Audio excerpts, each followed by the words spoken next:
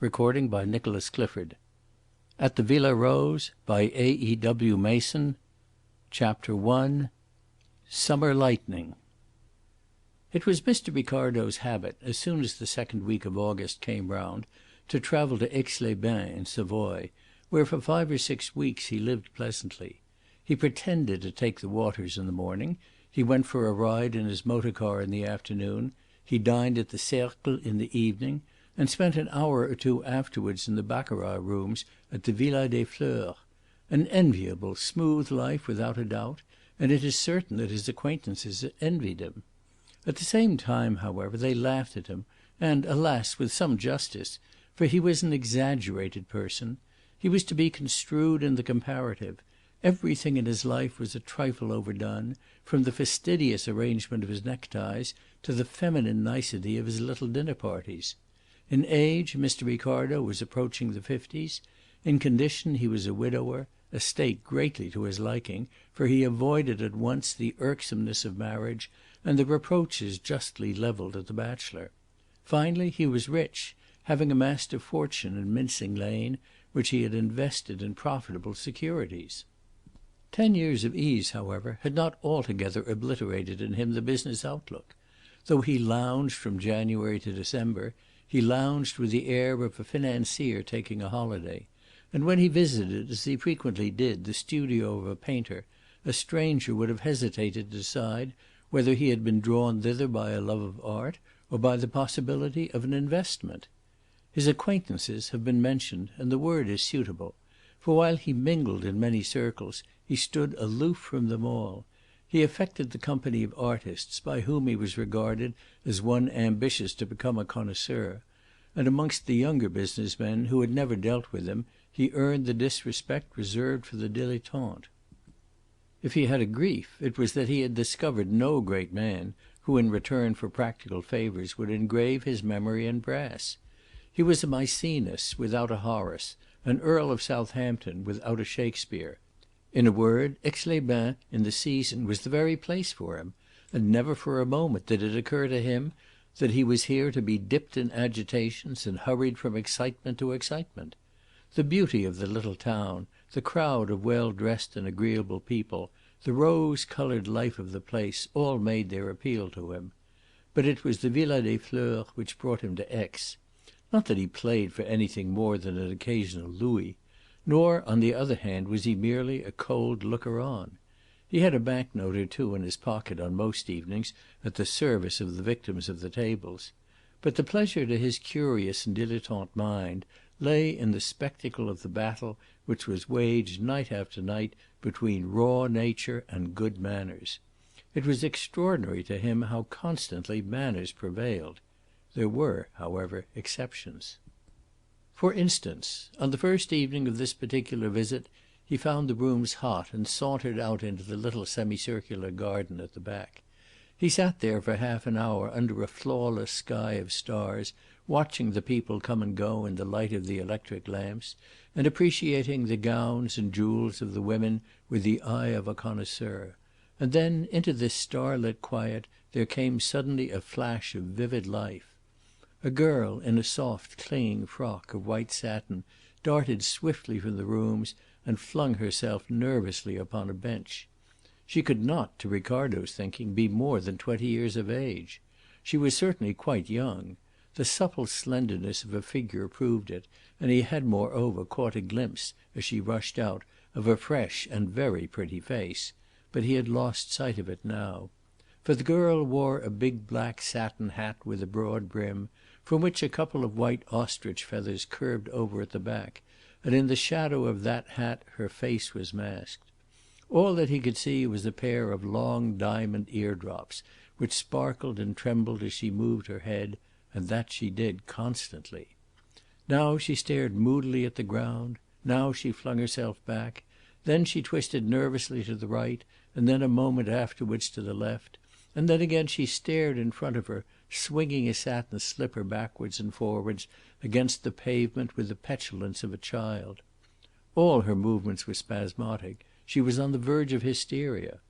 Ricardo was expecting her to burst into tears, when she sprang up, and as swiftly as she had come she hurried back into the rooms. Summer lightning, thought Mr. Ricardo. Near to him a woman sneered, and a man said pityingly, "She was pretty, that little one. It is regrettable that she has lost." A few minutes afterwards Ricardo finished his cigar and strolled back into the rooms, making his way to the big table just on the right hand of the entrance, where the play as a rule runs high. It was clearly running high to night, for so deep a crowd thronged about the table that Ricardo could only by standing on tiptoe see the faces of the players. Of the banker he could not catch a glimpse. But though the crowd remained, its units were constantly changing, and it was not long before Ricardo found himself standing in the front rank of the spectators, just behind the players seated in the chairs. The oval green table was spread out beneath him, littered with banknotes. Ricardo turned his eyes to the left, and saw seated at the middle of the table the man who was holding the bank. Ricardo recognised him with a start of surprise. He was a young Englishman, Harry Wethermill, who, after a brilliant career at Oxford and at Munich, had so turned his scientific genius to account that he had made a fortune for himself at the age of 28. He sat at the table with the indifferent look of the habitual player upon his cleanly chiselled face. But it was plain that his good fortune stayed at his elbow to night, for opposite to him the croupier was arranging with extraordinary deftness piles of banknotes in the order of their value. The bank was winning heavily. Even as Ricardo looked, Wethermill turned up a natural, and the croupier swept in the stakes from either side. "Faites vos jeux, messieurs, le jeu est fait," the croupier cried, all in a breath, and repeated the words. Wethermill waited with his hand upon the wooden frame in which the cards were stacked. He glanced around the table while the stakes were being laid upon the cloth, and suddenly his face flashed from languor into interest. Almost opposite to him a small white-gloved hand holding a 5-louis note was thrust forward between the shoulders of two men seated at the table. Wethermill leaned forward and shook his head with a smile. With a gesture he refused the stake. But he was too late. The fingers of the hand had opened, the note fluttered down onto the cloth, the money was staked. At once he leaned back in his chair. "Il y a une suite," he said quietly. He relinquished the bank rather than play against that 5-louis note. The stakes were taken up by their owners. The croupier began to count Wethermill's winnings, and Ricardo, curious to know whose small, delicately gloved hand it was which had brought the game to so abrupt a termination, leaned forward. He recognised the young girl in the white satin dress and the big black hat, whose nerves had got the better of her a few minutes since in the garden. He saw her now clearly, and thought her of an entrancing loveliness. She was moderately tall, fair of skin, with a fresh colouring upon her cheeks which she owed to nothing but her youth. Her hair was of a light brown with a sheen upon it, her forehead broad, her eyes dark and wonderfully clear. But there was something more than her beauty to attract him. He had a strong belief that somewhere, some while ago, he had already seen her. And this belief grew and haunted him. He was still vaguely puzzling his brains to fix the place when the croupier finished the reckoning. "There are 2,000 louis in the bank," he cried. "Who will take on the bank for 2,000 louis?" No one, however, was willing. A fresh bank was put up for sale, and Wethermill, still sitting in the dealer's chair, bought it. He spoke at once to an attendant, and the man slipped round the table and, forcing his way through the crowd, carried a message to the girl in the black hat. She looked towards Wethermill and smiled, and the smile made her face a miracle of tenderness. Then she disappeared, and in a few moments Ricardo saw a way open in the throng behind the banker, and she appeared again only a yard or two away, just behind Wethermill. He turned, and taking her hand into his, shook it chidingly. "I couldn't let you play against me, Celia," he said in English. "My luck's too good to night. So you shall be my partner instead. I'll put in the capital and we'll share the winnings." The girl's face flushed rosily. Her hand still lay clasped in his. She made no effort to withdraw it. "I couldn't do that," she exclaimed.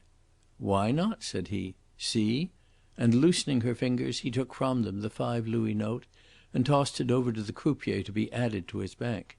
"Now you can't help yourself. We're partners." The girl laughed and the company at the table smiled, half in sympathy, half with amusement. A chair was brought for her and she sat down behind Wethermill, her lips parted, her face joyous with excitement. But all at once Wethermill's luck deserted him. He renewed his bank 3 times and had lost the greater part of his winnings when he had dealt the cards through. He took a 4th bank and rose from that too a loser. "That's enough, Celia," he said. "Let us go out into the garden. It will be cooler there." "I have taken your good luck away," said the girl remorsefully. Wethermill put his arm through hers. "You'll have to take yourself away before you can do that," he answered, and the couple walked together out of Ricardo's hearing. Ricardo was left to wonder about Celia. She was just one of those problems which made Aix-les-Bains so unfailingly attractive to him. She dwelt in some street of Bohemia, so much was clear. The frankness of her pleasure, of her excitement, and even of her distress proved it. She passed from one to the other while you could deal a pack of cards. She was at no pains to wear a mask. Moreover, she was a young girl of 19 or 20, running about those rooms alone, as unembarrassed as if she had been at home. There was the free use, too, of Christian names. Certainly she dwelt in Bohemia. But it seemed to Ricardo that she could pass in any company and yet not be overpassed. She would look a little more picturesque than most girls of her age, and she was certainly a good deal more soignée than many, and she had the Frenchwoman's knack of putting on her clothes. But those would be all the differences, leaving out the frankness. Ricardo wondered in what street of Bohemia she dwelt. He wondered still more when he saw her again half an hour afterwards at the entrance to the Villa des Fleurs. She came down the long hall with Harry Wethermill at her side. The couple were walking slowly and talking, as they walked with so complete an absorption in each other that they were unaware of their surroundings. At the bottom of the steps a stout woman of 55, over-jewelled and overdressed and raddled with paint, watched their approach with a smile of good-humoured amusement. When they came near enough to hear, she said in French, "Well, Celie, are you ready to go home?" The girl looked up with a start. "Of course, madame," she said with a certain submissiveness which surprised Ricardo. "I hope I have not kept you waiting?" She ran to the cloak room and came back again with her cloak. "Good bye, Harry," she said, dwelling upon his name and looking out upon him with soft and smiling eyes. "I shall see you to morrow evening," he said, holding her hand. Again she let it stay within his keeping, but she frowned, and a sudden gravity settled like a cloud upon her face. She turned to the elder woman with a sort of appeal. "No, I do not think we shall be here to morrow, shall we, madame?" she said reluctantly. "Of course not," said madame briskly. "You have not forgotten what we have planned? No, we shall not be here to morrow, but the night after, yes." Celia turned back again to Wethermill. "Yes, we have plans for to morrow," she said, with a very wistful note of regret in her voice; and seeing that madame was already at the door, she bent forward and said timidly, "But the night after I shall want you." "I shall thank you for wanting me," Wethermill rejoined, and the girl tore her hand away and ran up the steps. Harry Wethermill returned to the rooms. Mr. Ricardo did not follow him. He was too busy with the little problem which had been presented to him that night. What could that girl, he asked himself, have in common with the raddled woman she addressed so respectfully? Indeed, there had been a note of more than respect in her voice. There had been something of affection. Again Mr. Ricardo found himself wondering in what street in Bohemia Celia dwelt, and as he walked up to the hotel there came yet another question to amuse him. Why, he asked, could neither Celia nor madame come to the Villa des Fleurs to morrow night? What are the plans they have made? And what was it in those plans which had brought this sudden gravity and reluctance into Celia's face?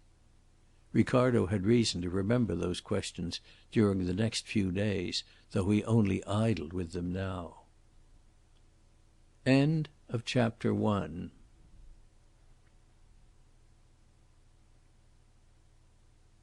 Chapter 2. A Cry for Help. It was on a Monday evening that Ricardo saw Harry Wethermill and the girl Celia together. On the Tuesday he saw Wethermill in the rooms alone, and had some talk with him.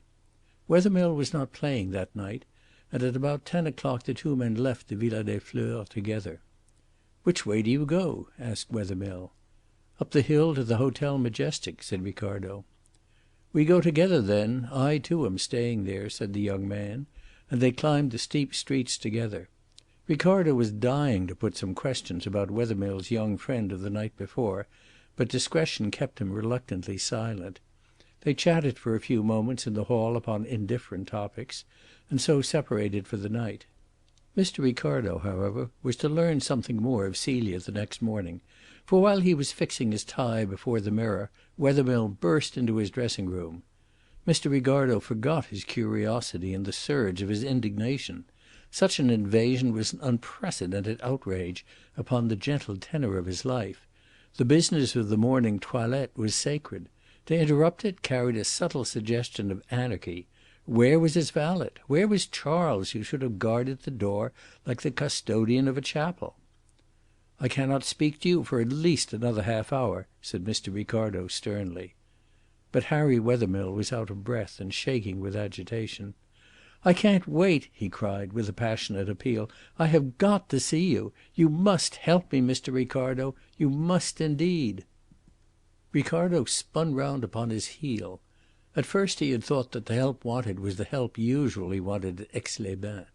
A glance at Wethermill's face, however, and the ringing note of anguish in his voice told him that the thought was wrong. Mr. Ricardo slipped out of his affectations as out of a loose coat. "What has happened?" he asked quietly. "Something terrible." With shaking fingers Wethermill held out a newspaper. "Read it," he said. It was a special edition of a local newspaper, Le Journal de Savoie, and it bore the date of that morning. "They are crying it in the streets," said Wethermill. "Read." A short paragraph was printed in large black letters on the first page and leaped to the eyes. "Late last night," it ran, "an appalling murder was committed at the Villa Rose on the road to Lac Bourget. Madame Camille Dauvray, an elderly rich woman who was well known at Aix and had occupied the villa every summer for the last few years, was discovered on the floor of her salon, fully dressed and brutally strangled, while upstairs her maid, Helene Vauquier, was found in bed, chloroformed, with her hands tied securely behind her back. At the time of going to press she had not recovered consciousness, but the doctor, Émile Pétain, is in attendance upon her, and it is hoped that she will be able shortly to throw some light on this dastardly affair.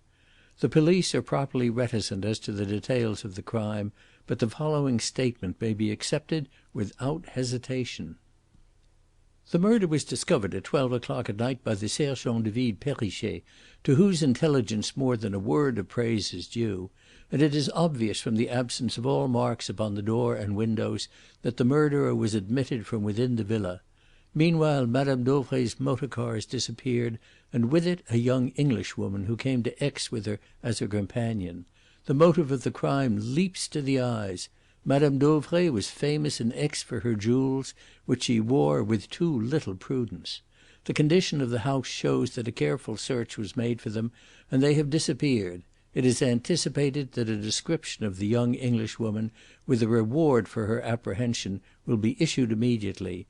And it is not too much to hope that the citizens of Aix, and indeed of France, will be cleared of all participation in so cruel and sinister a crime. Ricardo read through the paragraph with a growing consternation, and laid the paper upon his dressing table. "It is infamous!" cried Wethermill passionately. "The young Englishwoman is, I suppose, your friend Miss Celia?" said Ricardo slowly. Wethermill started forward. "You know her then?" he cried in amazement. "No, but I saw her with you in the rooms. I heard you call her by that name." "You saw us together!" exclaimed Wethermill. "Then you can understand how infamous the suggestion is." But Ricardo had seen the girl half an hour before he had seen her with Harry Wethermill. He could not but vividly remember the picture of her as she flung herself on to the bench in the garden in a moment of hysteria and petulantly kicked a satin slipper backwards and forwards against the stones. She was young, she was pretty, she had a charm of freshness, but, strive against it as he would, this picture in the recollection began more and more to wear a sinister aspect. He remembered some words spoken by a stranger. "She is pretty, that little one. It is regrettable that she has lost." Mr. Ricardo arranged his tie with even a greater deliberation than he usually employed. "And Madame Dauvray?" he asked. "She was the stout woman with whom your young friend went away?" "Yes," said Wethermill. Ricardo turned round from the mirror. "What do you want me to do?" "Hanaud is at Aix. He is the cleverest of the French detectives. You know him. He dined with you once." It was Mr. Ricardo's practice to collect celebrities round his dinner table, and at one such gathering Hanaud and Wethermill had been present together. "You wish me to approach him?" "At once."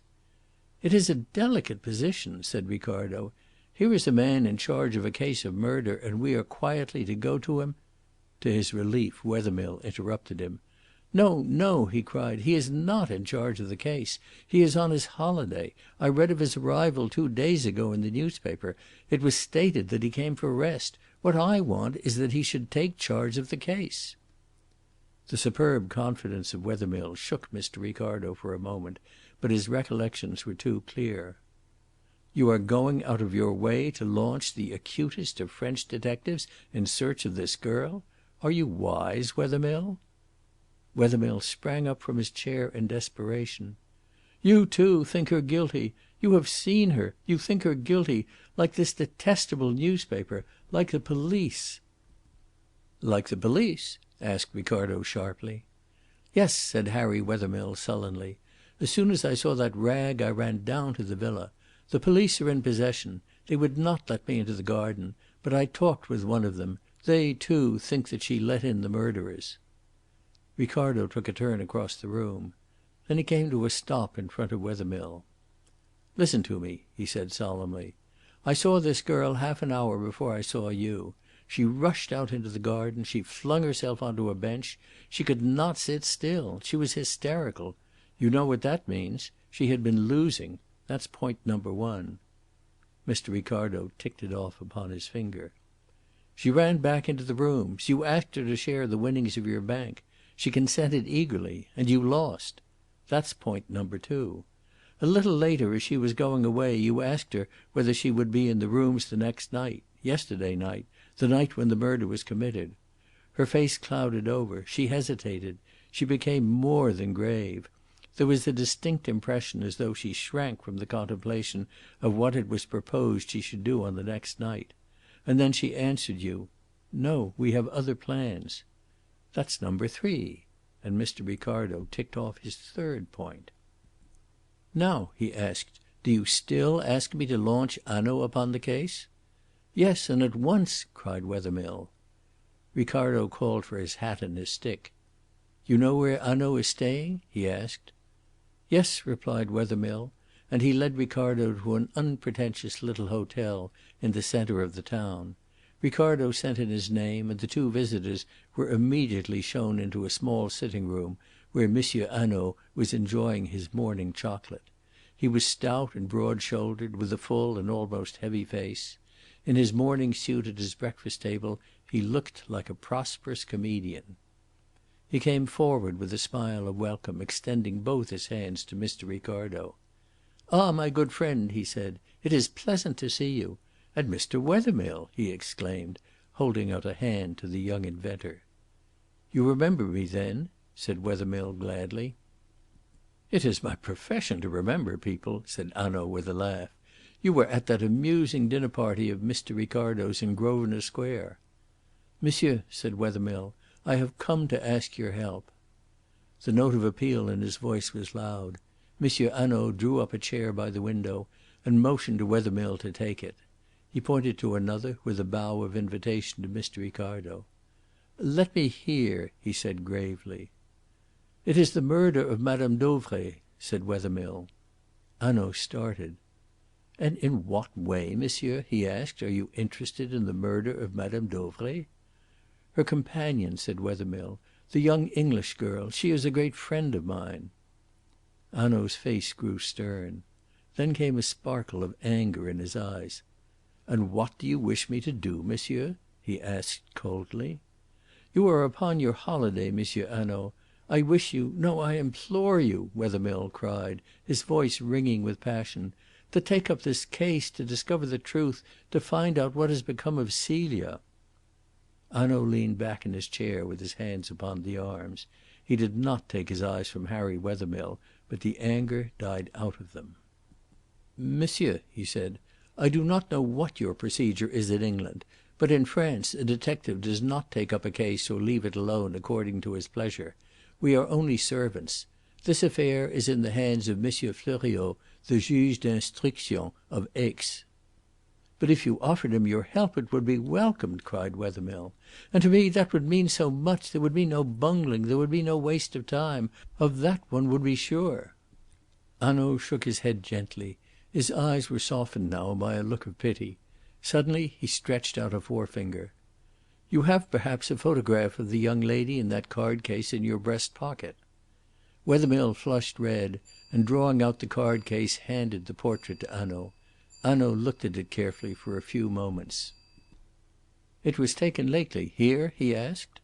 "Yes, for me," replied Wethermill quietly. "And it is a good likeness?" "Very."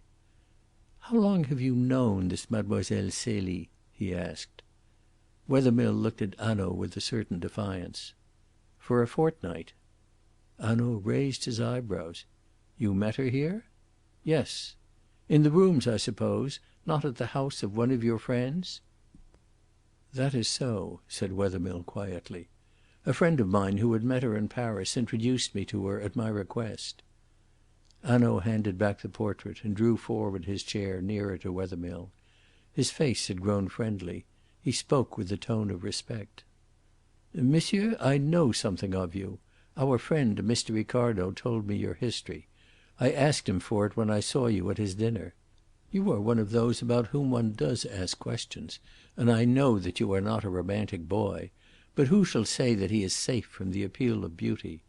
I have seen women, monsieur, for whose purity of soul I would myself have stood security, condemned for complicity in brutal crimes on evidence that could not be gainsaid. And I have known them turn foul-mouthed and hideous to look upon the moment after their just sentence has been pronounced." "No doubt, monsieur," said Wethermill with perfect quietude. "But Celia Harland is not one of those women." "I do not now say that she is," said Hanaud. "But the juge d'instruction here has already sent me to ask for my assistance, and I refused. I replied that I was just a good bourgeois enjoying his holiday. Still, it is difficult quite to forget one's profession. It was the commissaire of police who came to me, and naturally I talked with him for a little while. The case is dark, monsieur, I warn you." Wethermill nodded his head sullenly. Ricardo drew his chair up towards the others. But Hanaud was not at that moment interested in Ricardo.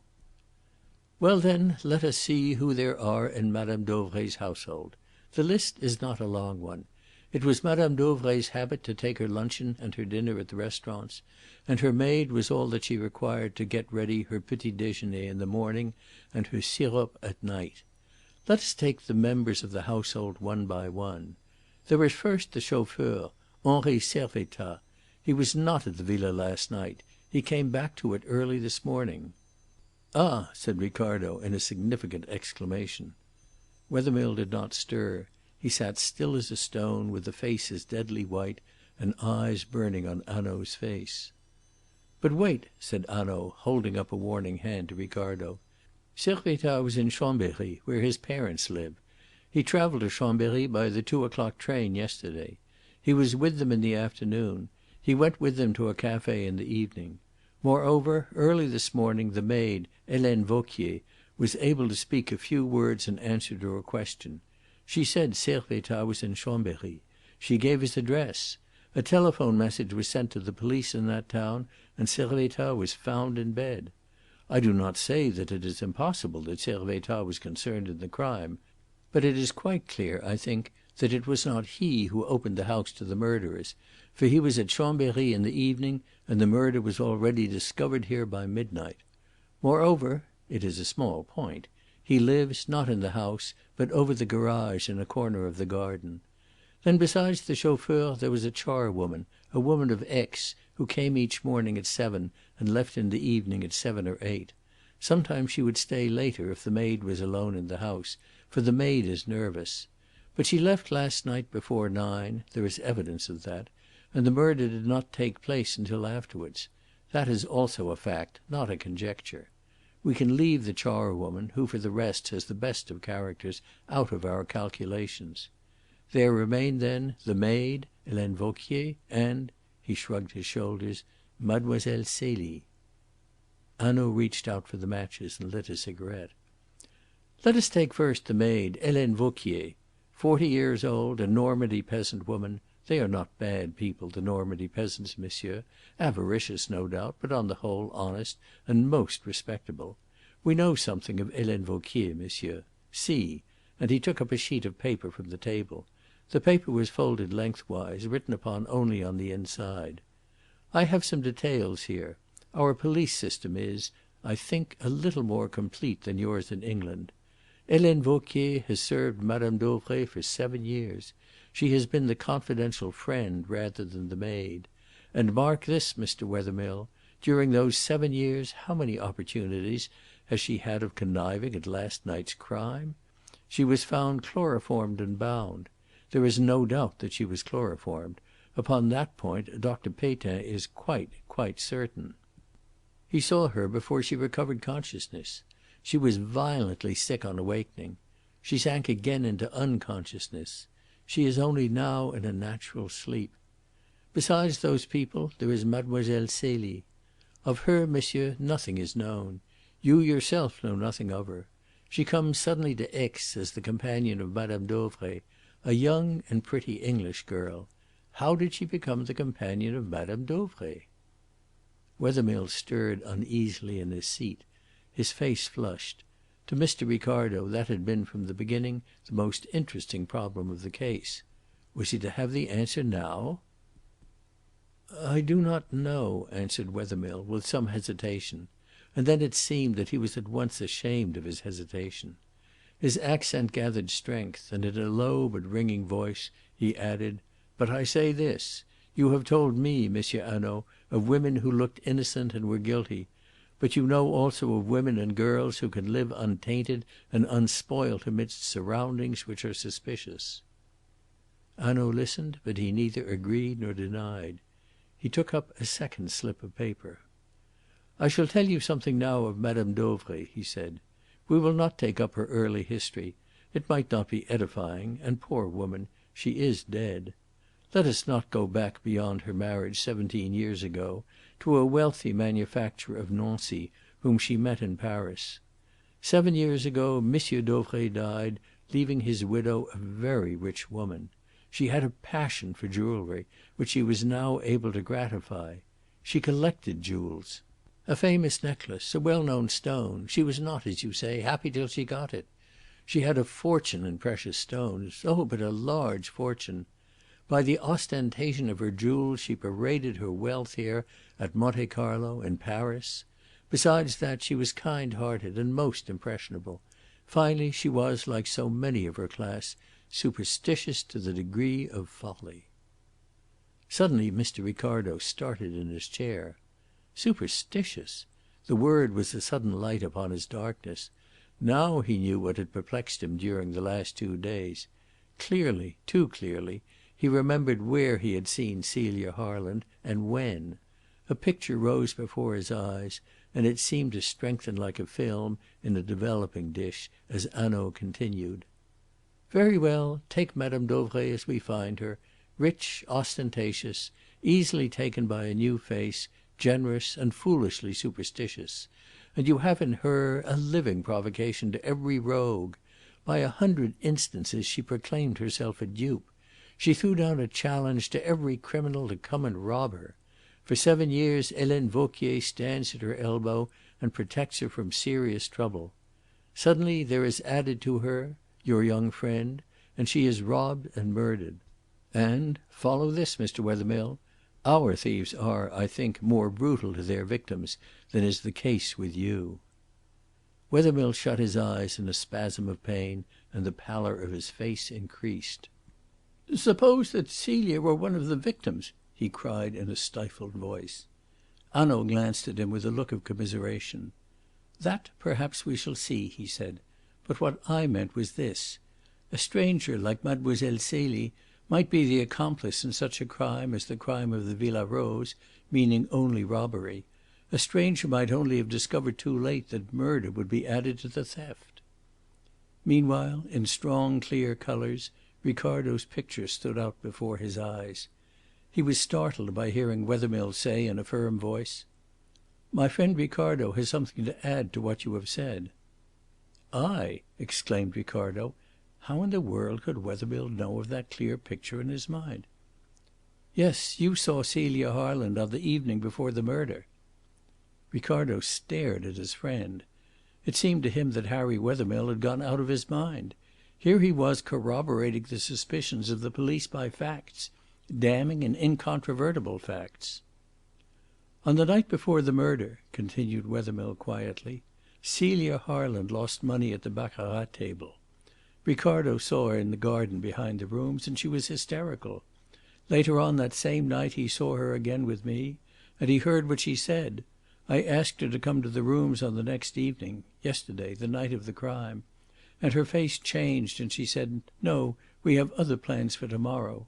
But the night after I shall want you.'" Hanaud sprang from his chair. "And you tell me these two things?" he cried. "Yes," said Wethermill. "You were kind enough to say to me I was not a romantic boy. I am not. I can face facts." Hanaud stared at his companion for a few moments. Then, with a remarkable air of consideration, he bowed. "You have won, monsieur," he said. "I will take up this case. But," and his face grew stern, and he brought his fist down upon the table with a bang, "I shall follow it to the end now, be the consequences bitter as death to you." "That is what I wish, monsieur," said Wethermill. Hanaud locked up the slips of paper in his letter case. Then he went out of the room and returned in a few minutes. "We will begin at the beginning," he said briskly. "I have telephoned to the depot. Perrichet, the sergent de ville who discovered the crime, will be here at once. We will walk down to the villa with him, and on the way he shall tell us exactly what he discovered and how he discovered it. At the villa we shall find Monsieur Fleuriot, the juge d'instruction, who has already begun his examination, and the commissaire of police. In company with them we will inspect the villa. Except for the removal of Madame Dauvray's body from the salon to her bedroom and the opening of the windows, the house remains exactly as it was." "We may come with you?" cried Harry Wethermill eagerly. "Yes, on one condition, that you ask no questions and answer none unless I put them to you. Listen, watch, examine, but no interruptions." Hanaud's manner had altogether changed. It was now authoritative and alert. He turned to Ricardo. "You will swear to what you saw in the garden and to the words you heard?" he asked. "They are important." "Yes," said Ricardo. But he kept silence about that clear picture in his mind, which seemed to him no less important, no less suggestive. The Assembly Hall at Leamington, a crowded audience chiefly of ladies, a platform at one end on which a black cabinet stood. A man, erect and with something of the soldier in his bearing, led forward a girl, pretty and fair-haired, who wore a black velvet dress with a long sweeping train. She moved like one in a dream. Some half-dozen people from the audience climbed on to the platform, tied the girl's hands with tape behind her back, and sealed the tape. She was led to the cabinet, and in full view of the audience fastened to a bench. Then the door of the cabinet was closed, the people upon the platform descended into the body of the hall, and the lights were turned very low. The audience sat in suspense, and then abruptly in the silence and the darkness there came the rattle of a tambourine from the empty platform. Rappings and knockings seemed to flicker round the panels of the hall, and in the place where the door of the cabinet should be, there appeared a splash of misty whiteness. The whiteness shaped itself dimly into the figure of a woman. A face, dark and Eastern, became visible, and a deep voice spoke in a chant of the Nile and Antony. Then the vision faded, the tambourines and the cymbals rattled again, the lights were turned up, the door of the cabinet thrown open, and the girl in the black velvet dress was seen fastened upon the bench within. It was a spiritualistic performance at which Julius Ricardo had been present 2 years ago. The young, fair-haired girl in black velvet, the medium, was Celia Harland. That was the picture which was in Ricardo's mind, and Hanaud's description of Madame Dauvray made a terrible commentary upon it. Easily taken in by a new face, generous and foolishly superstitious, a living provocation to every rogue. Those were the words, and here was a beautiful girl of 20 versed in those very tricks of imposture which would make Madame Dauvray her natural prey. Ricardo looked at Wethermill, doubtful whether he should tell what he knew of Celia Harland or not, but before he had decided, a knock came upon the door. "Here is Perrichet," said Hanaud, taking up his hat. "We will go down to the Villa Rose."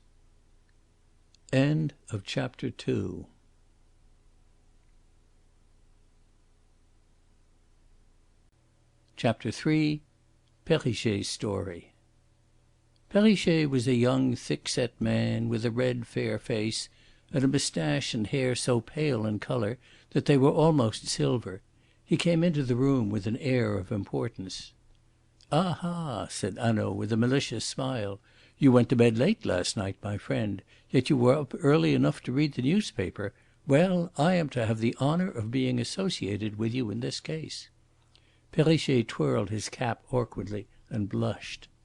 "Monsieur is pleased to laugh at me," he said, "but it was not I who called myself intelligent, though indeed I would like to be so, for the good God knows I do not look it." Hanaud clapped him on the shoulder. "Then congratulate yourself. It is a great advantage to be intelligent and not to look it. We shall get on famously. Come." The four men descended the stairs, and as they walked towards the villa Perrichet related, concisely and clearly, his experience of the night. "I passed the gate of the villa about 9:30," he said. "The gate was closed. Above the wall and bushes of the garden I saw a bright light in the room upon the first floor which faces the road at the south-western corner of the villa. The lower windows I could not see. More than an hour afterwards I came back, and as I passed the villa again I noticed that there was now no light in the room upon the first floor, but that the gate was open. I thereupon went into the garden and, pulling the gate, let it swing to and latch. But it occurred to me as I did so that there might be visitors at the villa who had not yet left and for whom the gate had been set open. I accordingly followed the drive which winds round to the front door. The front door is not on the side of the villa which faces the road, but at the back.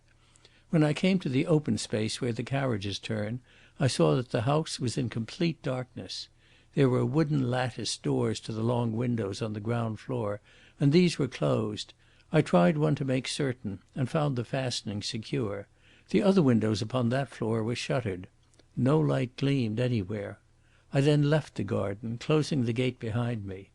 I heard a clock strike the hour a few minutes afterwards, so that I can be sure of the time. It was now 11 o'clock.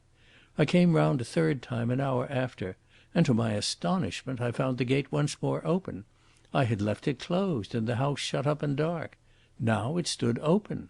I looked up to the windows, and I saw that in a room on the second floor, close beneath the roof, a light was burning brightly. That room had been dark an hour before. I stood and watched the light for a few minutes, thinking that I should see it go out. But it did not. It burned quite steadily. This light and the gate opened and reopened aroused my suspicions. I went again into the garden, but this time with greater caution. It was a clear night, and although there was no moon I could see without the aid of my lantern. I stole quietly along the drive. When I came round to the front door I noticed immediately that the shutters of one of the ground floor windows were swung back, and that the inside glass window which descended to the ground stood open. The sight gave me a shock. Within the house those shutters had been opened. I felt the blood turn to ice in my veins, and a chill crept along my spine. I thought of that solitary light burning steadily under the roof. I was convinced that something terrible had happened. "Yes, yes, quite so," said Hanaud. "Go on, my friend." "The interior of the room gaped black," Perrichet resumed. "I crept up to the window at the side of the wall and dashed my lantern into the room. The window, however, was in a recess which opened into the room through an arch, and at each side of the arch curtains were draped. The curtains were not closed, but between them I could see nothing but a strip of the room. I stepped carefully in, taking heed not to walk on the patch of grass before the window. The light of my lantern showed me a chair overturned upon the floor, and to my right, below the middle one of the three windows in the right-hand side wall, a woman lying huddled on the floor. It was Madame Dauvray. She was dressed. There was a little mud upon her shoes, as though she had walked after the rain had ceased. Monsieur will remember that 2 heavy showers fell last evening, between 6 and 8. "Yes," said Hanaud, nodding his approval. She was quite dead. Her face was terribly swollen and black, and a piece of thin strong cord was knotted so tightly about her neck and had sunk so deeply into her flesh that at first I did not see it, for Madame Dauvray was stout. "Then what did you do?" asked Hanaud. "I went to the telephone which was in the hall and rang up the police. Then I crept upstairs very cautiously, trying the doors. I came upon no one until I reached the room under the roof where the light was burning. There I found Helene Vauquier, the maid, snoring in bed in a terrible fashion." The 4 men turned a bend in the road.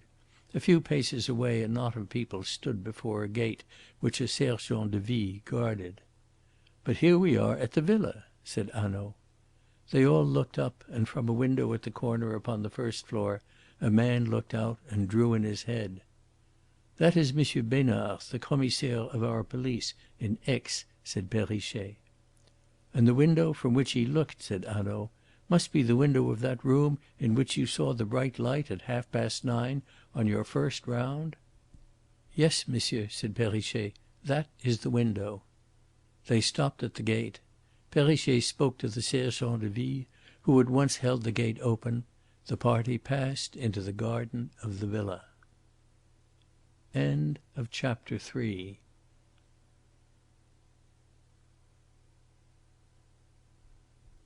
Chapter 4. At the Villa. The drive curved between trees and high bushes towards the back of the house, and as the party advanced along it a small, trim, soldier-like man with a pointed beard came to meet them. It was the man who had looked out from the window, Louis Besnard, the commissaire of police. "You are coming, then, to help us, Monsieur Hanaud," he cried, extending his hands. "You will find no jealousy here, no spirit amongst us of anything but good will, no desire except one to carry out your suggestions. All we wish is that the murderers should be discovered. Mon Dieu, what a crime! And so young a girl to be involved in it. But what will you?" "So you have already made up your mind on that point?" said Hanaud sharply. The commissaire shrugged his shoulders. "Examine the villa and then judge for yourself whether any other explanation is conceivable," he said, and turning he waved his hand towards the house. Then he cried "Ah!" and drew himself into an attitude of attention. A tall thin man of about 45 years, dressed in a frock coat and a high silk hat, had just come round an angle of the drive and was moving slowly towards them. He wore the soft, curling brown beard of one who has never used a razor on his chin, and had a narrow face with eyes of a very light grey and a round, bulging forehead. "This is the Juge d'instruction?" asked Hanaud. "Yes, Monsieur Fleuriot," replied Louis Besnard in a whisper. Monsieur Fleuriot was occupied with his own thoughts, and it was not until Besnard stepped forward noisily on the gravel that he became aware of the group in the garden. "This is Monsieur Hanaud of the Sûreté in Paris," said Louis Besnard. Monsieur Fleuriot bowed with cordiality. "You are very welcome, Monsieur Hanaud. You will find that nothing at the villa has been disturbed. The moment the message arrived over the telephone that you were willing to assist us, I gave instructions that all should be left as we found it. I trust that you, with your experience, will see a way where our eyes find none." Hanaud bowed in reply. "I shall do my best, Monsieur Fleuriot. I can say no more," he said. "But who are these gentlemen?" asked Fleuriot, waking, it seemed now for the first time, to the presence of Harry Wethermill and Mr. Ricardo. "They are both friends of mine," replied Hanaud. "If you do not object, I think their assistance may be useful. Mr. Wethermill, for instance, was acquainted with Celia Harland." "Ah!" cried the judge, and his face took on suddenly a keen and eager look. "You can tell me about her, perhaps?" "All that I know I will tell readily," said Harry Wethermill. Into the light eyes of M. Fleuriot there came a cold, bright gleam. He took a step forward. His face seemed to narrow to a greater sharpness.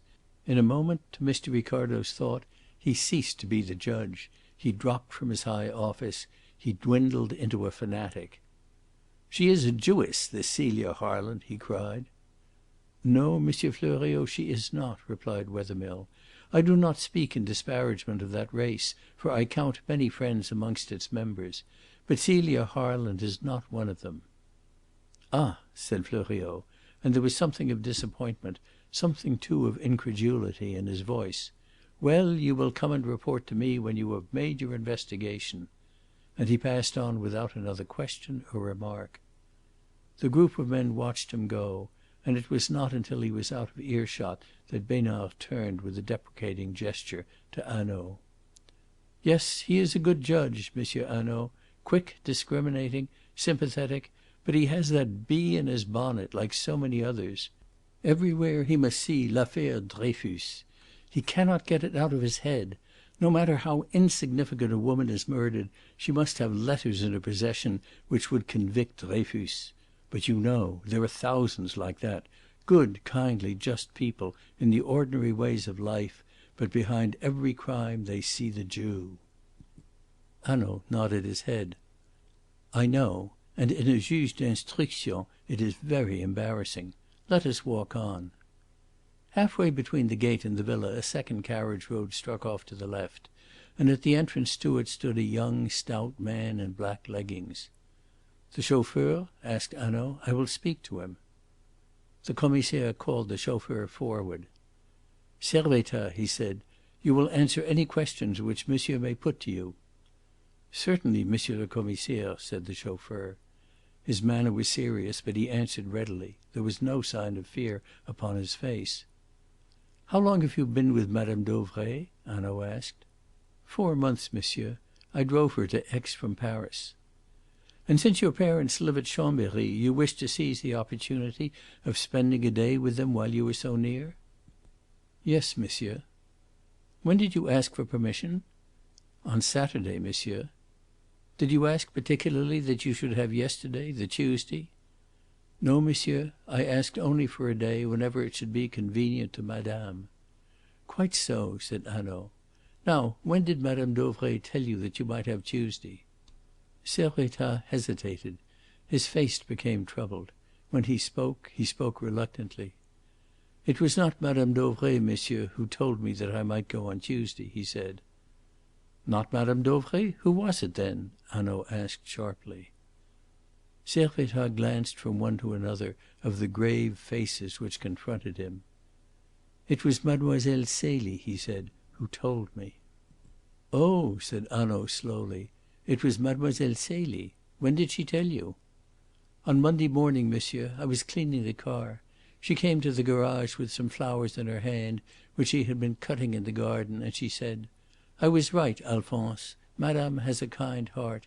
You can go to morrow by the train which leaves Aix at 1:52 and arrives at Chambéry at 9 minutes after 2.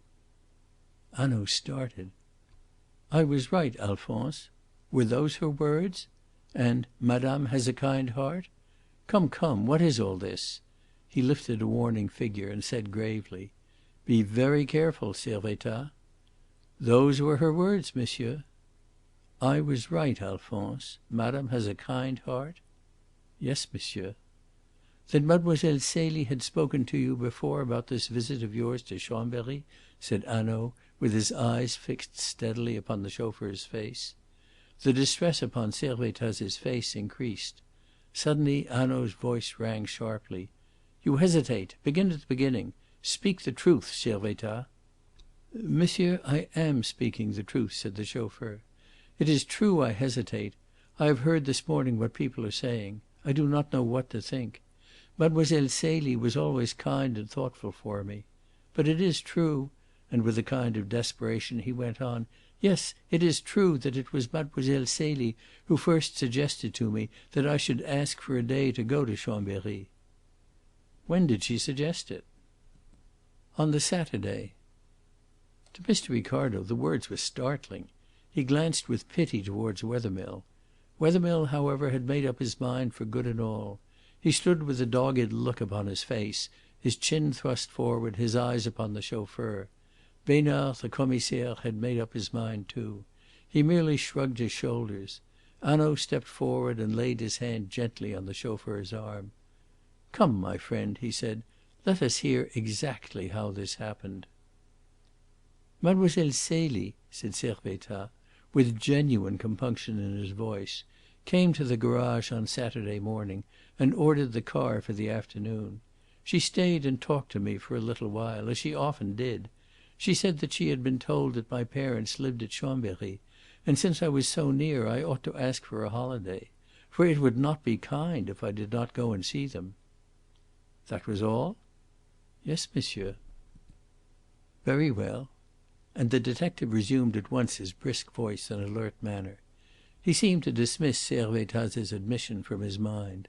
Ricardo had the impression of a man tying up an important document, which for the moment he has done with, and putting it away ticketed in some pigeon hole in his desk. "Let us see the garage." They followed the road between the bushes until a turn showed them the garage with its doors open. "The doors were found unlocked?" "Just as you see them." Hanaud nodded. He spoke again to Servettaz. "What did you do with the key on Tuesday?" "I gave it to Helene Vauquier, monsieur, after I had locked up the garage, and she hung it on a nail in the kitchen." "I see," said Hanaud. "So any one could easily have found it last night." "Yes, monsieur, if one knew where to look for it." At the back of the garage a row of petrol tins stood against the brick wall. "Was any petrol taken?" asked Hanaud. "Yes, monsieur. There was very little petrol in the car when I went away. More was taken, but it was taken from the middle tins these." And he touched the tins. "I see," said Hanaud, and he raised his eyebrows thoughtfully. The Commissaire moved with impatience. "From the middle or from the end, what does it matter?" he exclaimed. "The petrol was taken." Hanaud, however, did not dismiss the point so lightly. "But it is very possible that it does matter," he said gently. "For example, if Servettaz had had no reason to examine his tins, it might have been some while before he found out that the petrol had been taken." "Indeed, yes," said Servettaz. "I might even have forgotten that I had not used it myself." "Quite so," said Hanaud, and he turned to Besnard. "I think that may be important. I do not know," he said. "But since the car is gone," cried Besnard, "how could the chauffeur not look immediately at his tins?" The question had occurred to Ricardo, and he wondered in what way Hanaud meant to answer it. Hanaud, however, did not mean to answer it. He took little notice of it at all.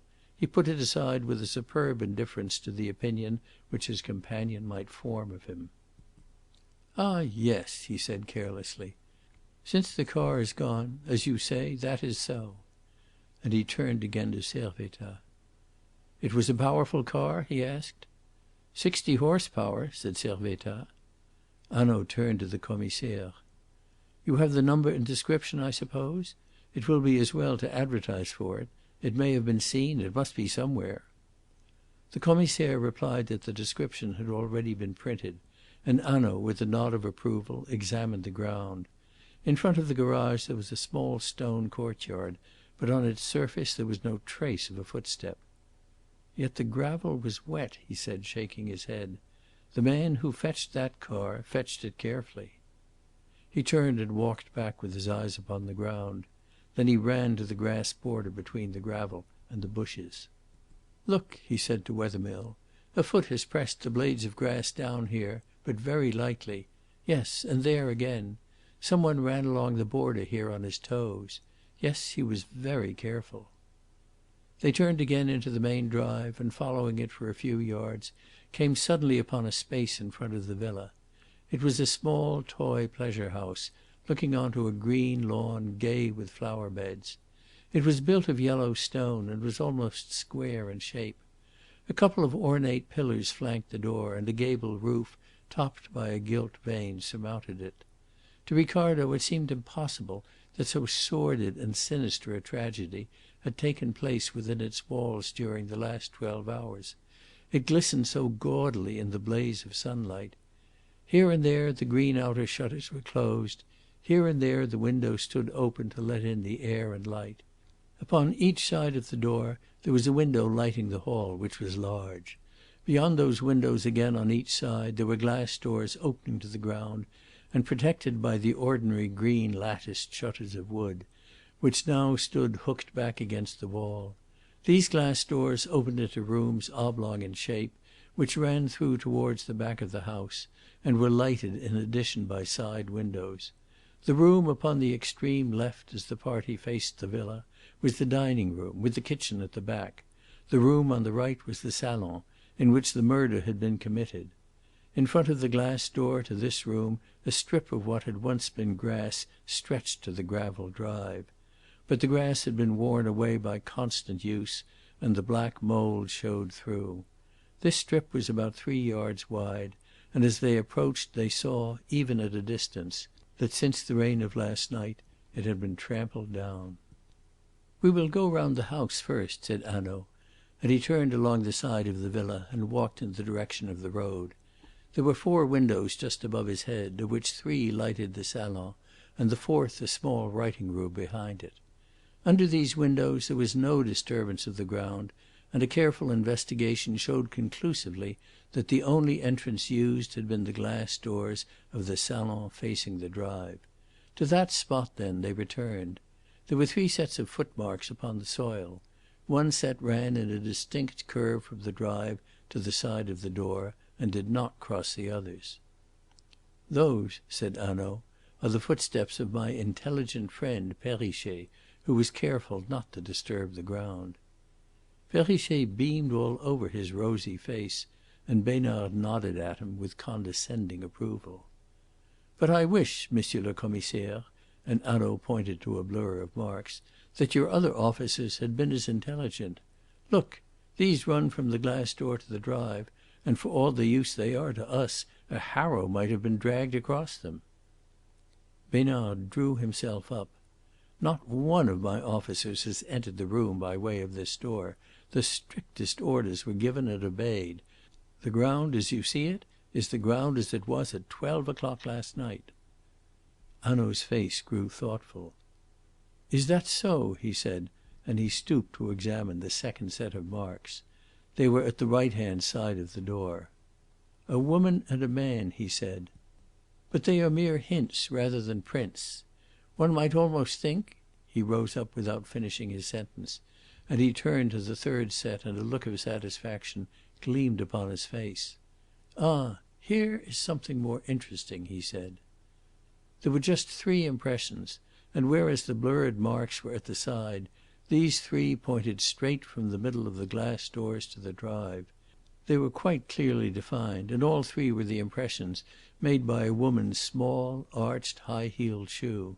The position of the marks was at first sight a little peculiar. There was one a good yard from the window, the impression of the right foot, and the pressure of the sole of the shoe was more marked than that of the heel. The second, the impression of the left foot, was not quite so far from the first as the first was from the window, and here again the heel was the more lightly defined. But there was this difference: the mark of the toe, which was pointed in the first instance, was, in this, broader and a trifle blurred. Close beside it the right foot was again visible, only now the narrow heel was more clearly defined in the ball of the foot. It had indeed sunk half an inch into the soft ground. There were no further imprints. Indeed, these 2 were not merely close together.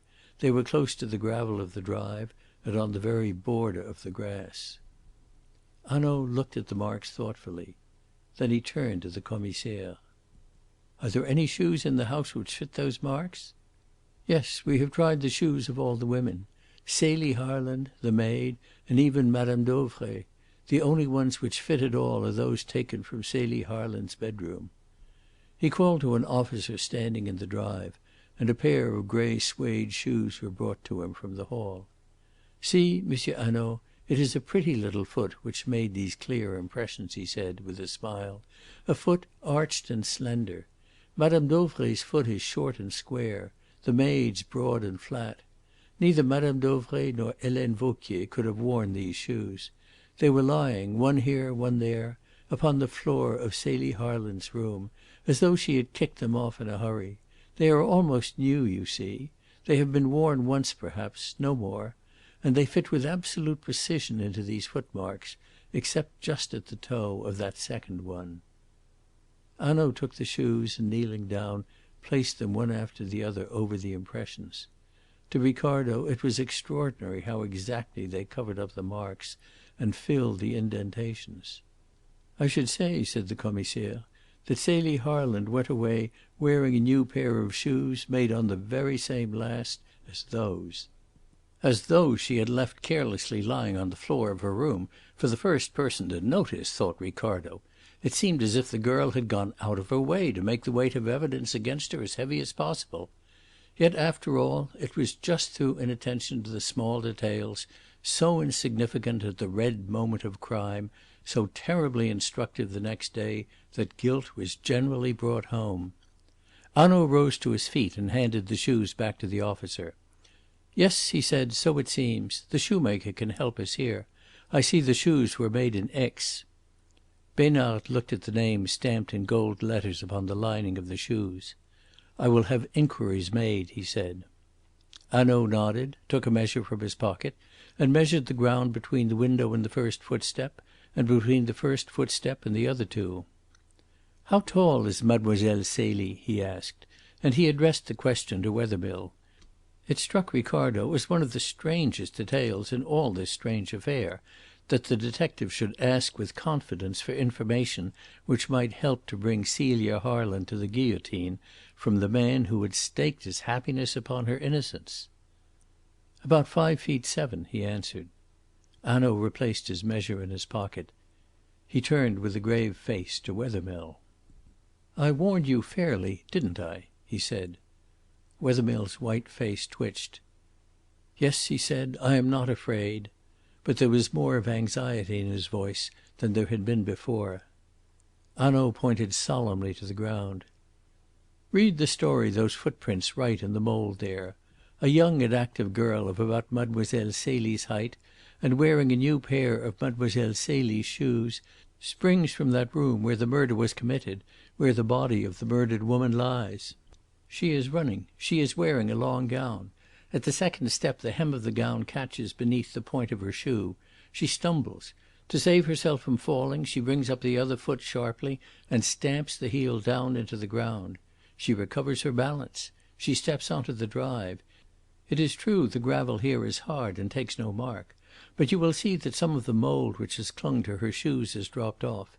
She mounts into the motor car with the man and the other woman and drives off sometime between 11 and 12. "Between 11 and 12? Is that sure?" asked Besnard. "Certainly," replied Hanaud. "The gate is open at 11 and Perrichet closes it. It is open again at 12. Therefore the murderers had not gone before 11. No, the gate was open for them to go, but they had not gone. Else why should the gate again be open at midnight?" Besnard nodded in assent, and suddenly Perrichet started forward, with his eyes full of horror. "Then, when I first closed the gate," he cried, "and came into the garden and up to the house, they were there, in that room. Oh, my God!" He stared at the window with his mouth open. "I am afraid, my friend, that it is so," said Hanaud gravely. "But I knocked upon the wooden door. I tried the bolts, and they were within, in the darkness within, holding their breath not 3 yards from me." He stood transfixed. "That we shall see," said Hanaud. He stepped in Perrichet's footsteps to the sill of the room. He examined the green wooden doors which opened outwards, and the glass doors which opened inwards, taking a magnifying glass from his pocket. He called Besnard to his side. "See," he said, pointing to the woodwork. "Finger marks?" asked Besnard eagerly. "Yes, of hands in gloves," returned Hanaud. "We shall learn nothing from these marks except that the assassins knew their trade." Then he stooped down to the sill where some traces of steps were visible. He rose with a gesture of resignation. "Rubber shoes," he said, and so stepped into the room, followed by Wethermill and the others. They found themselves in a small recess which was panelled with wood painted white, and here and there delicately carved into festoons of flowers. The recess ended in an arch, supported by two slender pillars, and on the inner side of the arch thick curtains of pink silk were hung. These were drawn back carelessly, and through the opening between them the party looked down the length of the room beyond. They passed within.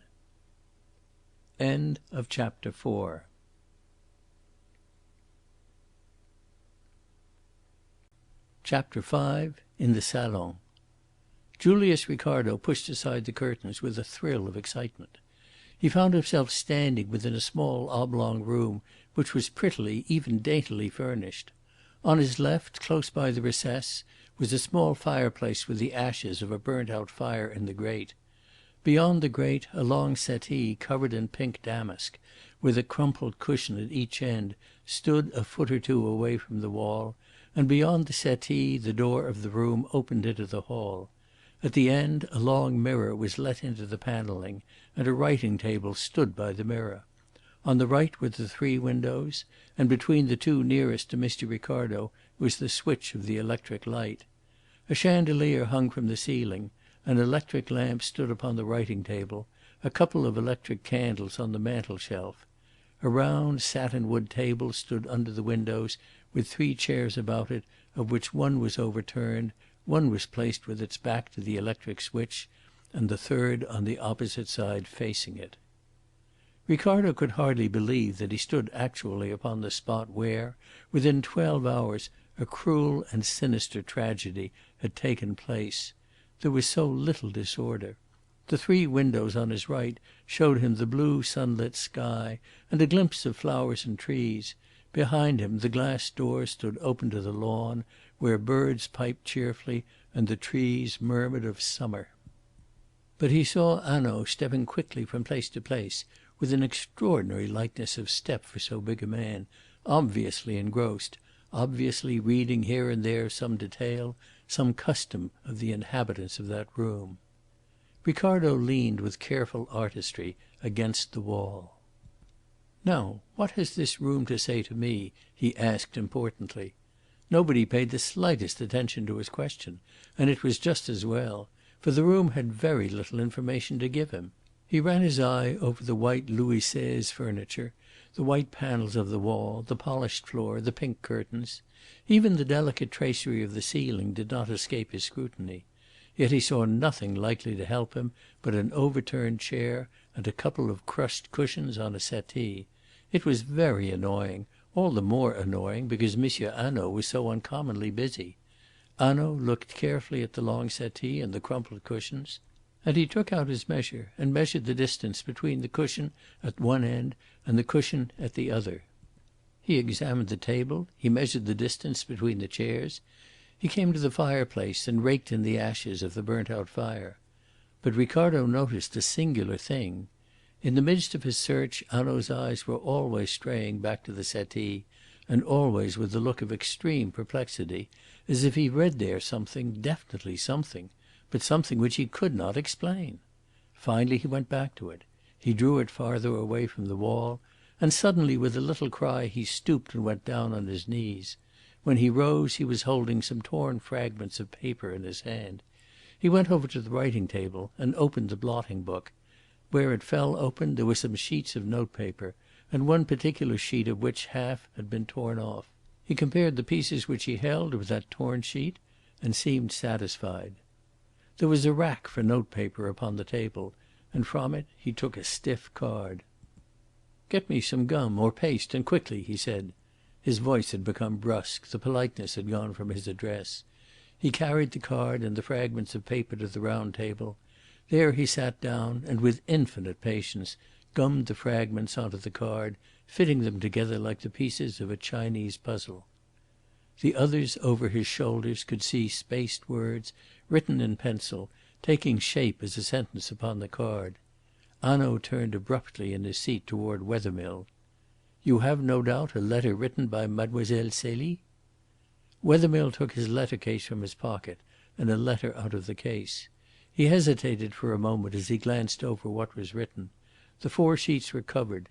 He folded back the letter so that only the 2 inner sheets were visible, and handed it to Hanaud. Hanaud compared it with the handwriting upon the card. "Look," he said at length, and the 3 men gathered behind him. On the card the gummed fragments of paper revealed a sentence. "Je ne sais pas."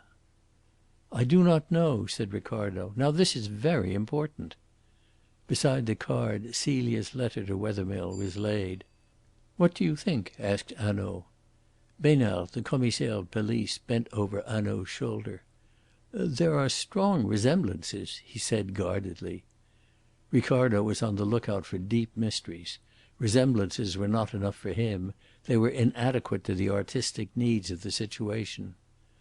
"Both were written by the same hand," he said definitely, "only in the sentence written upon the card the handwriting is carefully disguised." "Ah," said the Commissaire, bending forward again, "here is an idea. Yes, yes, there are strong differences."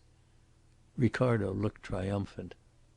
"Yes, there are differences," said Hanaud. "Look how long the upstroke of the P is, how it wavers. See how suddenly this S straggles off, as though some emotion made the hand shake. Yet this," and touching Wethermill's letter he smiled ruefully, "this is where the emotion should have affected the pen." He looked up at Wethermill's face and then said quietly: "You have given us no opinion, monsieur. Yet your opinion should be the most valuable of all. Were these 2 papers written by the same hand?" "I do not know," answered Wethermill. "And I too," cried Hanaud in a sudden exasperation. "Je ne sais pas. I do not know. It may be her hand carelessly counterfeited. It may be her hand disguised. It may be simply that she wrote in a hurry with her gloves on." "It may have been written some time ago," said Mr. Ricardo, encouraged by his success to another suggestion. "No, that is the one thing it could not have been," said Hanaud. "Look round the room. Was there ever a room better tended? Find me a little pile of dust in any one corner if you can. It is all as clean as a plate. Every morning, except this one morning, this room has been swept and polished. The paper was written and torn up yesterday." He enclosed the card in an envelope as he spoke, and placed it in his pocket. Then he rose and crossed again to the settee. He stood at the side of it with his hands clutching the lapels of his coat and his face gravely troubled. After a few moments of silence for himself, of suspense for all the others who watched him, he stopped suddenly. Slowly and with extraordinary care he pushed his hands under the head cushion and lifted it up gently so that the indentation of its surface might not be disarranged. He carried it over to the light of the open window. The cushion was covered with silk, and as he held it to the sunlight all could see a small brown stain. Hanaud took his magnifying glass from his pocket and bent his head over the cushion. But at that moment, careful though he had been, the down swelled up within the cushion, the folds and indentations disappeared, the silk covering was stretched smooth. "Oh!" cried Besnard tragically. "What have you done?" Hanaud's face flushed. He had been guilty of a clumsiness, even he. Mr. Ricardo took up the tale. "Yes," he exclaimed, "what have you done?" Hanaud looked at Ricardo in amazement at his audacity. "Well, what have I done?" he asked. "Come, tell me." "You have destroyed a clue," replied Ricardo impressively. The deepest dejection at once overspread Hanaud's burly face. "Don't say that, Monsieur Ricardo, I beseech you," he implored. "A clue! And I have destroyed it! But what kind of a clue? And how have I destroyed it? And to what mystery would it be a clue if I hadn't destroyed it? And what will become of me when I go back to Paris and say in the Rue de Jérusalem, 'Let me sweep the cellars, my good friends, for Monsieur Ricardo knows that I destroyed a clue. Faithfully he promised me that he would not open his mouth, but I destroyed a clue, and his perspicacity forced him into speech. It was the turn of M. Ricardo to grow red. Hanaud turned with a smile to Besnard. "It does not really matter whether the creases in this cushion remain," he said. "We have all seen them." And he replaced the glass in his pocket. He carried that cushion back and replaced it. Then he took the other, which lay at the foot of the settee, and carried it in its turn to the window. This was indented too, and ridged up, and just at the marks the nap of the silk was worn, and there was a slit where it had been cut. The perplexity upon Hanaud's face greatly increased. He stood with the cushion in his hands, no longer looking at it, but looking out through the doors at the footsteps so clearly defined, the footsteps of a girl who had run from this room and sprung into a motor car and driven away. He shook his head and, carrying back the cushion, laid it carefully down. Then he stood erect, gazed about the room as though even yet he might force its secrets out from its silence, and cried with a sudden violence, "There is something here, gentlemen, which I do not understand." Mr. Ricardo heard some one beside him draw a deep breath, and turned. Wethermill stood at his elbow. A faint colour had come back to his cheeks. His eyes were fixed intently upon Hanaud's face. "What do you think?" he asked. And Hanaud replied brusquely, "It's not my business to hold opinions, monsieur. My business is to make sure." There was one point, and only one, of which he had made every one in that room sure. He had started confident. Here was a sordid crime, easily understood. But in that room he had read something which had troubled him, which had raised the sordid crime on to some higher and perplexing level. "Then Monsieur Fleuriot, after all, might be right?" asked the Commissaire timidly. Hanaud stared at him for a second, then smiled. "L'affaire Dreyfus?" he cried. "Oh, la la la! No, but there is something else." What was that something? Ricardo asked himself. He looked once more about the room.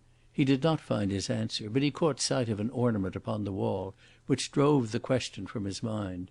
The ornament, if so it could be called, was a painted tambourine, with a bunch of bright ribbons tied to its rim, and it was hung upon the wall between the settee and the fireplace at about the height of a man's head. Of course it might be no more than it seemed to be, a rather gaudy and vulgar toy, such as a woman like Madame Dauvray would be very likely to choose in order to dress her walls. But it swept Ricardo's thoughts back of a sudden to the concert hall at Leamington and the apparatus of a spiritualistic show. After all, he reflected triumphantly, Hanaud had not noticed everything, and as he made the reflection Hanaud's voice broke in to corroborate him. "We have seen everything here. Let us go upstairs," he said. "We will first visit the room of Mademoiselle Celie. Then we will question the maid, Helene Vauquier." The four men, followed by Perrichet, passed out by the door into the hall and mounted the stairs. Celia's room was in the southwest angle of the villa, a bright and airy room, of which one window overlooked the road, and two others, between which stood the dressing table, the garden. Behind the room a door led into a little white tiled bathroom. Some towels were tumbled upon the floor beside the bath. In the bedroom a dark grey frock of tussore and a petticoat were flung carelessly on the bed. A big grey hat of Ottoman silk was lying upon a chest of drawers in the recess of a window, and upon a chair a little pile of fine linen and a pair of grey silk stockings, which matched in shade the grey suede shoes, were tossed in a heap. "It was here that you saw the light at 9:30?" Hanaud said, turning to Perrichet. "Yes, monsieur," replied Perrichet. "We may assume, then, that Mademoiselle Celie was changing her dress at that time?" Besnard was looking about him, opening a drawer here, a wardrobe there. "Mademoiselle Celie," he said with a laugh, "was a particular young lady, and fond of her fine clothes, if one may judge from the room and the order of the cupboards. She must have changed her dress last night in an unusual hurry." There was about the whole room a certain daintiness, almost, it seemed to Mr. Ricardo, a fragrance, as though the girl had impressed something of her own delicate self upon it. Wethermill stood upon the threshold watching with a sullen face the violation of this chamber by the officers of the police. No such feelings, however, troubled Hanaud. He went over to the dressing room and opened a few small leather cases which held Celia's ornaments. In one or two of them a trinket was visible. Others were empty. One of these latter Hanaud held open in his hand, and for so long that Besnard moved impatiently. "You see it is empty, monsieur," he said, and suddenly Wethermill moved forward into the room. "Yes, I see that," said Hanaud dryly. It was a case made to hold a couple of long eardrops, those diamond eardrops, doubtless, which Mr. Ricardo had seen twinkling in the garden. "Will monsieur let me see?" asked Wethermill, and he took the case in his hands. "Yes," he said, "Mademoiselle Celie's eardrops," and he handed the case back with a thoughtful air. It was the first time he had taken a definite part in the investigation. To Ricardo the reason was clear. Harry Wethermill had himself given those eardrops to Celia. Hanaud replaced the case and turned round. "There is nothing more for us to see here," he said. "I suppose that no one has been allowed to enter the room?" And he opened the door. "No one except Helene Vauquier," replied the Commissaire. Ricardo felt indignant at so obvious a piece of carelessness. Even Wethermill looked surprised. Hanaud merely shut the door again. "Oho, the maid!" he said. "Then she has recovered." "She is still weak," said the Commissaire. "But I thought it was necessary that we should obtain at once a description of what Celia Harland wore when she left the house. I spoke to M. Fleuriot about it, and he gave me permission to bring Helene Vauquier here, who alone can tell us. I brought her here myself just before you came. She looked through the girl's wardrobe to see what was missing." "Was she alone in the room?" "Not for a moment," said M. Besnard haughtily. "Really, monsieur, we are not so ignorant of how an affair of this kind should be conducted. I was in the room myself the whole time, with my eye upon her." "That was just before I came," said Hanaud. He crossed carelessly to the open window which overlooked the road, and leaning out of it looked up the road to the corner round which he and his friends had come, precisely as the Commissaire had done. Then he turned back into the room. "Which was the last cupboard or drawer that Helene Vauquier touched?" he asked. "This one." Besnard stooped and pulled open the bottom drawer of a chest which stood in the embrasure of the window. A light coloured dress was lying at the bottom. "I told her to be quick," said Besnard, "since I had seen that you were coming. She lifted this dress out and said that nothing was missing there. So I took her back to her room and left her with the nurse." Hanaud lifted the light dress from the drawer, shook it out in front of the window, twirled it round, snatched up a corner of it and held it to his eyes, and then, folding it quickly, replaced it in the drawer. "Now show me the first drawer she touched." And this time he lifted out a petticoat, and taking it to the window, examined it with a greater care. When he had finished with it he handed it to Ricardo to put away, and stood for a moment or two thoughtful and absorbed. Ricardo in his turn examined the petticoat, but he could see nothing unusual. It was an attractive petticoat, dainty with frills and lace, but it was hardly a thing to grow thoughtful over. He looked up in perplexity and saw that Hanaud was watching his investigations with a smile of amusement. "When M. Ricardo has put that away," he said, "we will hear what Helene Vauquier has to tell us." He passed out of the door at last, and locking it, placed the key in his pocket. "Helene Vauquier's room is, I think, upstairs," he said, and he moved towards the staircase. But as he did so a man in plain clothes who had been waiting upon the landing stepped forward. He carried in his hand a piece of thin, strong whipcord. "Ah, Durette!" cried Besnard. "Monsieur Hanaud, I sent Durette this morning round the shops of Aix with the cord which was found knotted round Madame Dauvray's neck." Hanaud advanced quickly to the man. "Well, did you discover anything?" "Yes, monsieur," said Durette. "At the shop of Monsieur Corval, in the Rue du Casino, a young lady in a dark grey frock and hat bought some cord of this kind at a few minutes after 9 last night. It was just as the shop was being closed. I showed Corval the photograph of Celia Harland, which Monsieur le Commissaire gave me out of Madame Dauvray's room, and he identified it as the portrait of the girl who had bought the cord." Complete silence followed upon Durette's words. The whole party stood like men stupefied. No one looked towards Wethermill. Even Hanaud averted his eyes. "Yes, that is very important," he said awkwardly. He turned away and, followed by the others, went up the stairs to the bedroom of Helene Vauquier.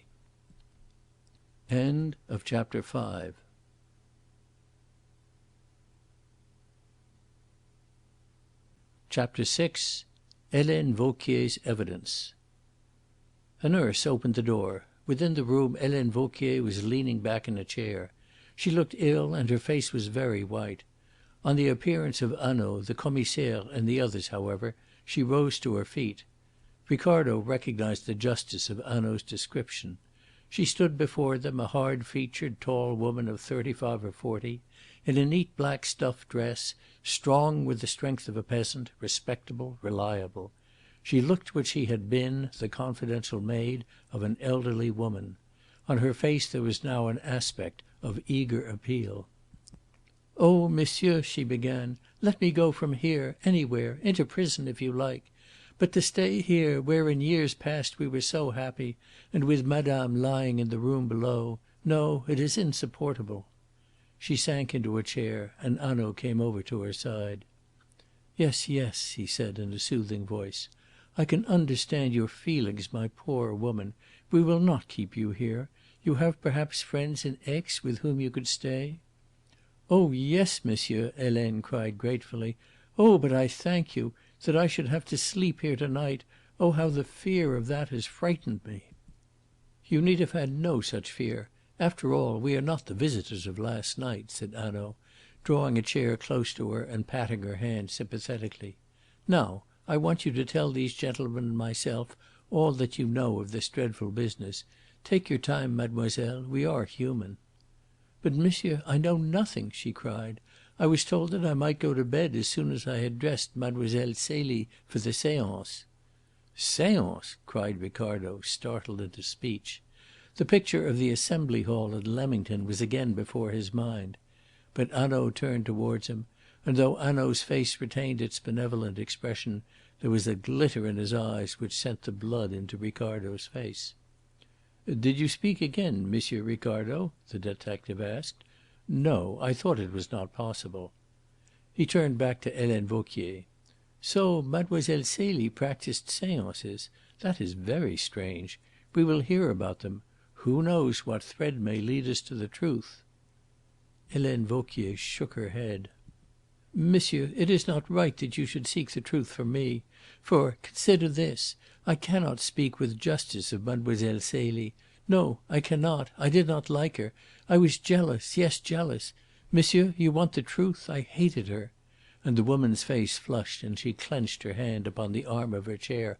"Yes, I hated her. How could I help it?" she asked. "Why?" asked Hanaud gently. "Why could you not help it?" Helene Vauquier leaned back again, her strength exhausted, and smiled languidly. "I will tell you. But remember it is a woman speaking to you, and things which you will count silly and trivial mean very much to her. There was one night last June only last June! To think of it! So little while ago there was no Mademoiselle Celie."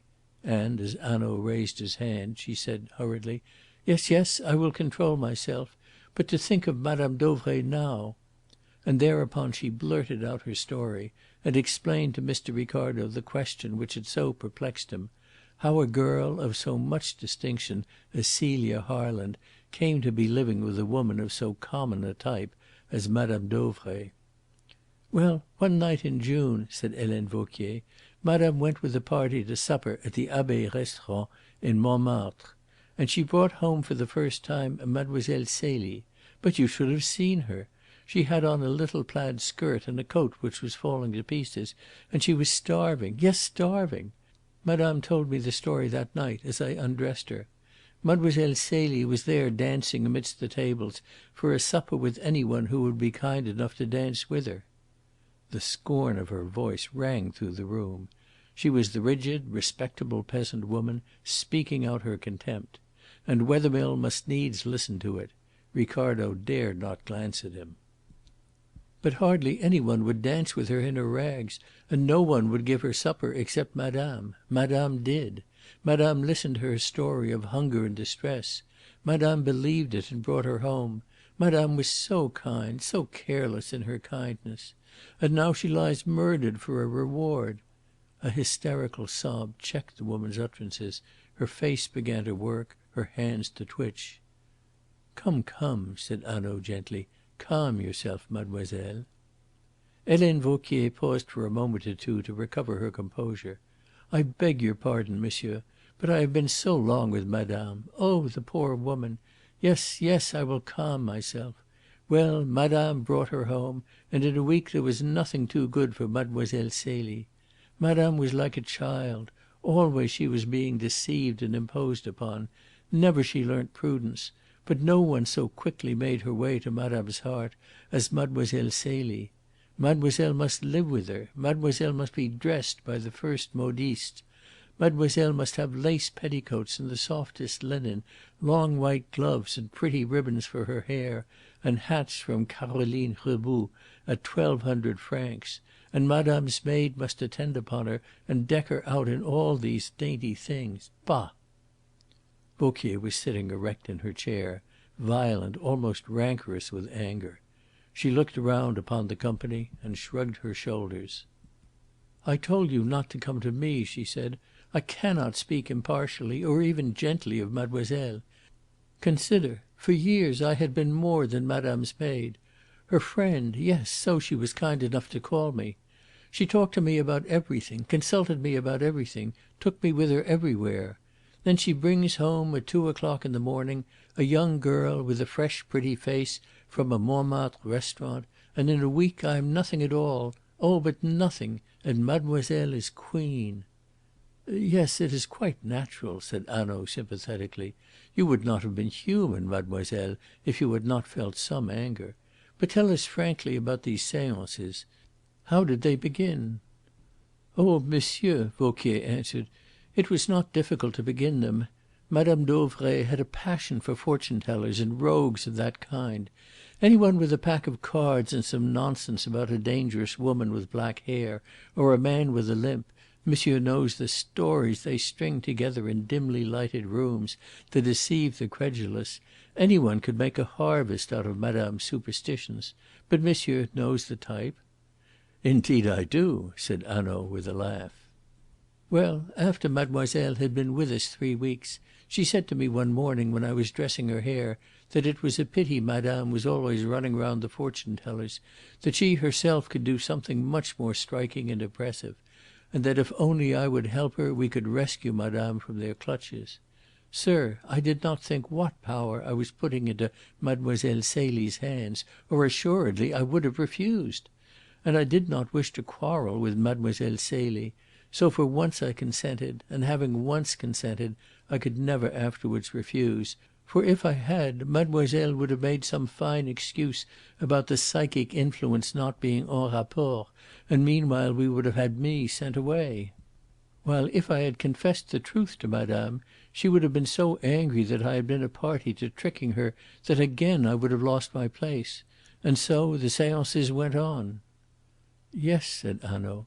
"I understand that your position was very difficult. We shall not, I think," and he turned to the Commissaire confidently for corroboration of his words, "be disposed to blame you." "Certainly not," said the Commissaire.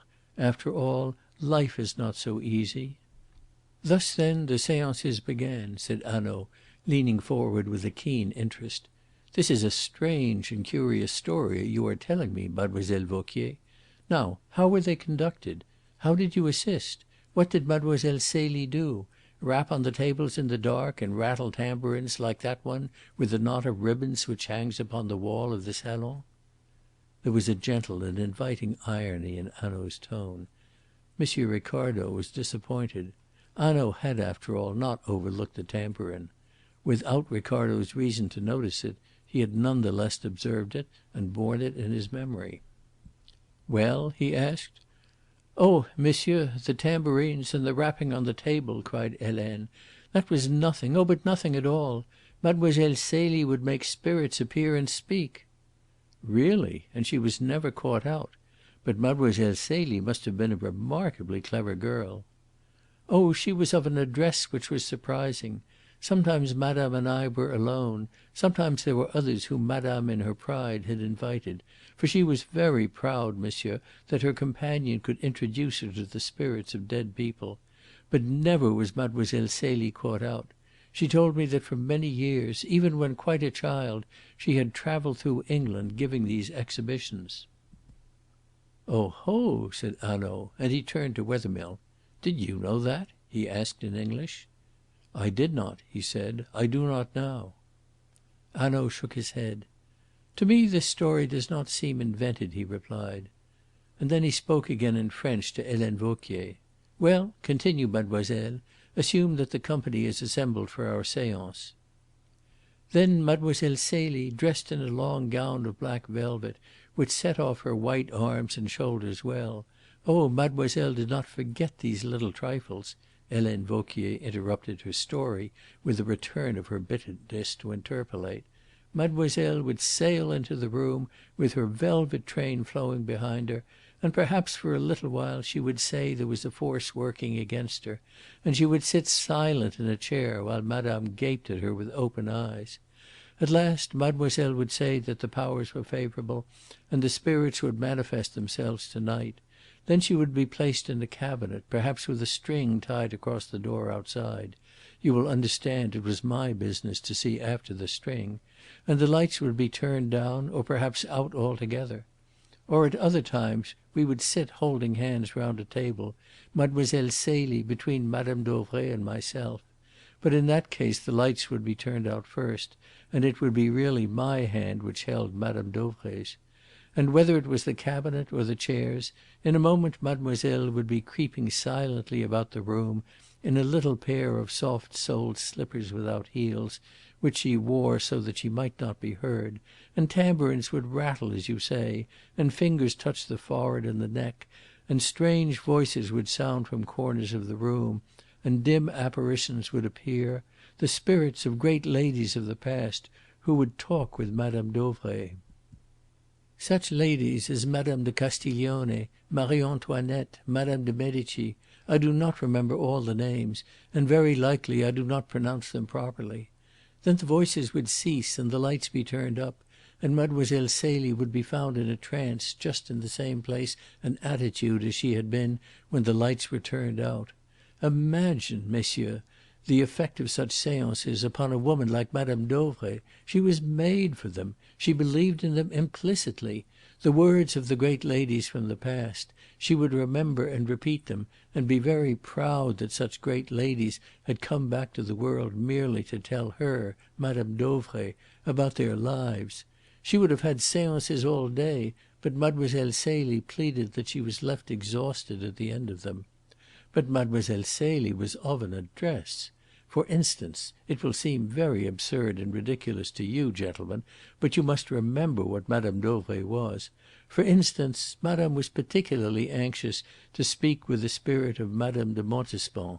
Yes, yes, she had read all the memoirs about that lady. Very likely Mademoiselle Celie had put the notion into Madame Dauvray's head, for Madame was not a scholar. But she was dying to hear that famous woman's voice and to catch a dim glimpse of her face. Well, she was never gratified. Always she hoped. Always Mademoiselle Celie tantalised her with the hope. But she would not gratify it. She would not spoil her fine affairs by making these treats too common. And she acquired, how should she not? A power over Madame Dauvray which was unassailable. The fortune tellers had no more to say to Madame Dauvray.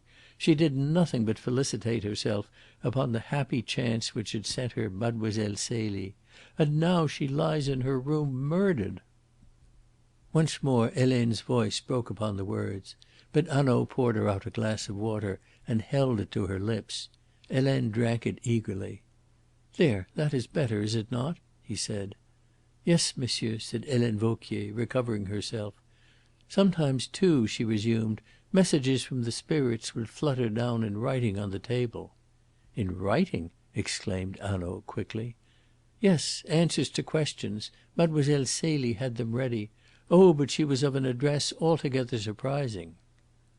"I see," said Hanaud slowly, and he added, But sometimes I suppose the questions were questions which Mademoiselle Celie could not answer?" "Sometimes," Helene Vauquier admitted, "when visitors were present. When Madame Dauvray was alone well, she was an ignorant woman, and any answer would serve. But it was not so when there were visitors whom Mademoiselle Celie did not know, or only knew slightly.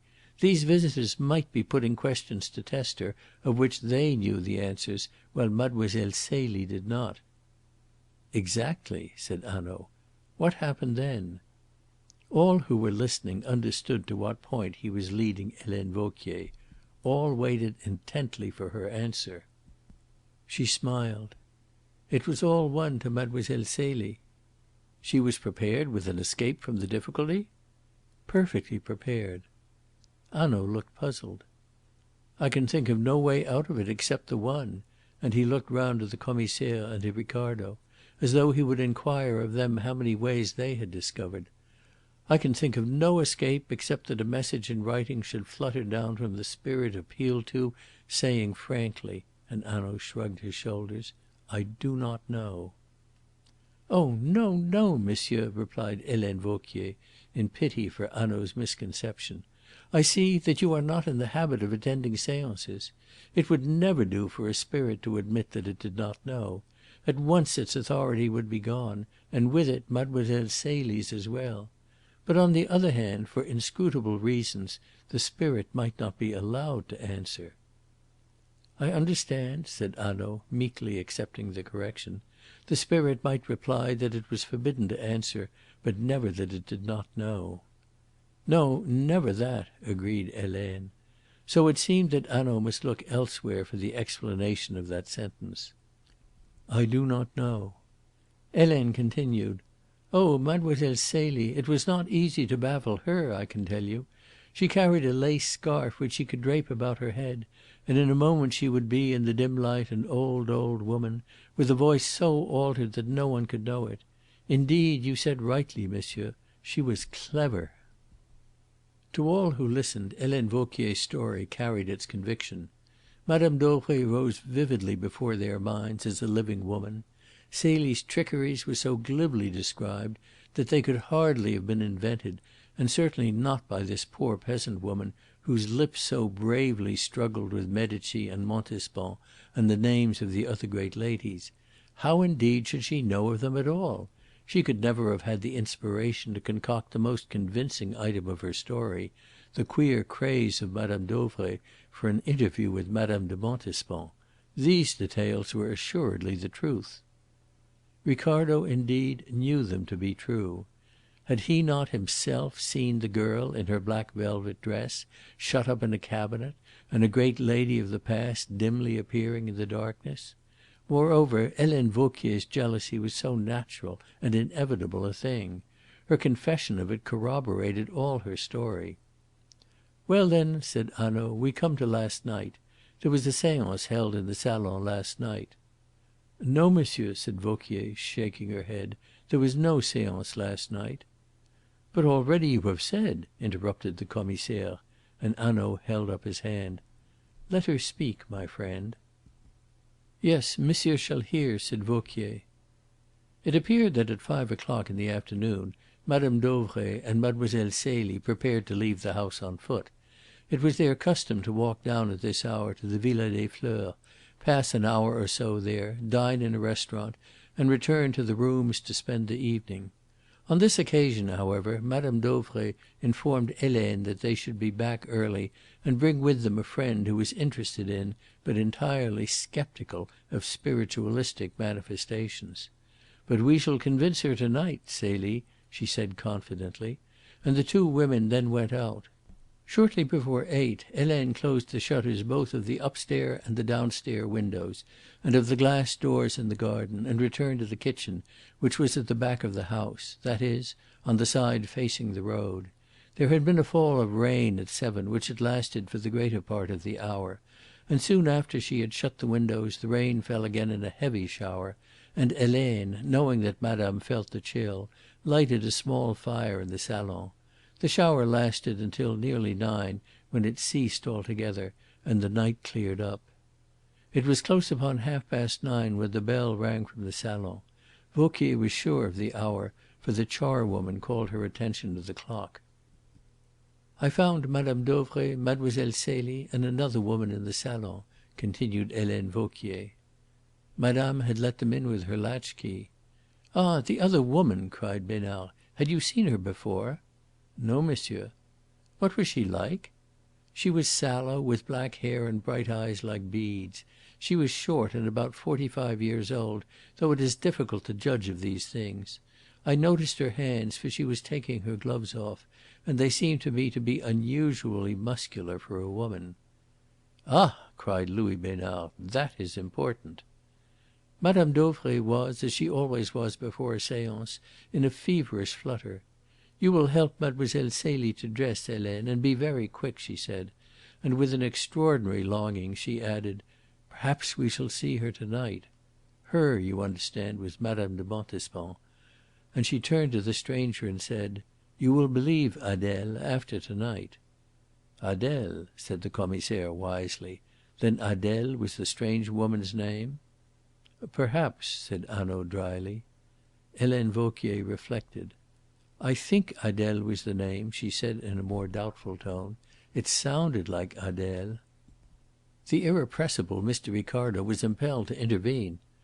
"What M. Hanaud means," he explained, with the pleasant air of a man happy to illuminate the dark intelligence of a child, "is that Adele was probably a pseudonym." Hanaud turned to him with a savage grin. "Now that is sure to help her," he cried. "A pseudonym! Helene Vauquier is sure to understand that simple and elementary word. How bright this M. Ricardo is! Where shall we find a new pin more bright? I ask you!" And he spread out his hands in a despairing admiration. Mr. Ricardo flushed red, but he answered never a word. He must endure gibes and humiliations like a schoolboy in a class. His one constant fear was lest he should be turned out of the room. The Commissaire diverted wrath from him, however. "What he means by pseudonym," he said to Helene Vauquier, explaining Mr. Ricardo to her as Mr. Ricardo had presumed to explain Hanaud, "is a false name. Adele may have been, nay, probably was, a false name adopted by this strange woman." "Adele, I think, was the name used," replied Helene, the doubt in her voice diminishing as she searched her memory. "I am almost sure." "Well, we will call her Adele," said Hanaud impatiently. "What does it matter? Go on, Mademoiselle Vauquier." The lady sat upright and squarely upon the edge of a chair, with a sort of defiance, as though she was determined nothing should convince her, and she laughed incredulously. Here again all who heard were able vividly to conjure up the scene: the defiant sceptic sitting squarely on the edge of her chair, removing her gloves from her muscular hands; the excited Madame Dauvray so absorbed in the determination to convince; and Mademoiselle Celie running from the room to put on the black gown which would not be visible in the dim light. "Whilst I took off mademoiselle's dress," Vauquier continued, "she said, 'When I have gone down to the salon you can go to bed, Helene. Madame Adele, yes, it was Adele, will be fetched by a friend in a motor car, and I can let her out and fasten the door again. So if you hear the car you will know that it has come for her.'" "Oh, she said that?" said Hanaud quickly. "Yes, monsieur." Hanaud looked gloomily towards Wethermill. Then he exchanged a sharp glance with the Commissaire, and moved his shoulders in an almost imperceptible shrug. But Mr. Ricardo saw it and construed it into one word. He imagined a jury uttering the word "guilty." Helene Vauquier saw the movement too. "Do not condemn her too quickly, monsieur," she said, with an impulse of remorse, "and not upon my words, for, as I say, I hated her." Hanaud nodded reassuringly, and she resumed: "I was surprised, and I asked mademoiselle what she would do without her confederate. But she laughed and said there would be no difficulty. That is partly why I think there was no seance held last night. Monsieur, there was a note in her voice that evening which I did not as yet understand.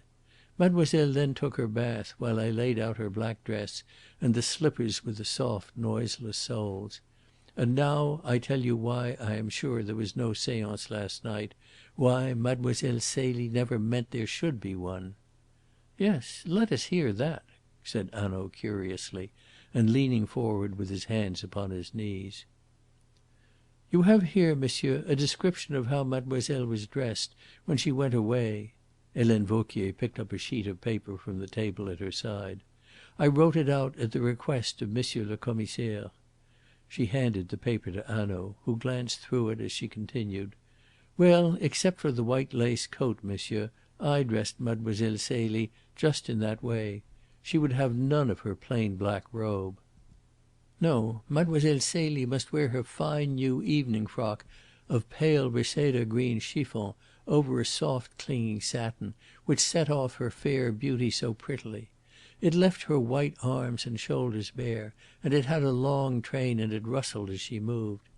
And with that she must have put on her pale green silk stockings, her new little satin slippers to match with the large paste buckles, and a sash of green satin looped through another glittering buckle at the side of the waist, with long ends loosely knotted together at the knee.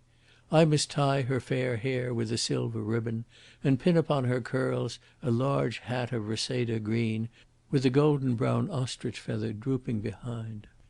I warned mademoiselle that there was a tiny fire burning in the salon. Even with the fire screen in front of it there would still be a little light upon the floor, and the glittering buckles on her feet would betray her, even if the rustle of her dress did not. But she said she would kick her slippers off. Ah, gentlemen, it is, after all, not so that one dresses for a seance," she cried, shaking her head, "but it is just so, is it not?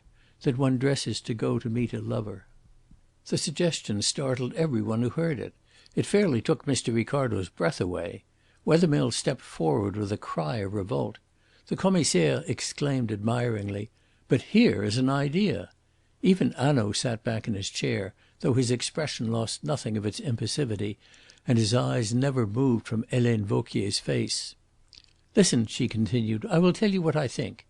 It was my habit to put out some sirop and lemonade and some little cakes in the dining room, which, as you know, is at the other side of the house, across the hall. I think it possible, messieurs, that while Mademoiselle Celie was changing her dress, Madame Dauvray and the stranger Adele went into the dining room. I know that Mademoiselle Celie, as soon as she was dressed, ran downstairs to the salon. Well, then, suppose Mademoiselle Celie had a lover waiting with whom she meant to run away. She hurries through the empty salon, opens the glass doors, and is gone, leaving the doors open. And the thief, an accomplice of Adele, finds the doors open and hides himself in the salon until Madame Dauvray returns from the dining room.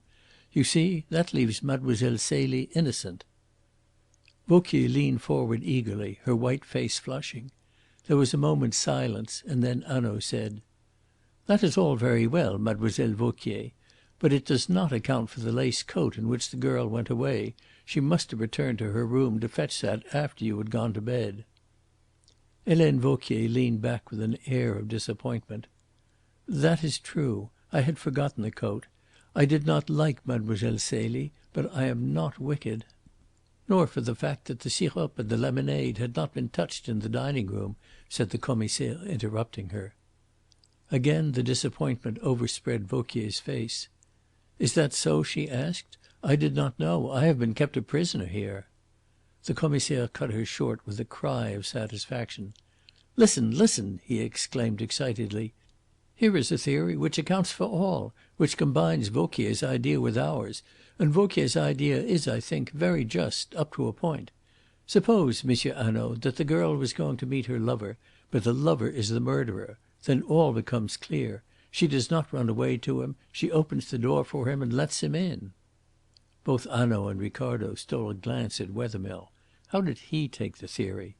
Wethermill was leaning against the wall, his eyes closed, his face white and contorted with a spasm of pain. But he had the air of a man silently enduring an outrage rather than struck down by the conviction that the woman he loved was worthless. "It is not for me to say, monsieur," Helene Vauquier continued. "I only tell you what I know. I am a woman, and it would be very difficult for a girl who was eagerly expecting her lover so to act that another woman would not know it. However uncultivated and ignorant the other woman was, that at all events she would know. The knowledge would spread to her of itself, without a word. Consider, gentlemen." and suddenly Helene Vauquier smiled. A young girl, tingling with excitement from head to foot, eager that her beauty just at this moment should be more fresh, more sweet than ever it was, careful that her dress should set it exquisitely off. Imagine it! Her lips ready for the kiss! Oh, how should another woman not know? I saw Mademoiselle Celie, her cheeks rosy, her eyes bright. Never had she looked so lovely. The pale green hat upon her fair head, heavy with its curls. From head to foot she looked herself over, and then she sighed. She sighed with pleasure because she looked so pretty. That was Mademoiselle Celie last night, monsieur. She gathered up her train, took her long white gloves in the other hand, and ran down the stairs, her heels clicking on the wood, her buckles glittering. At the bottom she turned and said to me, 'Remember, Helene, you can go to bed.' That was it, monsieur." And now violently the rancour of Helene Vauquier's feelings burst out once more. "For her the fine clothes, the pleasure and the happiness. For me, I could go to bed." Hanaud looked again at the description which Helene Vauquier had written out, and read it through carefully. Then he asked a question of which Ricardo did not quite see the drift. "So," he said, "when this morning you suggested to Monsieur the Commissaire that it would be advisable for you to go through Mademoiselle Celie's wardrobe, you found that nothing more had been taken away except the white lace coat?" "That is so." "Very well. Now, after Mademoiselle Celie had gone down the stairs?" "I put the lights out in her room, and as she had ordered me to do, I went to bed. The next thing that I remember but no, it terrifies me too much to think of it." Helene shuddered and covered her face spasmodically with her hands. Hanaud drew her hands gently down. "Courage! You are safe now, mademoiselle. Calm yourself." She lay back with her eyes closed. "Yes, yes, it is true I am safe now. But oh, I feel I shall never dare to sleep again." And the tears swam in her eyes. "I woke up with the feeling of being suffocated. Mon Dieu! There was the light burning in the room, and a woman, the strange woman with the strong hands, was holding me down by the shoulders, while a man with his cap drawn over his eyes and a little black moustache pressed over my lips a pad from which a horribly sweet and sickly taste filled my mouth. The man, with the arm which was free, held me close to him, and she bound my hands with a cord behind me. Look!" She held out her wrists. They were terribly bruised. Red and angry lines showed where the cord had cut deeply into her flesh. "Then they flung me down again upon my back, and the next thing I remember is the doctor standing over me, and this kind nurse supporting me." She sank back exhausted in her chair and wiped her forehead with her handkerchief. The sweat stood upon it in beads. "Thank you, mademoiselle," said Hanaud gravely. "This has been a trying ordeal for you. I understand that. But we are coming to the end. I want you to read this description of Mademoiselle Celie through again, to make sure that nothing is omitted." He gave the paper into the maid's hands. "It will be advertised, so it is important that it should be complete. See that you have left out nothing." Helene Vauquier bent her head over the paper. "No," said Helene at last, "I do not think I have omitted anything." And she handed the paper back. "I asked you," Hanaud continued suavely, "because I understand that Mademoiselle Celie usually wore a pair of diamond eardrops, and they are not mentioned here." A faint colour came into the maid's face. "That is true, monsieur. I had forgotten. It is quite true." "Any one might forget," said Hanaud, with a reassuring smile. "But you will remember now. Think, think! Did Mademoiselle Celie wear them last night?" He leaned forward, waiting for her reply. Wethermill, too, made a movement.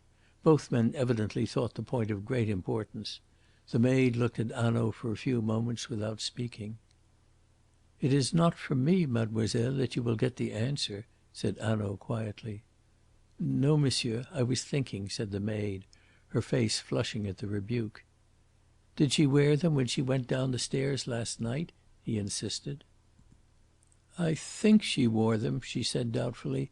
"Yes, yes," and the words came now firm and clear. "I remember well. Mademoiselle Celie had taken them off before her bath, and they lay on the dressing table. She put them into her ears while I dressed her hair and arranged the bow of the ribbon in it." "Then we will add the earrings to your description," said Hanaud, as he rose from his chair with the paper in his hand, And for the moment we need not trouble you any more about Mademoiselle Celie." He folded the paper up, slipped it into his letter case, and put it away in his pocket. "Let us consider that poor Madame Dauvray. Did she keep much money in the house?" "No, monsieur, very little. She was well known in Aix, and her cheques were everywhere accepted without question. It was a high pleasure to serve madame, her credit was so good," said Helene Vauquier, raising her head as though she herself had a share in the pride of that good credit. "No doubt," Hanaud agreed. "There are many fine households where the banking account is overdrawn, and it cannot be pleasant for the servants." "They are put to so many shifts to hide it from the servants of their neighbours," said Helene. "Besides," and she made a little grimace of contempt, "a fine household and an overdrawn banking account it is like a ragged petticoat under a satin dress. That was never the case with Madame Dauvray." "So that she was under no necessity to have ready money always in her pocket," said Hanaud. "I understand that. But at times perhaps she won at the Villa des Fleurs?" Helene Vauquier shook her head.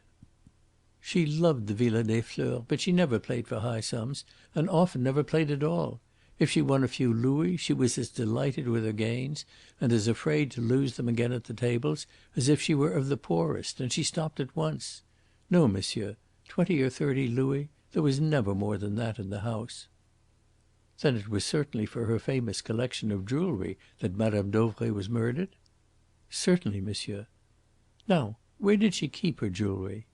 "In a safe in her bedroom, monsieur. Every night she took off what she had been wearing and locked it up with the rest. She was never too tired for that." "And what did she do with the keys?" "That I cannot tell you. Certainly she locked her rings and necklaces away whilst I undressed her, and she laid the keys upon the dressing table or the mantelshelf anywhere. But in the morning the keys were no longer where she had left them. She had put them secretly away." Hanaud turned to another point. "I suppose that Mademoiselle Celie knew of the safe, and that the jewels were kept there?" "Oh yes. Mademoiselle indeed was often in Madame Dauvray's room when she was dressing or undressing.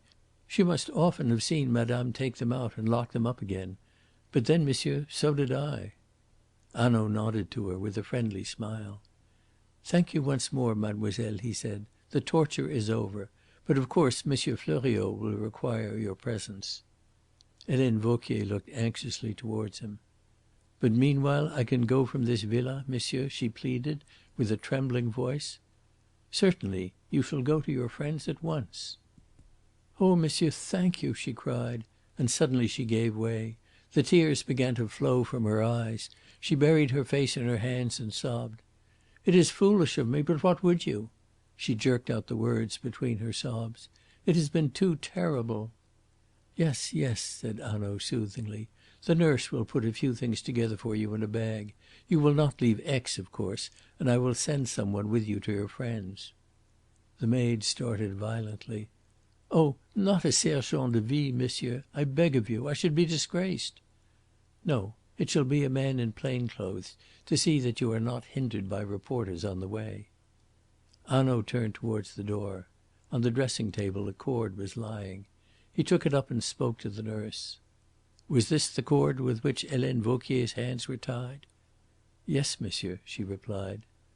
Hanaud handed it to the Commissaire. "It will be necessary to keep that," he said. It was a thin piece of strong whipcord. It was the same kind of cord as that which had been found tied around Madame Dauvray's throat. Hanaud opened the door and turned back to the nurse. "We will send a cab for Mademoiselle Vauquier. You will drive with her to her door. I think, after that, she will need no further help. Pack up a few things and bring them down. Mademoiselle Vauquier can follow, no doubt, now without assistance." And with a friendly nod he left the room. Ricardo had been wondering, through the examination, in what light Hanaud considered Helene Vauquier. He was sympathetic, but the sympathy might merely have been assumed to deceive. His questions betrayed in no particular the colour of his mind. Now, however, he made himself clear. He informed the nurse, in the plainest possible way, that she was no longer to act as jailer. She was to bring Vauquier's things down, but Vauquier could follow by herself. Evidently Helene Vauquier was cleared. End of chapter 6.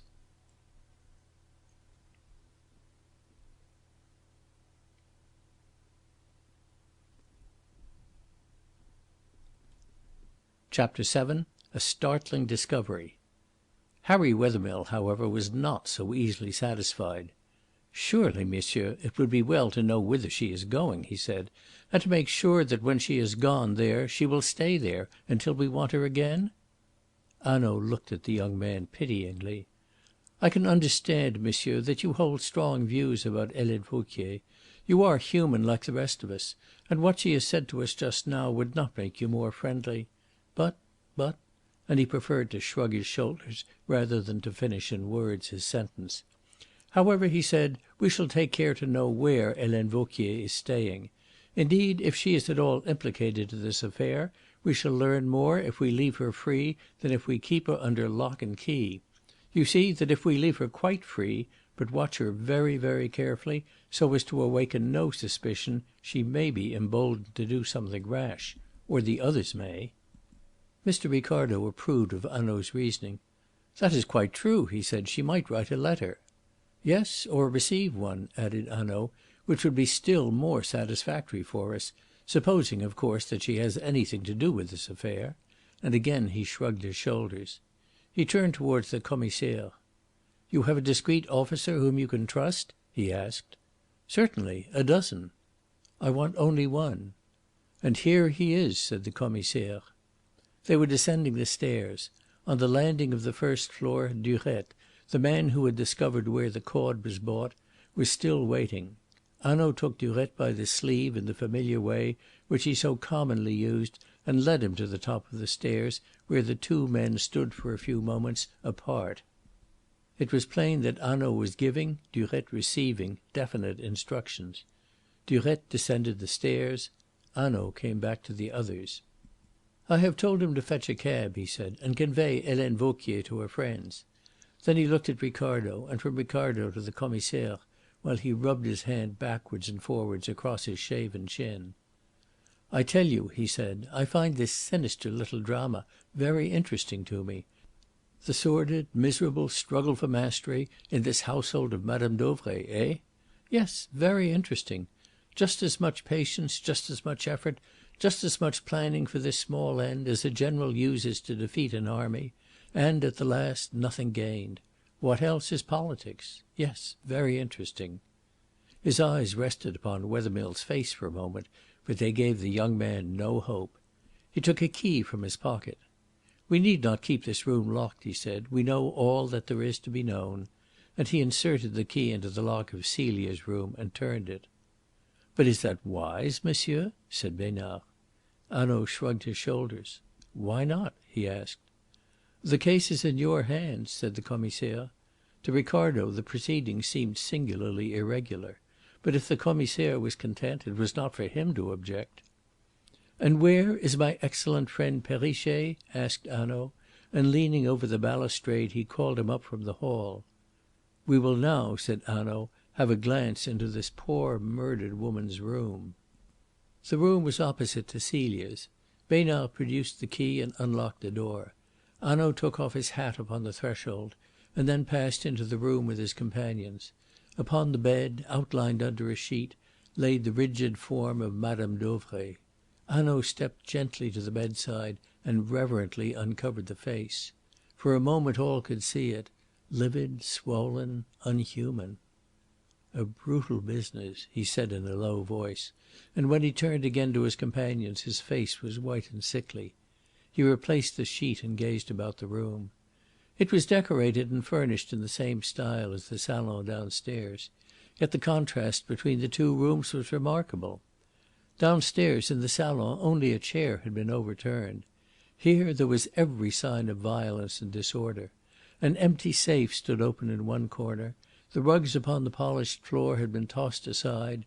Every drawer had been torn open, every wardrobe burst. The very bed had been moved from its position.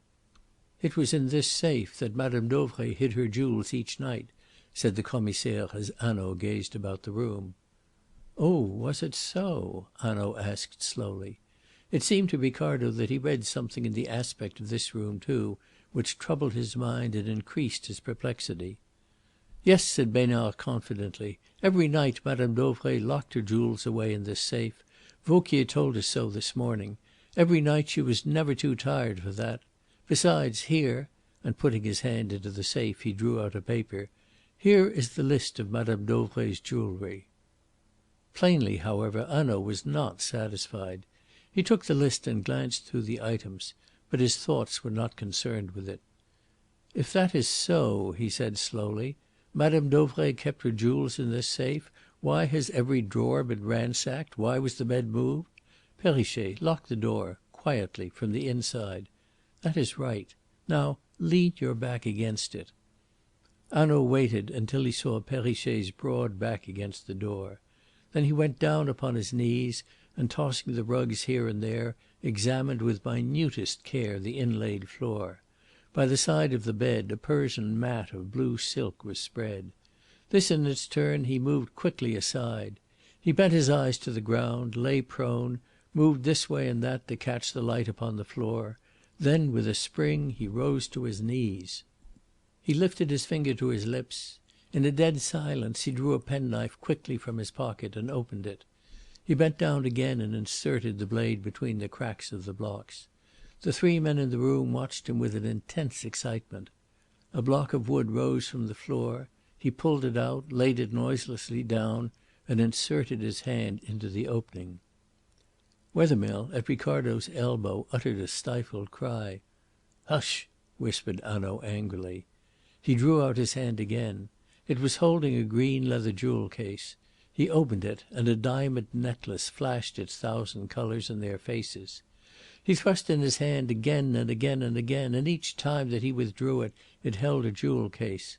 Before the astonished eyes of his companions he opened them. Ropes of pearls, collars of diamonds, necklaces of emeralds, rings of pigeon blood rubies, bracelets of gold studded with opals.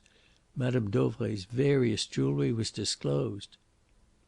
"But that is astounding," said Besnard in an awestruck voice.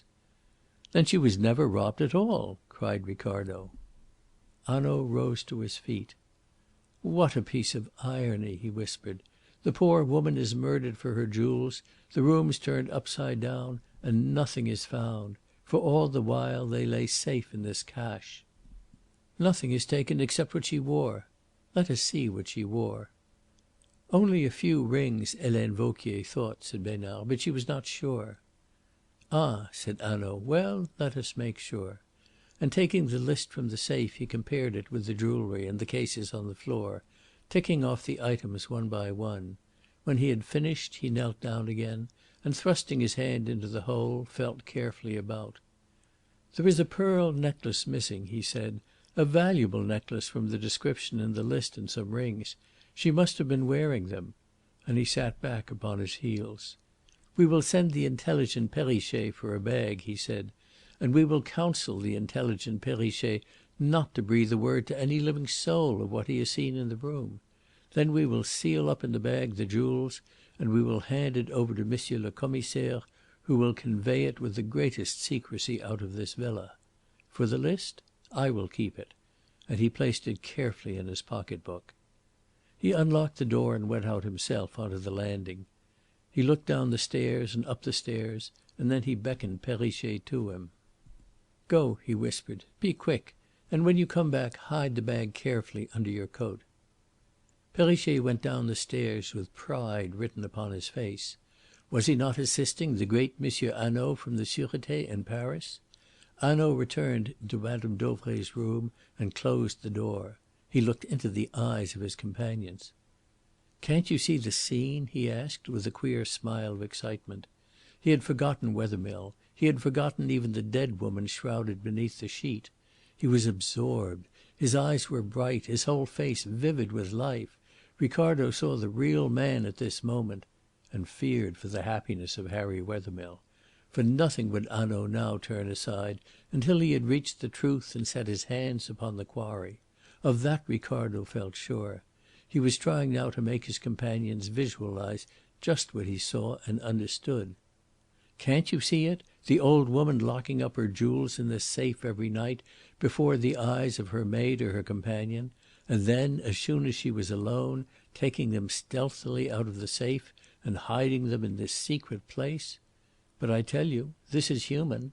Yes, it is interesting just because it is so human. Then picture to yourselves last night the murderers opening this safe and finding nothing, oh but nothing, and ransacking the room in deadly haste, kicking up the rugs, forcing open the drawers, and always finding nothing, nothing, nothing. Think of their rage, their stupefaction, and finally their fear. They must go, and with one pearl necklace, when they had hoped to reap a great fortune. Oh, but this is interesting. Yes, I tell you, I who have seen many strange things, this is interesting." Perrichet returned with the canvas bag into which Hanaud placed the jewel cases. He sealed the bag in the presence of the four men and handed it to Besnard. He replaced the block of wood in the floor, covered it over again with the rug, and rose to his feet.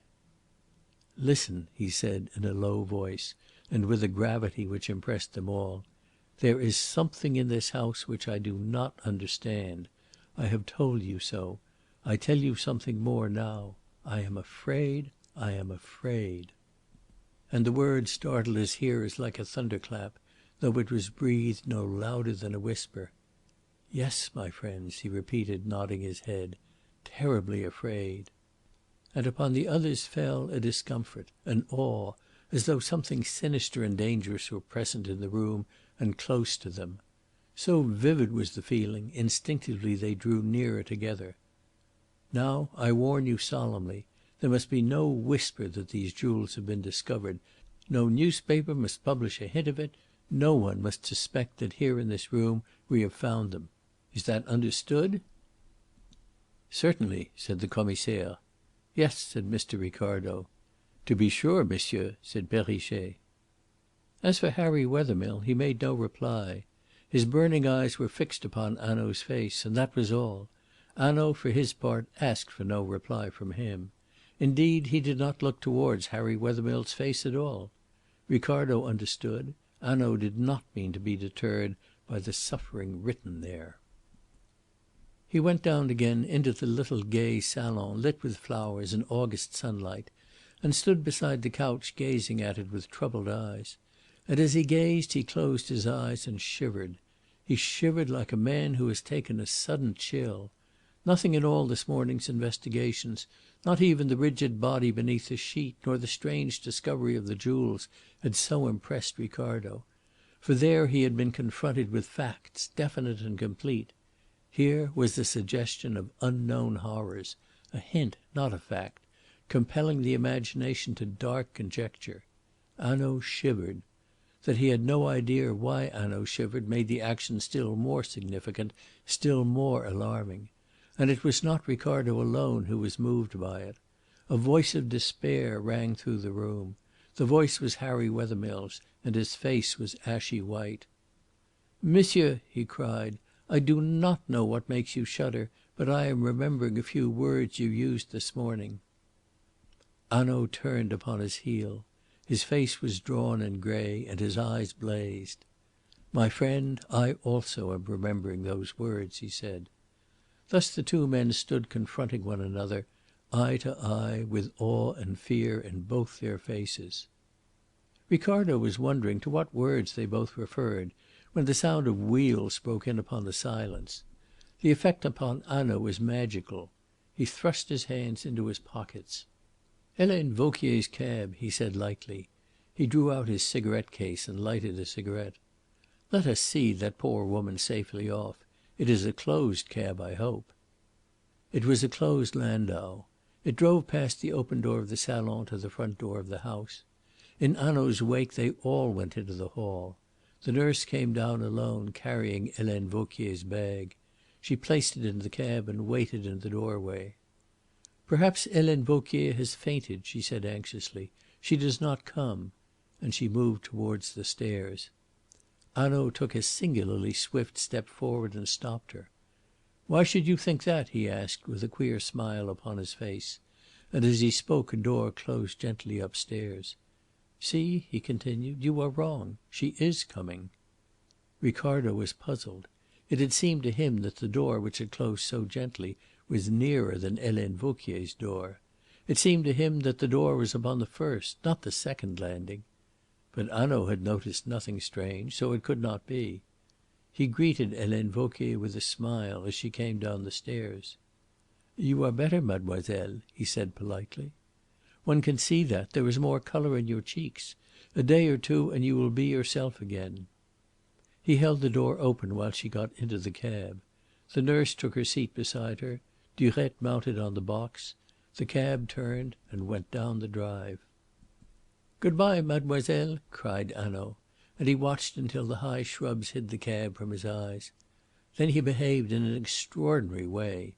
He turned and sprang like lightning up the stairs. His agility amazed Ricardo. The others followed upon his heels. He flung himself at Celia's door and opened it. He burst into the room, stood for a second, then ran to the window. He hid behind the curtain, looking out. With his hand he waved to his companions to keep back. The sound of wheels creaking and rasping rose to their ears. The cab had just come out into the road. Durette upon the box turned and looked towards the house. Just for a moment Hanaud leaned from the window, as Besnard the Commissaire had done, and like Besnard again he waved his hand. Then he came back into the room and saw, standing in front of him with his mouth open and his eyes starting out of his head, Perrichet, the intelligent Perrichet. "Monsieur," cried Perrichet, "something has been taken from this room." Hanaud looked round the room and shook his head. "No," he said. "But yes, monsieur," Perrichet insisted. "Oh, but yes. See, upon this dressing table there was a small pot of cold cream. It stood here, where my finger is, when we were in this room an hour ago. Now it is gone." Hanaud burst into a laugh. "My friend Perrichet," he said ironically, "I will tell you the newspaper did not do you justice. You are more intelligent. The truth, my excellent friend, lies at the bottom of a well, but you would find it at the bottom of a pot of cold cream. Now let us go, for in this house, gentlemen, we have nothing more to do." He passed out of the room. Perrichet stood aside, his face crimson, his attitude one of shame. He had been rebuked by the great Monsieur Hanaud, and justly rebuked. He knew it now. He had wished to display his intelligence. Yes, at all costs he must show how intelligent he was. And he had shown himself a fool. He should have kept silence about that pot of cream. End of chapter 7.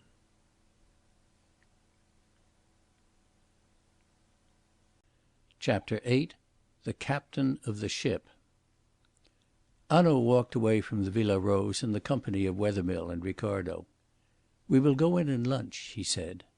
"Yes, come to my hotel," said Harry Wethermill. But Hanaud shook his head. "No, come with me to the Villa des Fleurs," he replied. "We may learn something there, and in a case like this every minute is of importance. We have to be quick." "I may come too?" cried Mr. Ricardo eagerly. "By all means," replied Hanaud with a smile of extreme courtesy. Nothing could be more delicious than monsieur's suggestions. And with that remark he walked on silently. Mr. Ricardo was in a little doubt as to the exact significance of the words, but he was too excited to dwell long upon them. Distressed though he sought to be at his friend's grief, he could not but assume an air of importance. All the artist in him rose joyfully to the occasion. He looked upon himself from the outside. He fancied, without the slightest justification, that people were pointing him out. "That man has been present at the investigation at the Villa Rose," he seemed to hear people say. "What strange things he could tell us if he would." And suddenly Mr. Ricardo began to reflect. What, after all, could he have told them? And that question he turned over in his mind while he ate his luncheon. Hanaud wrote a letter between the courses. They were sitting at a corner table, and Hanaud was in the corner with his back to the wall. He moved his plate, too, over the letter as he wrote it. It would have been impossible for either of his guests to see what he had written, even if they had wished. Ricardo indeed did wish. He rather resented the secrecy with which the detective, under a show of openness, shrouded his thoughts and acts. Hanaud sent the waiter out to fetch an officer in plain clothes who was in attendance at the door, and he handed the letter to this man. Then he turned, with an apology, to his guests. "It is necessary that we should find out," he explained, "as soon as possible, the whole record of Mademoiselle Celie." He lighted a cigar, and over the coffee he put a question to Ricardo. "Now tell me what you make of the case. What M. Wethermill thinks, that is clear, is it not? Helene Vauquier is the guilty one. But you, M. Ricardo, what is your opinion?" Ricardo took from his pocket book a sheet of paper, and from his pocket a pencil. He was intensely flattered by the request of Hanaud, and he proposed to do himself justice. "I will make a note here of what I think the salient features of the mystery," and he proceeded to tabulate the points in the following way. 1. Celia Harland made her entrance into Madame Dauvray's household under very doubtful circumstances. 2. By methods still more doubtful she acquired an extraordinary ascendancy over Madame Dauvray's mind. 3. If proof were needed how complete that ascendancy was, a glance at Celia Harland's wardrobe would suffice, for she wore the most expensive clothes. 4. It was Celia Harland who arranged that Servettaz, the chauffeur, should be absent at Chambery on the Tuesday night, the night of the murder. 5. It was Celia Harland who bought the cord with which Madame Dauvray was strangled and Helene Vauquier bound. 6. The footsteps outside the salon show that Celia Harland ran from the salon to the motor car. 7. Celia Harland pretended that there should be a séance on the Tuesday, but she dressed as though she had in view an appointment with a lover instead of a spiritualistic stance. 8. Celia Harland has disappeared. These 8 points are strongly suggestive of Celia Harland's complicity in the murder, but I have no clue which will enable me to answer the following questions. A. Who was the man who took part in the crime? B. Who was the woman who came to the villa on the evening of the murder with Madame Dauvray and Celia Harland? C. What actually happened in the salon? How was the murder committed? D. Is Helene Vauquier's story true? E. What did the torn up scrap of writing mean? Probably spirit writing in Celia Harland's hand. F. Why has one cushion on the settee a small fresh brown stain, which is probably blood? Why is the other cushion torn? Mr. Ricardo had a momentary thought of putting down yet another question. He was inclined to ask whether or no a pot of cold cream had disappeared from Celia Harland's bedroom, but he remembered that Hanaud had set no store upon that incident, and he refrained. Moreover, he had come to the end of his sheet of paper. He handed it across the table to Hanaud and leaned back in his chair, watching the detective with all the eagerness of a young author submitting his first effort to a critic. Hanaud read it through slowly. At the end he nodded his head in approval. "Now we will see what Mr. Wethermill has to say," he said, and he stretched out the paper towards Harry Wethermill, who throughout the luncheon had not said a word. "No, no!" cried Ricardo. But Harry Wethermill already held the written sheet in his hand. He smiled rather wistfully at his friend.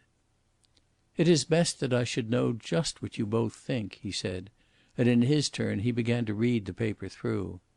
He read the first 8 points and then beat with his fist upon the table.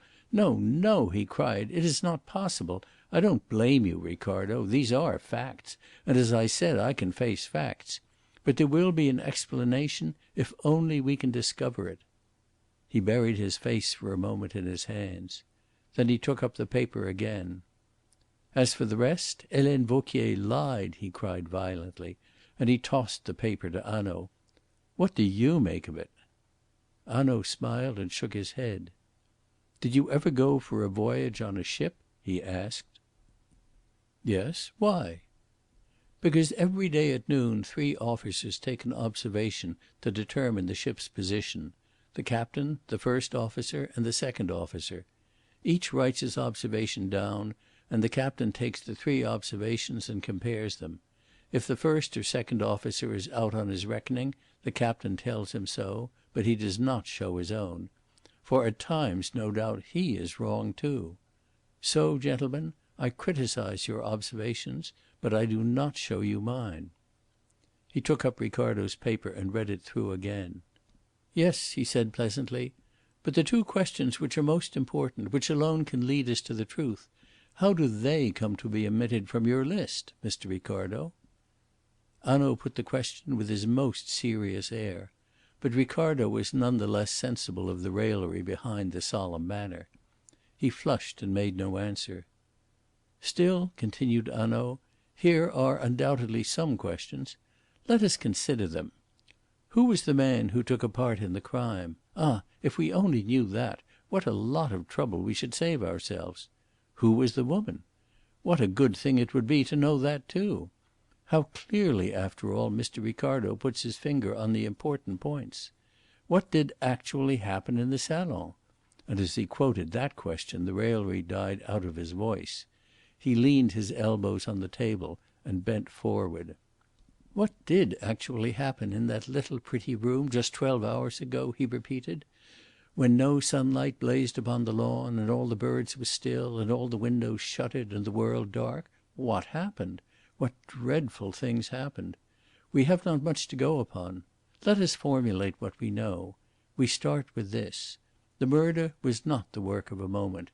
It was planned with great care and cunning, and carried out to the letter of the plan. There must be no noise, no violence.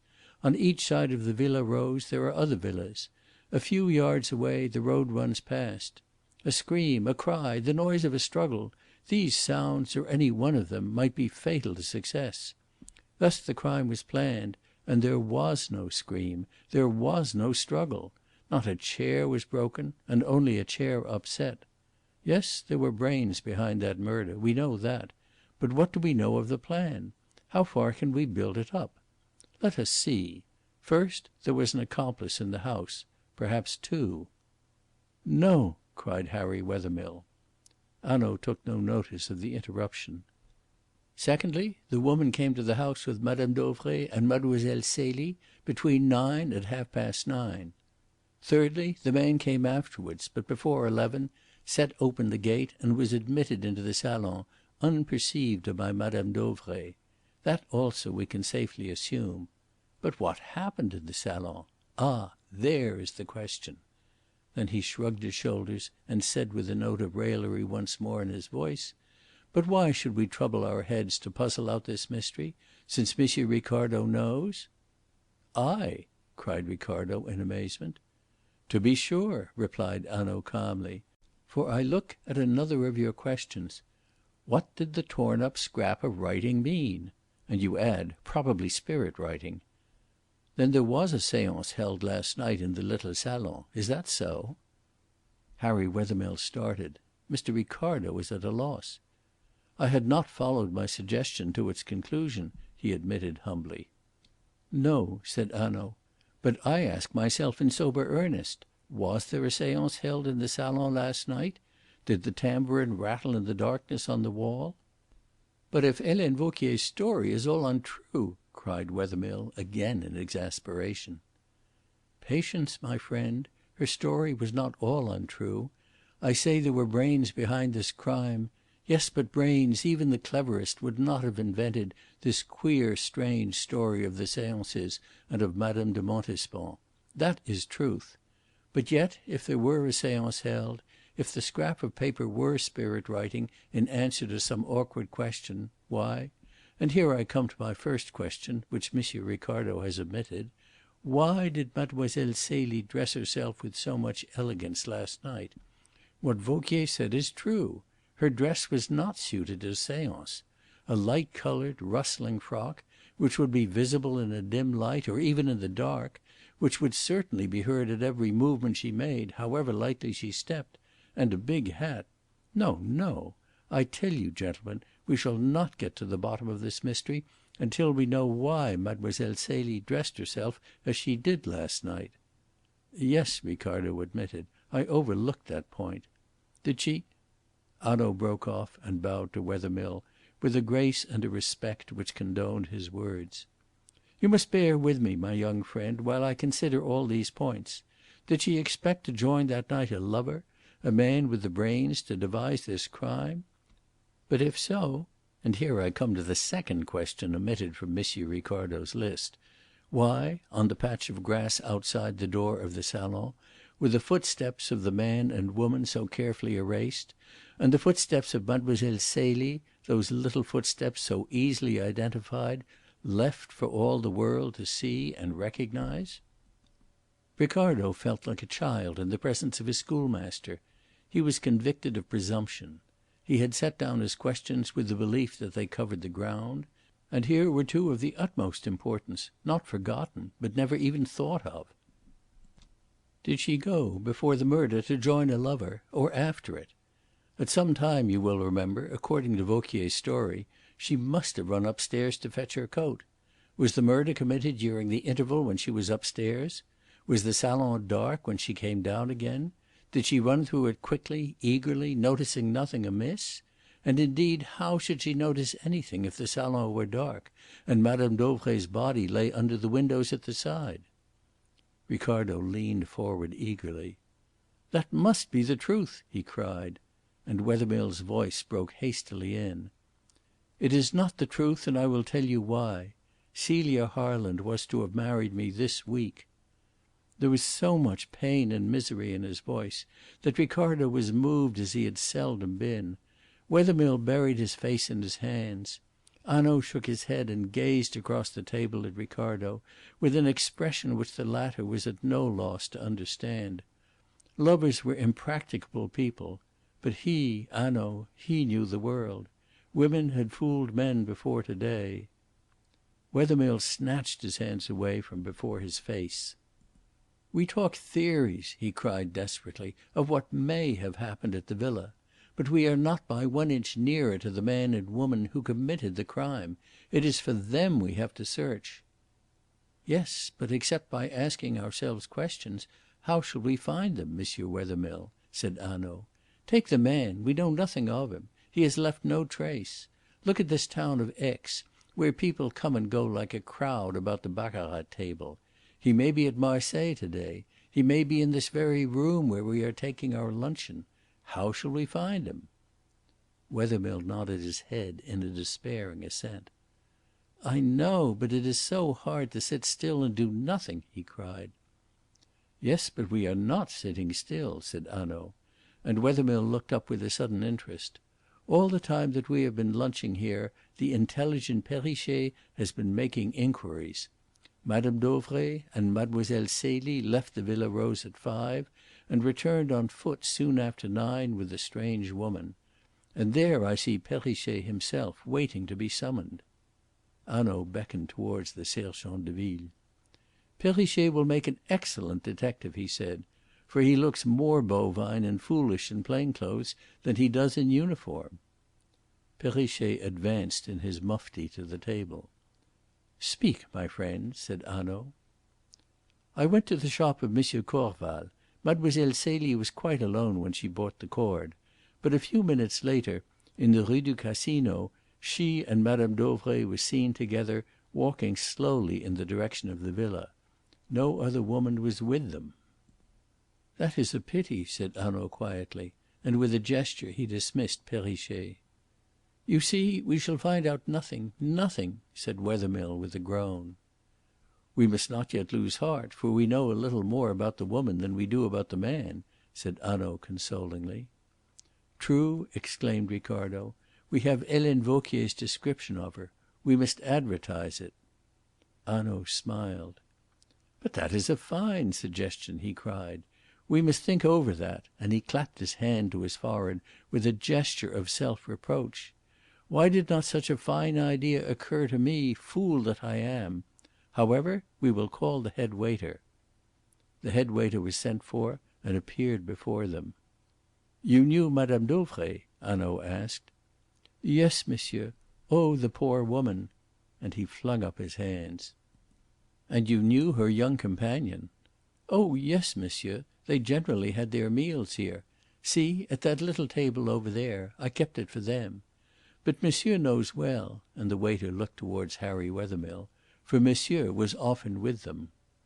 "Yes," said Hanaud. "Did Madame Dauvray dine at that little table last night?" "No, monsieur. She was not here last night." "Nor Mademoiselle Celie?" "No, monsieur. I do not think they were in the Villa des Fleurs at all." "We know they were not!" exclaimed Ricardo. "Wethermill and I were in the rooms and we did not see them." "But perhaps you left early," objected Hanaud. "No," said Ricardo. "It was just 10 o'clock when we reached the Majestic." "You reached your hotel at 10," Hanaud repeated. "Did you walk straight from here?" "Yes." "Then you left here about 10:15. And we know that Madame Dauvray was back at the villa soon after 9. Yes, they could not have been here last night," Hanaud agreed, and sat for a moment silent. Then he turned to the head waiter. "Have you noticed any woman with Madame Dauvray and her companion lately?" "No, monsieur, I do not think so." "Think. A woman, for instance, with red hair." Harry Wethermill started forward. Mr. Ricardo stared at Hanaud in amazement. The waiter reflected. "No, monsieur, I have seen no woman with red hair." "Thank you," said Hanaud, and the waiter moved away. "A woman with red hair!" cried Wethermill. "But Helene Vauquier described her. She was sallow, her eyes, her hair were dark." Hanaud turned with a smile to Harry Wethermill. "Did Helene Vauquier, then, speak the truth?" he asked. "No, the woman who was in the salon last night, who returned home with Madame Dauvray and Mademoiselle Celie, was not a woman with black hair and bright black eyes. Look!" And fetching his pocket book from his pocket, he unfolded a sheet of paper and showed them, lying upon its white surface, a long red hair. "I picked that up on the table, the round satinwood table in the salon. It was not easy to see it, but I did see it. Now, that is not Mademoiselle Celie's hair, which is fair, nor Madame Dauvray's, which is dyed brown, nor Helene Vauquier's, which is black, nor the charwoman's, which, as I have taken the trouble to find out, is grey. It is therefore from the head of our unknown woman. And I will tell you more. This woman with the red hair, she is in Geneva." A startled exclamation burst from Ricardo. Harry Wethermill sat slowly down. For the first time that day there had come some colour into his cheeks, a sparkle into his eye. "But that is wonderful!" he cried. "How did you find that out?" Hanaud leaned back in his chair and took a pull at his cigar. He was obviously pleased with Wethermill's admiration. "Yes, how did you find it out?" Ricardo repeated. Hanaud smiled. "As to that," he said, "remember I am the captain of the ship, and I do not show you my observation." Ricardo was disappointed. Harry Wethermill, however, started to his feet. "We must search Geneva, then," he cried. "It is there we should be, not here drinking our coffee at the Villa des Fleurs." Hanaud raised his hand. "The search is not being overlooked. But Geneva is a big city. It is not easy to search Geneva and find, when we know nothing about the woman for whom we are searching, except that her hair is red, and that probably a young girl last night was with her. It is rather here, I think, in Aix, that we must keep our eyes wide open." "Here!" cried Wethermill in exasperation. He stared at Hanaud as though he were mad. "Yes, here, at the post office, at the telephone exchange. Suppose that the man is in Aix, as he may well be, some time he will wish to send a letter, or a telegram, or a message over the telephone. That, I tell you, is our chance. But here is news for us." Hanaud pointed to a messenger who was walking towards them. The man handed Hanaud an envelope. "From Monsieur le Commissaire," he said, and he saluted and retired. "From Monsieur le Commissaire?" cried Ricardo excitedly. But before Hanaud could open the envelope, Harry Wethermill laid a hand upon his sleeve. "Before we pass to something new, Monsieur Hanaud," he said, "I should be very glad if you would tell me what made you shiver in the salon this morning. It has distressed me ever since. What was it that those two cushions had to tell you?" There was a note of anguish in his voice, difficult to resist. But Hanaud resisted it. He shook his head. "Again," he said gravely, "I am to remind you that I am the captain of the ship, and do not show my observation." He tore open the envelope and sprang up from his seat. "Madame Dauvray's motor car has been found!" he cried. "Let us go." Hanaud called for the bill and paid it. the three men left the Villa des Fleurs together. End of chapter 8.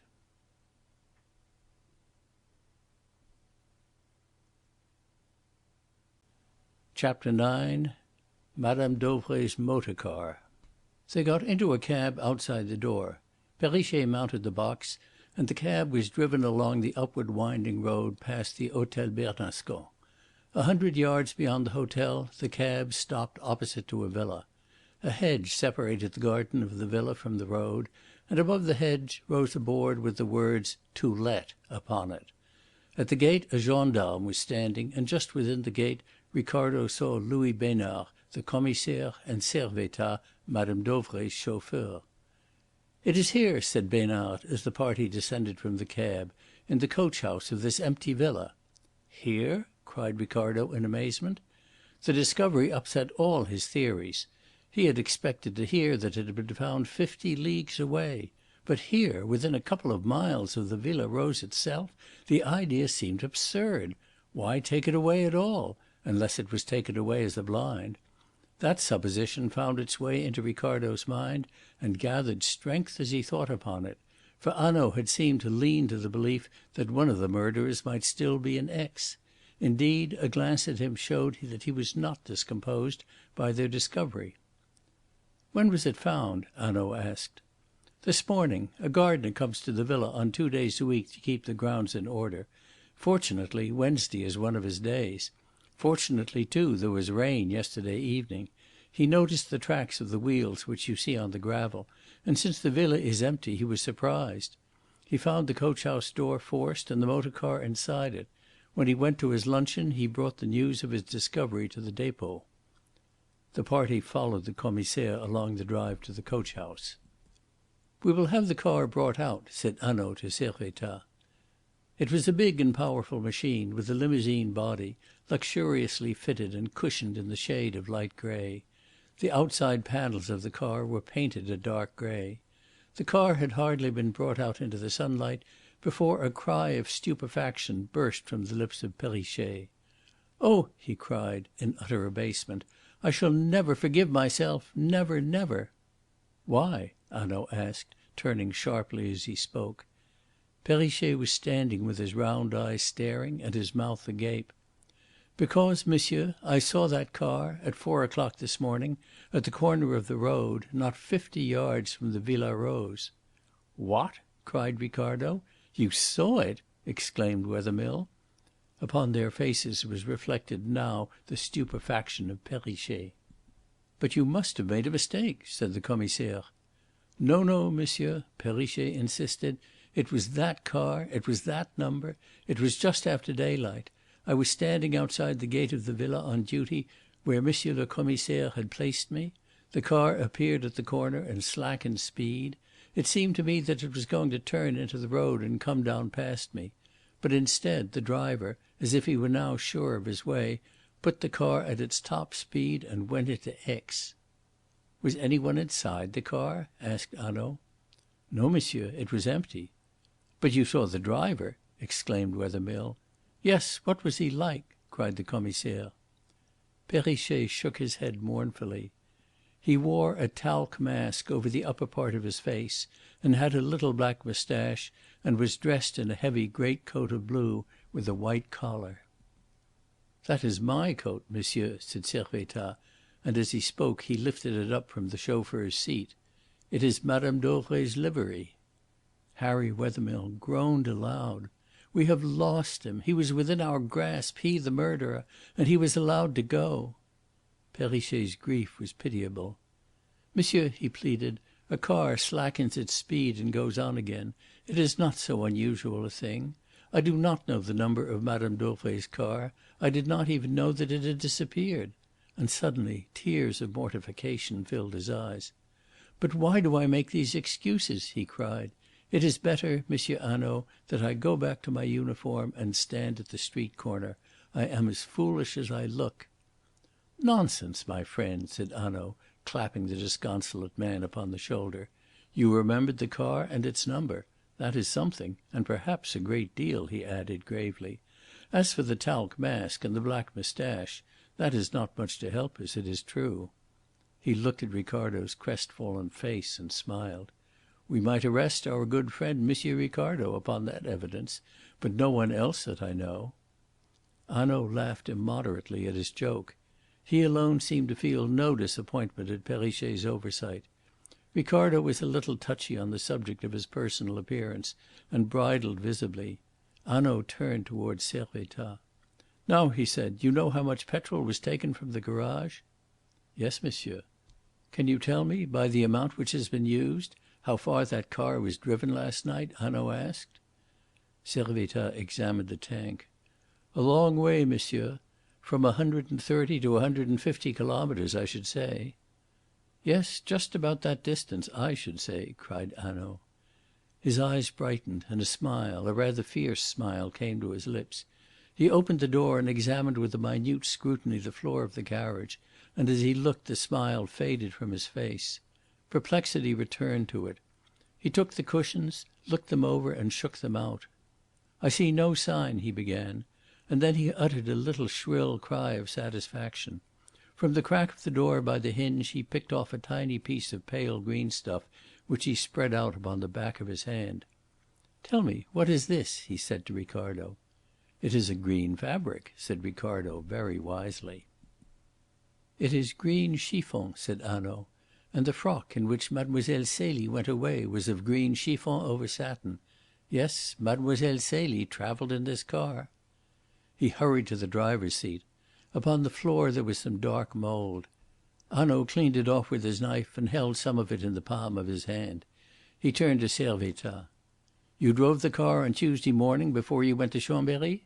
"Yes, monsieur." "Where did you take up Madame Dauvray and Mademoiselle Celie?"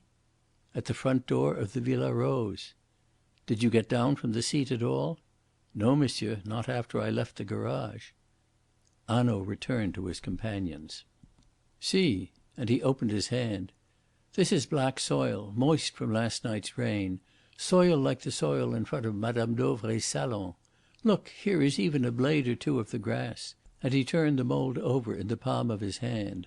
Then he took an empty envelope from his pocket and poured the soil into it and gummed the flap down. He stood and frowned at the motor car. "Listen," he said, "how I am puzzled. There was a man last night at the Villa Rose. There were a man's blurred footmarks in the mould before the glass door. That man drove Madame's car for 150 kilometres, and he leaves the mould which clung to his boots upon the floor of his seat. Mademoiselle Celie and another woman drove away inside the car. Mademoiselle Celie leaves a fragment of the chiffon tunic of her frock which caught in the hinge. But Mademoiselle Celie made much clearer impressions in the mould than the man. Yet on the floor of the carriage there is no trace of her shoes.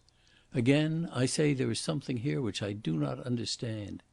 And he spread out his hands with an impulsive gesture of despair.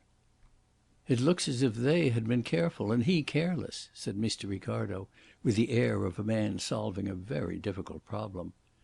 "What a mind!" cried Hanaud, now clasping his hands together in admiration. "How quick and how profound!" There was at times something elephantinely elfish in M. Hanaud's demeanour, which left Mr. Ricardo at a loss. But he had come to notice that these undignified manifestations usually took place when Hanaud had reached a definite opinion upon some point which had perplexed him. "Yet there is perhaps another explanation," Hanaud continued. "For, observe, M. Ricardo, we have other evidence to show that the careless one was Mademoiselle Celie. It was she who left her footsteps so plainly visible upon the grass, not the man.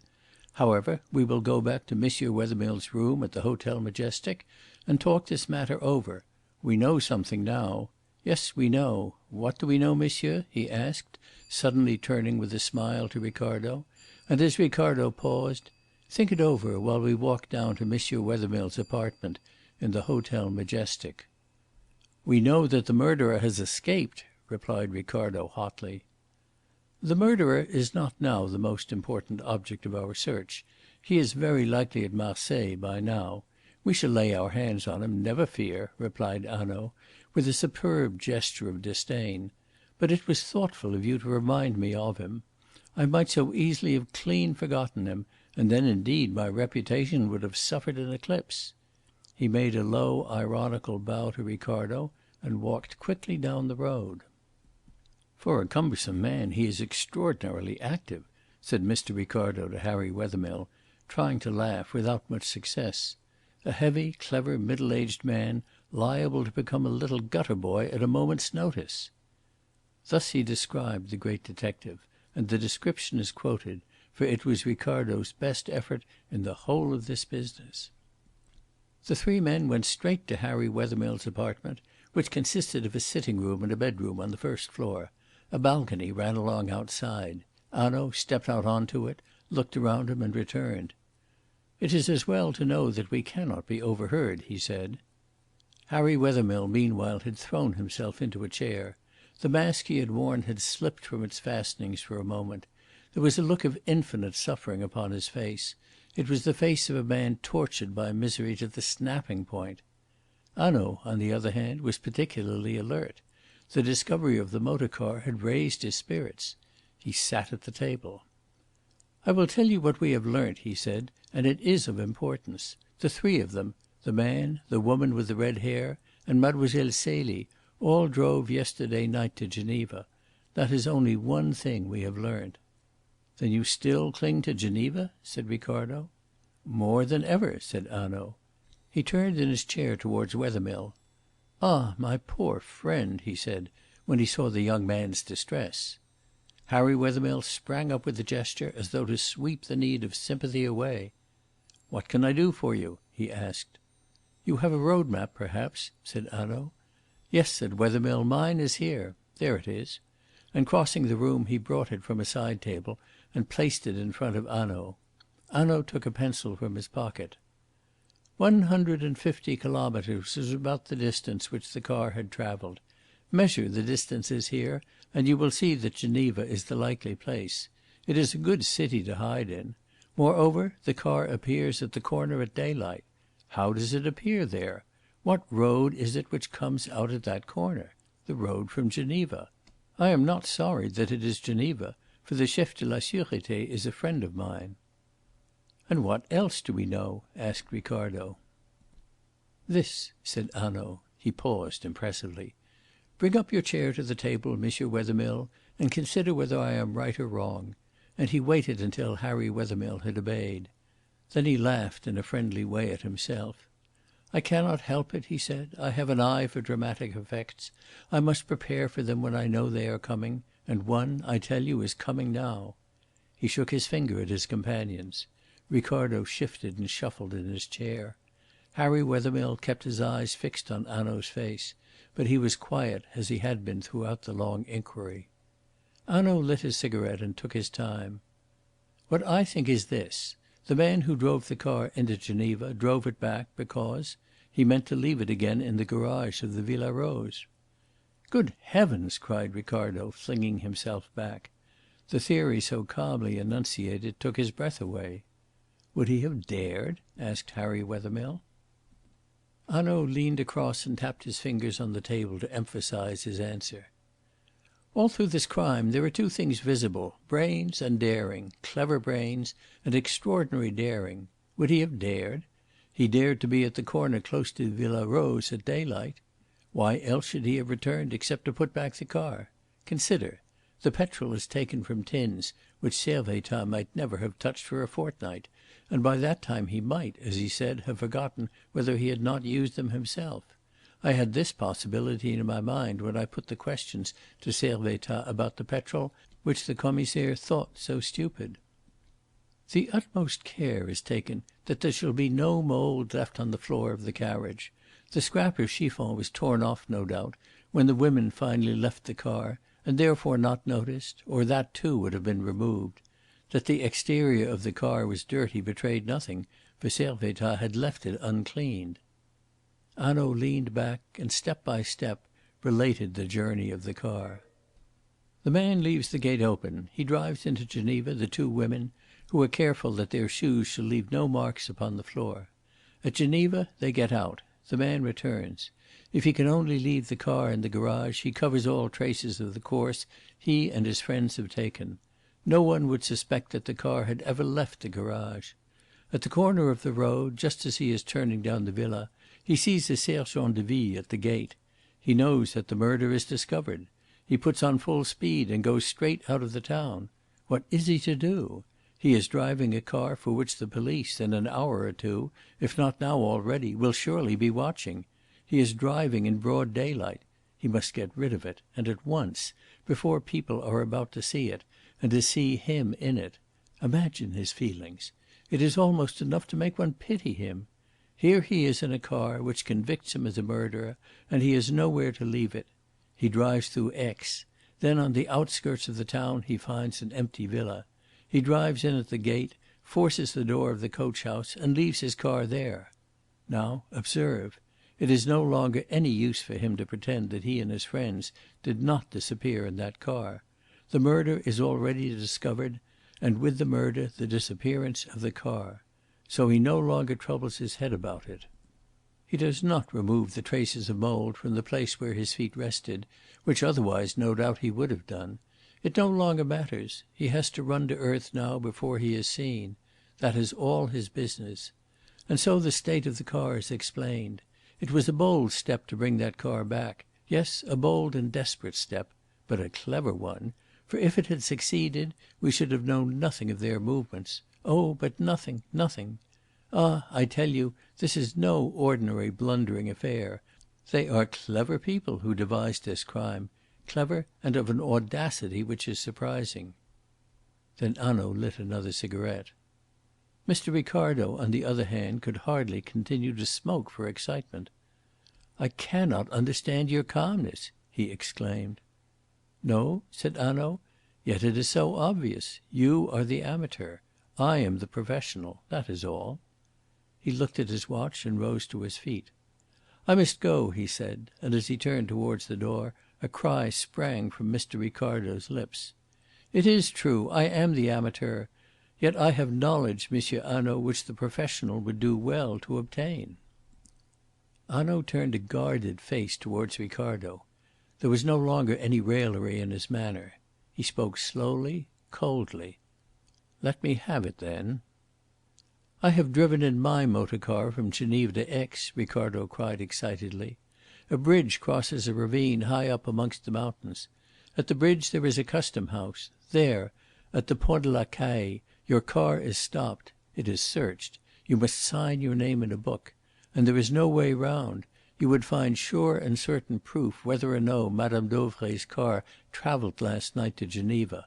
Not so many travellers pass along that road at night. You would find certain proof, too, of how many people were in the car. For they search carefully at the Pont de la Caille." A dark flush overspread Hanaud's face. Ricardo was in the seventh heaven. He had at last contributed something to the history of this crime. He had repaired an omission. He had supplied knowledge to the omniscient. Wethermill looked up drearily, like one who has lost heart. "Yes, you must not neglect that clue," he said. Hanaud replied testily. "It is not a clue. Monsieur Ricardo tells that he travelled from Geneva into France and that his car was searched." "Well, we know already that the officers are particular at the customs houses of France. But travelling from France into Switzerland is a very different affair. In Switzerland, hardly a glance, hardly a word." That was true. Monsieur Ricardo, crestfallen, recognised the truth. But his spirits rose again at once. "But the car came back from Geneva into France!" he cried. "Yes, but when the car came back the man was alone in it," Hanaud answered. "I have more important things to attend to. For instance, I must know whether by any chance they have caught our man at Marseilles." He laid his hand on Wethermill's shoulder. "And you, my friend, I should counsel you to get some sleep. We may need all our strength to morrow. I hope so." He was speaking very bravely. "Yes, I hope so." Wethermill nodded. "I shall try," he said. "That's better," said Hanaud cheerfully. "You will both stay here this evening, for if I have news I can then ring you up." Both men agreed, and Hanaud went away. He left Mr. Ricardo profoundly disturbed. "That man will take advice from no one," he declared. "His vanity is colossal. It is true they are not particular at the Swiss frontier. Still, the car would have to stop there. At the custom house they would know something. Hanaud ought to make inquiries." But neither Ricardo nor Harry Wethermill heard a word more from Hanaud that night.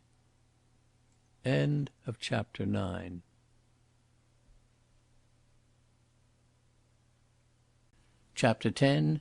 News from Geneva. The next morning, however, before Mr. Ricardo was out of his bed, Monsieur Hanaud was announced. He came stepping gaily into the room, more elephantinely elfish than ever. "Send your valet away," he said, and as soon as they were alone he produced a newspaper, which he flourished in Mr. Ricardo's face and then dropped into his hands.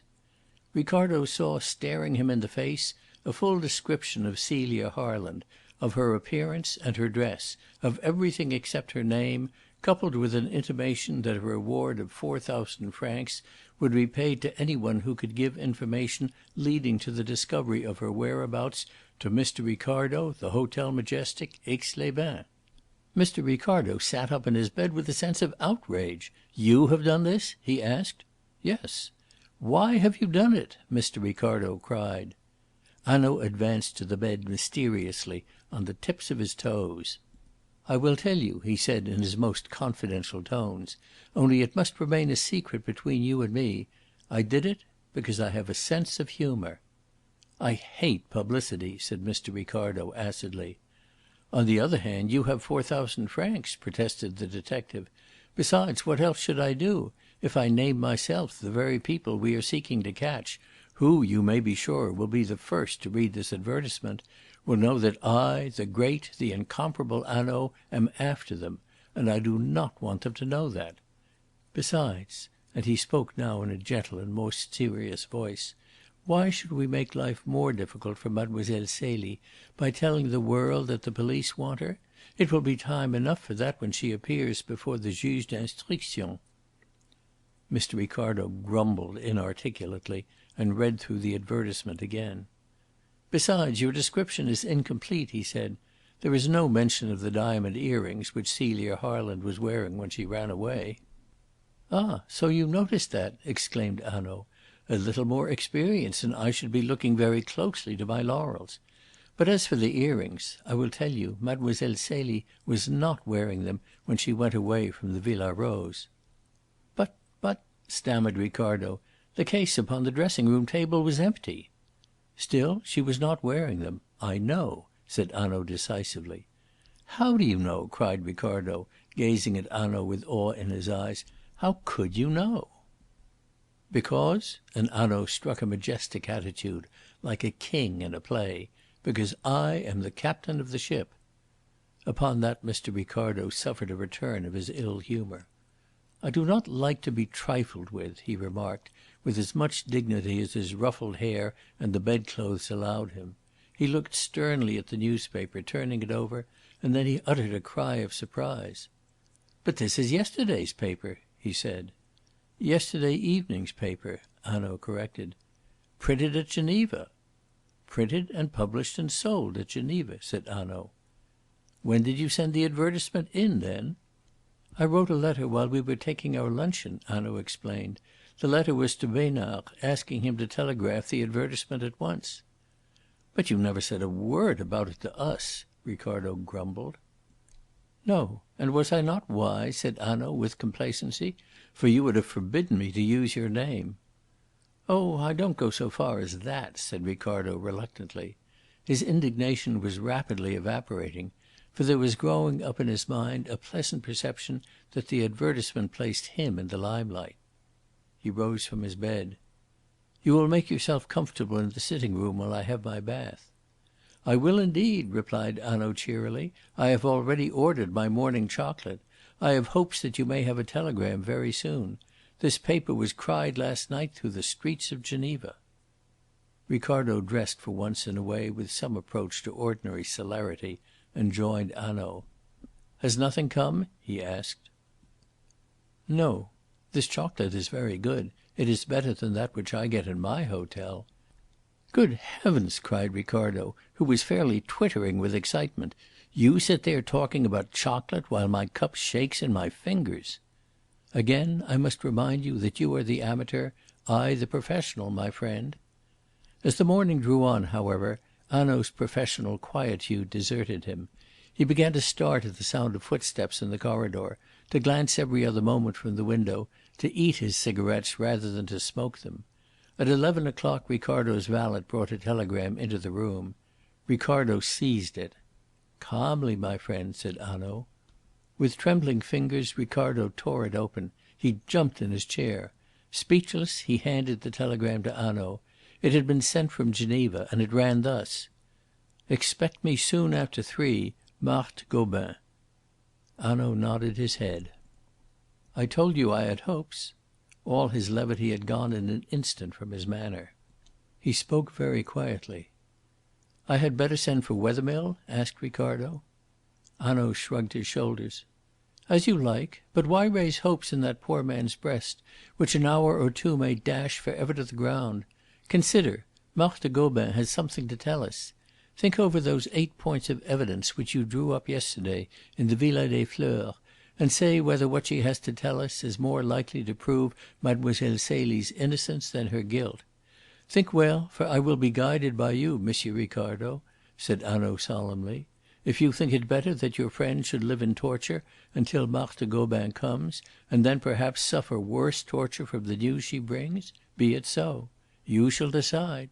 If, on the other hand, you decide it will be best to leave Monsieur Wethermill in peace until we know her story, be it so. You shall decide." Ricardo moved uneasily.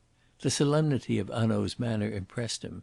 He had no wish to take the responsibility of the decision upon himself. But Hanaud sat with his eyes strangely fixed upon Ricardo, waiting for his answer.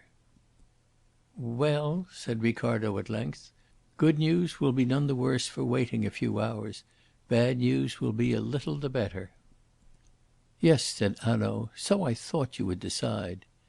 He took up a Continental Bradshaw from a bookshelf in the room. "From Geneva she will come through Culoz. Let us see." He turned over the pages. "There is a train from Culoz which reaches Aix at 7 minutes past 3. It is by that train she will come. You have a motor car?" "Yes." "Very well. Will you pick me up in it at 3 at my hotel? We will drive down to the station and see the arrivals by that train. It may help us to get some idea of the person with whom we have to deal. That is always an advantage. Now I will leave you, for I have much to do, but I will look in upon Monsieur Wethermill as I go down and tell him that there is as yet no news." He took up his hat and stick and stood for a moment staring out the window. Then he roused himself from his reverie with a start. "You look out upon Mont Revard, I see. I think Monsieur Wethermill's view over the garden and the town is the better one," he said, and went out of his room. At 3 o'clock Ricardo called in his car, which was an open car of high power, at Hanaud's hotel, and the two men went to the station. They waited outside the exit while the passengers gave up their tickets. Amongst them a middle-aged, short woman of a plethoric tendency attracted their notice. She was neatly but shabbily dressed in black. Her gloves were darned, and she was obviously in a hurry. As she came out she asked a commissionaire, "How far is it to the Hotel Majestic?" The man told her the hotel was at the very top of the town, and the way was steep. "But madame can go up in the omnibus of the hotel," he suggested. Madame, however, was in too much of a hurry. The omnibus would have to wait for luggage. She hailed a closed cab and drove off inside it. "Now, if we go back in the car we shall be all ready for her when she arrives," said Hanaud. They passed the cab indeed a few yards up the steep hill which leads from the station. The cab was moving at a walk. "She looks honest," said Hanaud with a sigh of relief. "She is some good bourgeoise anxious to earn 4,000 francs." They reached the hotel in a few minutes. "We may need your car again the moment Marthe Gobin has gone," said Hanaud. "It shall wait here," said Ricardo. "No," said Hanaud, "let it wait in the little street at the back of my hotel. It will not be so noticeable there. You have petrol for a long journey?" Ricardo gave the order quietly to his chauffeur, and followed Hanaud into the hotel. Through a glass window they could see Wethermill smoking a cigar over his coffee. "He looks as if he had not slept," said Ricardo. Hanaud nodded sympathetically and beckoned Ricardo past the window. "But we are nearing the end." These 2 days have been for him days of great trouble, one can see that very clearly. And he has done nothing to embarrass us. Men in distress are apt to be a nuisance. I am grateful to M. Wethermill. But we are nearing the end. Who knows? Within an hour or two we may have news for him." He spoke with great feeling, and the two men ascended the stairs to Ricardo's rooms. For the second time that day Hanaud's professional calm deserted him. The window overlooked the main entrance to the hotel. Hanaud arranged the room, and even while he arranged it, ran every other second and leaned from the window to watch for the coming of the cab. "Put the bank notes upon the table," he said hurriedly. "They will persuade her to tell us all that she has to tell. Yes, that will do. She is not in sight yet?" "No." "She could not be. It is a long way from the station," said Ricardo, "and the whole distance is uphill." "Yes, that is true," Hanaud replied. "We will not embarrass her by sitting round the table like a tribunal. You will sit in that arm chair." Ricardo took his seat, crossed his knees, and joined the tips of his fingers. "So! Not too judicial," said Hanaud. "I will sit here at the table. Whatever you do, do not frighten her." Hanaud sat down in the chair which he had placed for himself. "Marthe Gobin shall sit opposite with the light upon her face. So!" And springing up he arranged a chair for her. "Whatever you do, do not frighten her," he repeated. "I am nervous. So much depends upon this interview." And in a second he was back at the window. Ricardo did not move. He arranged in his mind the interrogatory which was to take place. He was to conduct it. He was the master of the situation. All the limelight was to be his. Startling facts would come to light elicited by his deft questions. Hanaud need not fear. He would not frighten her. He would be gentle, he would be cunning. Softly and delicately he would turn this good woman inside out like a glove. Every artistic fibre in his body vibrated to the dramatic situation. Suddenly Hanaud leaned out of the window. "It comes, it comes," he said in a quick feverish whisper. "I can see the cab between the shrubs of the drive." "Let it come," said Mr. Ricardo superbly. Even as he sat he could hear the grating of the wheels upon the drive. He saw Hanaud lean farther from the window and stamp impatiently upon the floor. "There it is at the door," he cried, and for a few seconds he spoke no more. He stood looking downwards, craning his head, with his back towards Ricardo. Then, with a wild and startled cry, he staggered back into the room. His face was white as wax, his eyes full of horror, his mouth open. "What is the matter?" exclaimed Ricardo, springing to his feet. "They are lifting her out. She doesn't move. They are lifting her out." For a moment he stared into Ricardo's face, paralysed by fear. Then he sprang down the stairs. Ricardo followed him. There was confusion in the corridor. Men were running, voices were crying questions. As they passed the window they saw Wethermill start up, aroused from his lethargy.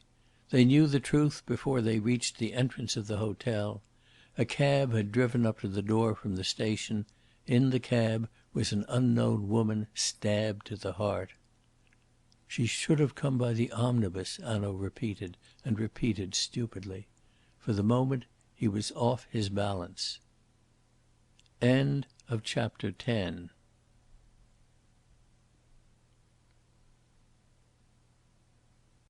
Chapter 11. The Unopened Letter. The hall of the hotel had been cleared of people. At the entrance from the corridor a porter barred the way. "No one can pass," said he. "I think that I can," said Hanaud, and he produced his card. "From the Sûreté at Paris."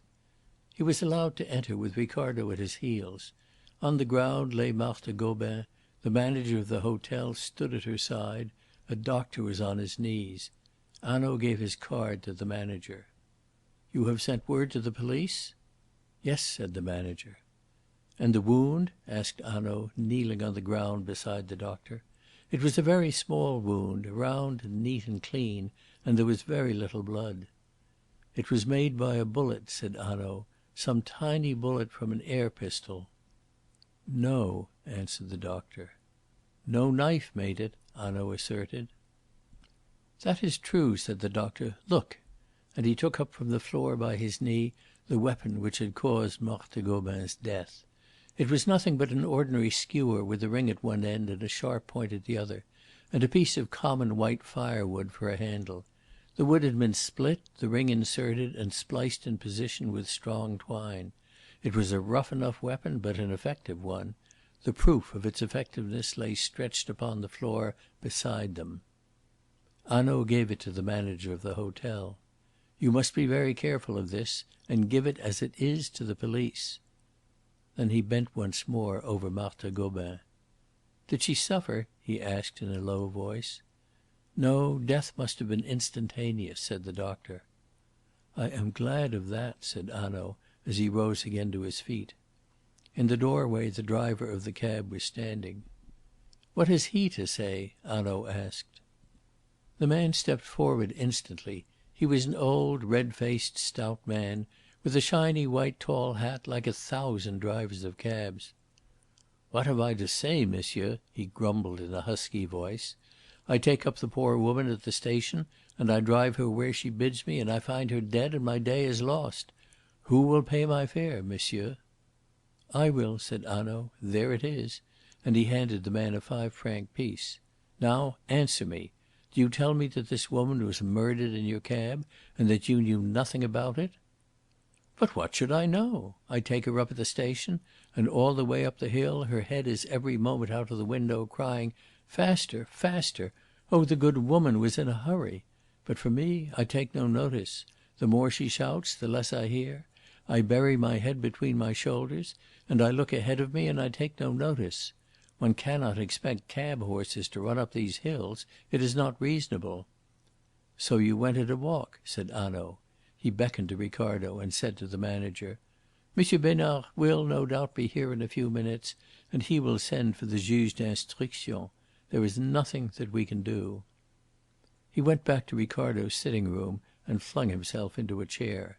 He had been calm enough downstairs in the presence of the doctor and the body of the victim. Now, with only Ricardo for a witness, he gave way to distress. "It is terrible," he said. "The poor woman! It was I who brought her to Aix. It was through my carelessness. But who would have thought?" He snatched his hands from his face and stood up. "I should have thought," he said solemnly. "Extraordinary daring that was one of the qualities of my criminal. I knew it and I disregarded it. Now we have a second crime."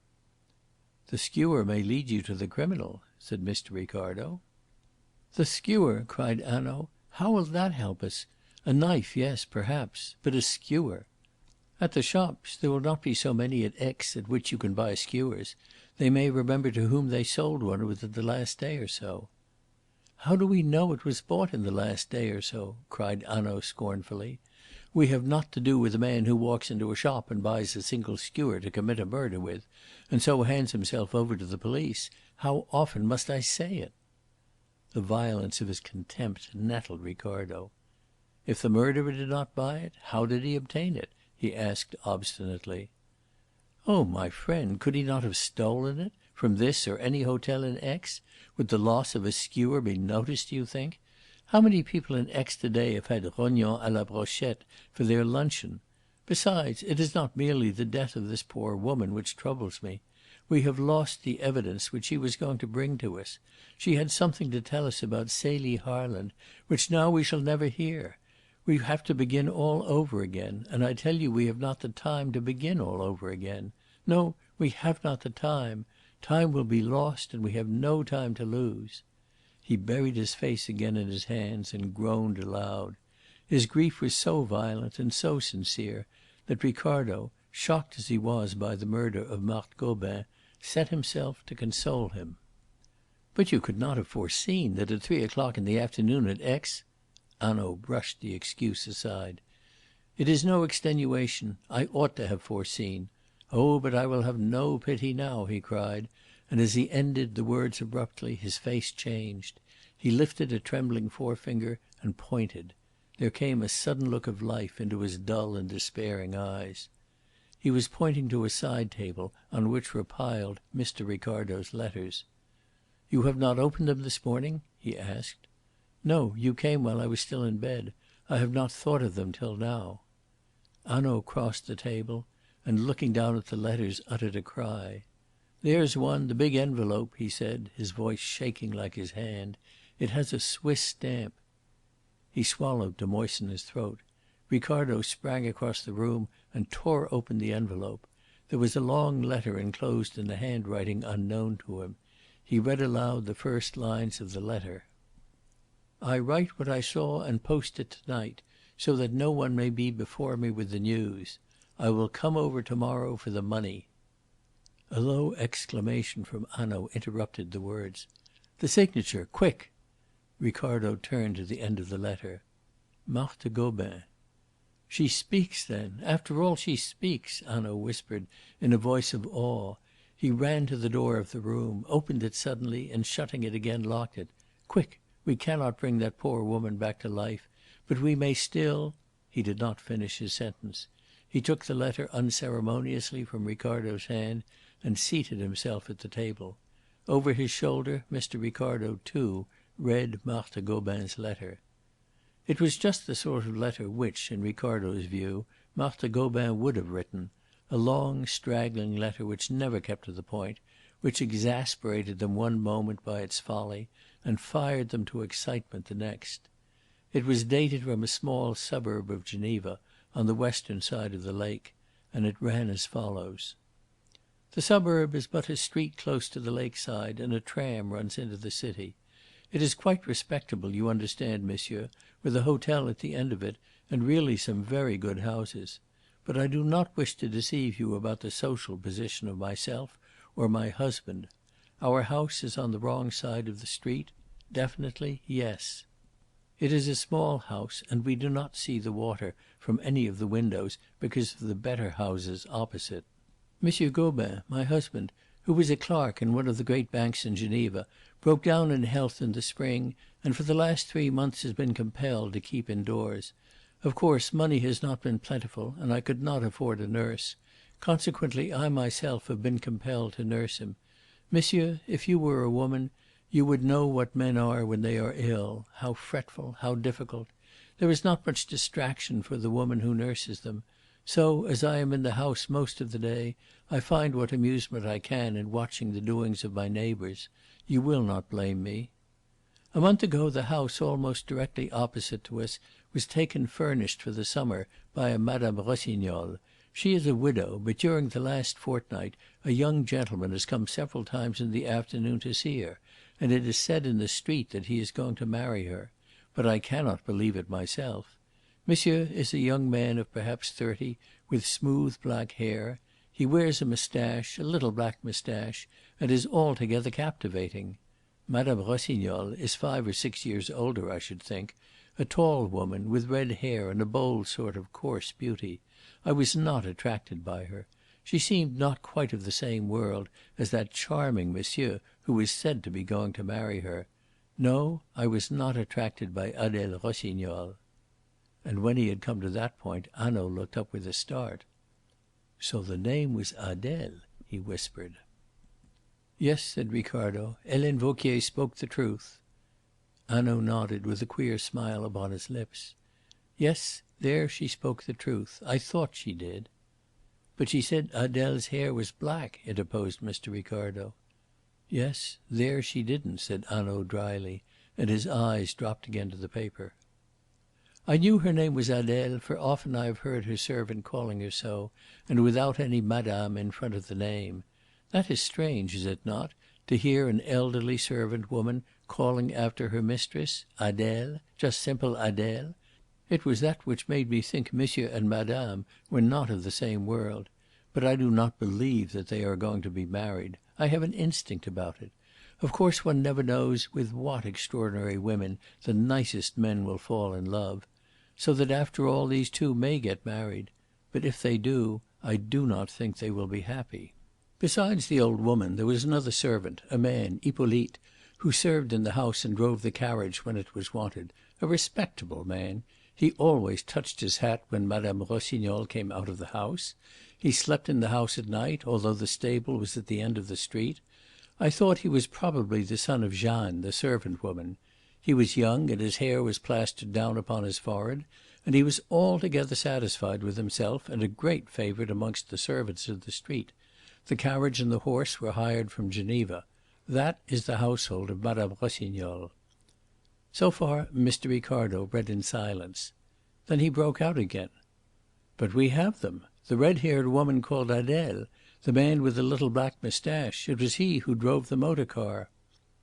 Hanaud held up his hand to check the flow of words, and both read on again. "At 3 o'clock on Tuesday afternoon Madame was driven away in the carriage, and I did not see it return all that evening. Of course it may have returned to the stables by another road. But it was not unusual for the carriage to take her into Geneva and wait a long time. I went to bed at 11, but in the night M. Gobin was restless, and I rose to get him some medicine. We slept in the front of the house, monsieur, and while I was searching for the matches upon the table in the middle of the room, I heard the sound of carriage wheels in the silent street. I went to the window, and raising a corner of the curtains, looked out. M. Gobin called to me fretfully from the bed to know why I did not light the candle and get him what he wanted. I have already told you how fretful sick men can be, always complaining if just for a minute one distracts oneself by looking out of the window. But there, one could do nothing to please them. Yet how right I was to raise the blind and look out of the window, for if I had obeyed my husband I might have lost 4,000 francs. And 4,000 francs are not to be sneezed at by a poor woman whose husband lies in bed. I saw the carriage stop at Madame Rossignol's house. Almost at once the house door was opened by the old servant, although the hall of the house and all the windows in the front were dark. That was the first thing that surprised me. For when Madame came home late and the house was dark, she used to let herself in with a latchkey. Now, in the dark house in the early morning, a servant was watching for them. It was strange. As soon as the door of the house was opened, the door of the carriage opened too, and a young lady stepped quickly out onto the pavement. The train of her dress caught in the door, and she turned round, stooped, freed it with her hand, and held it up off the ground. The night was clear, and there was a lamp in the street close by the door of Madame Rossignol's house. As she turned I saw her face under the big green hat. It was very pretty and young, and the hair was fair. She wore a white coat, but it was open in front and showed her evening frock of pale green. When she lifted her skirt I saw the buckles sparkling on her satin shoes. It was the young lady for whom you are advertising, I am sure. She remained standing just for a moment without moving while Madame Rossignol got out. I was surprised to see a young lady of such distinction in Madame Rossignol's company. Then, still holding her skirt up, she ran very lightly and quickly across the pavement into the dark house. I thought, monsieur, that she was very anxious not to be seen. So when I saw your advertisement I was certain that this was the young lady for whom you are searching. I waited for a few moments and saw the carriage drive off towards the stable at the end of the street. But no light went up in any of the rooms in front of the house. And M. Gobin was so fretful that I dropped the corner of the blind, lit the candle, and gave him his cooling drink. His watch was on the table at the bedside, and I saw that it was 5 minutes to 3. I will send you a telegram to-morrow, as soon as I am sure at what hour I can leave my husband. Accept, monsieur, I beg you, my most distinguished salutations.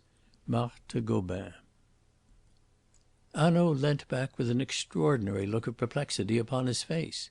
But to Ricardo the whole story was now clear. Here was an independent witness, without the jealousy or rancours of Helene Vauquier. Nothing could be more damning than her statement. It corroborated those footmarks upon the soil in front of the glass door of the salon. There was nothing to be done except to set about arresting Mademoiselle Celie at once. "The facts work with your theory, Monsieur Hanaud. The young man with the black moustache did not return to the house at Geneva. For somewhere upon the road close to Geneva he met the carriage. He was driving back the car to Aix." And then another thought struck him. "But no," he cried, "we are altogether wrong. See! They did not reach home until 5 minutes to 3." 5 minutes to 3! But this demolished the whole of Hanaud's theory about the motor car. The murderers had left the villa between 11 and 12, probably before 11:30. The car was a machine of 60 horse-power, and the roads were certain to be clear. Yet the travellers only reached their home at 3. Moreover, the car was back in Aix at 4. It was evident they did not travel by the car. "Geneva time is an hour later than French time," said Hanaud shortly. It seemed as if the corroboration of this letter disappointed him. 3:15 in Madame Gobin's house would be 2:15 by our watches here. Hanaud folded up the letter and rose to his feet. "We will go now, and we will take this letter with us." Hanaud looked about the room and picked up a glove lying upon a table. "I left this behind me," he said, putting it into his pocket. "By the way, where is the telegram from Marthe Gobin?" "You put it in your letter case." "Oh, did I?" Hanaud took out his letter case and found the telegram within it. His face lightened. "Good," he said emphatically. "For since we have this telegram there must have been another message sent from Adele Rossignol to Aix, saying that Marthe Gobin, that busybody, that inquisitive neighbour, who had no doubt seen M. Ricardo's advertisement, was on her way hither. Oh, it will not be put as crudely as that, but that is what the message will mean. We shall have him." And suddenly his face grew very stern. "I must catch him. For Marthe Gobin's death I cannot forgive. A poor woman meaning no harm, and murdered like a sheep under our noses. No, that I cannot forgive." Ricardo wondered whether it was the actual murder of Marthe Gobin, or the fact that he had been beaten and outwitted, which Hanaud could not forgive. But discretion kept him silent. "Let us go," said Hanaud. "By the lift, if you please. It will save time." They descended into the hall close by the main door. The body of Marthe Gobin had been removed to the mortuary of the town. The life of the hotel had resumed its course. "Monsieur Besnard has gone, I suppose?" Hanaud asked of the porter; and receiving an assent he walked quickly out of the front door. "But there is a shorter way," said Ricardo, running after him. "Across the garden at the back and down the steps." "It will make no difference now," said Hanaud. They hurried along the drive and down the road which circled round the hotel and dipped to the town. Behind Hanaud's hotel Ricardo's car was waiting. "We must go first to Besnard's office. The poor man will be at his wits' end to know who was Madame Gobin and what brought her to Aix. Besides, I wish to send a message over the telephone." Hanaud descended and spent a quarter of an hour with the Commissaire. As he came out he looked at his watch. "We shall be in time, I think," he said. He climbed into the car. "The murder of Marthe Gobin on her way from the station will put our friends at their ease. It will be published, no doubt, in the evening papers, and those good people over there in Geneva will read it with amusement.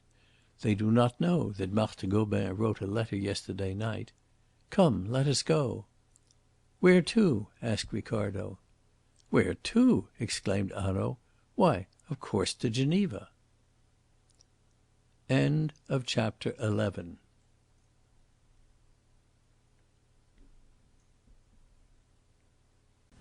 Chapter 12. The Aluminium Flask. "I have telephoned to Le Maire, the Chef de la Sûreté at Geneva," said Hanaud, as the car sped out of Aix along the road to Annecy. "He will have the house watched. We shall be in time. They will do nothing until dark." But though he spoke confidently there was a note of anxiety in his voice, and he sat forward in the car as though he were already straining his eyes to see Geneva. Ricardo was a trifle disappointed. They were on the great journey to Geneva. They were going to arrest Mademoiselle Celie and her accomplices. And Hanaud had not come disguised. Hanaud, in Ricardo's eyes, was hardly living up to the dramatic expedition on which they had set out.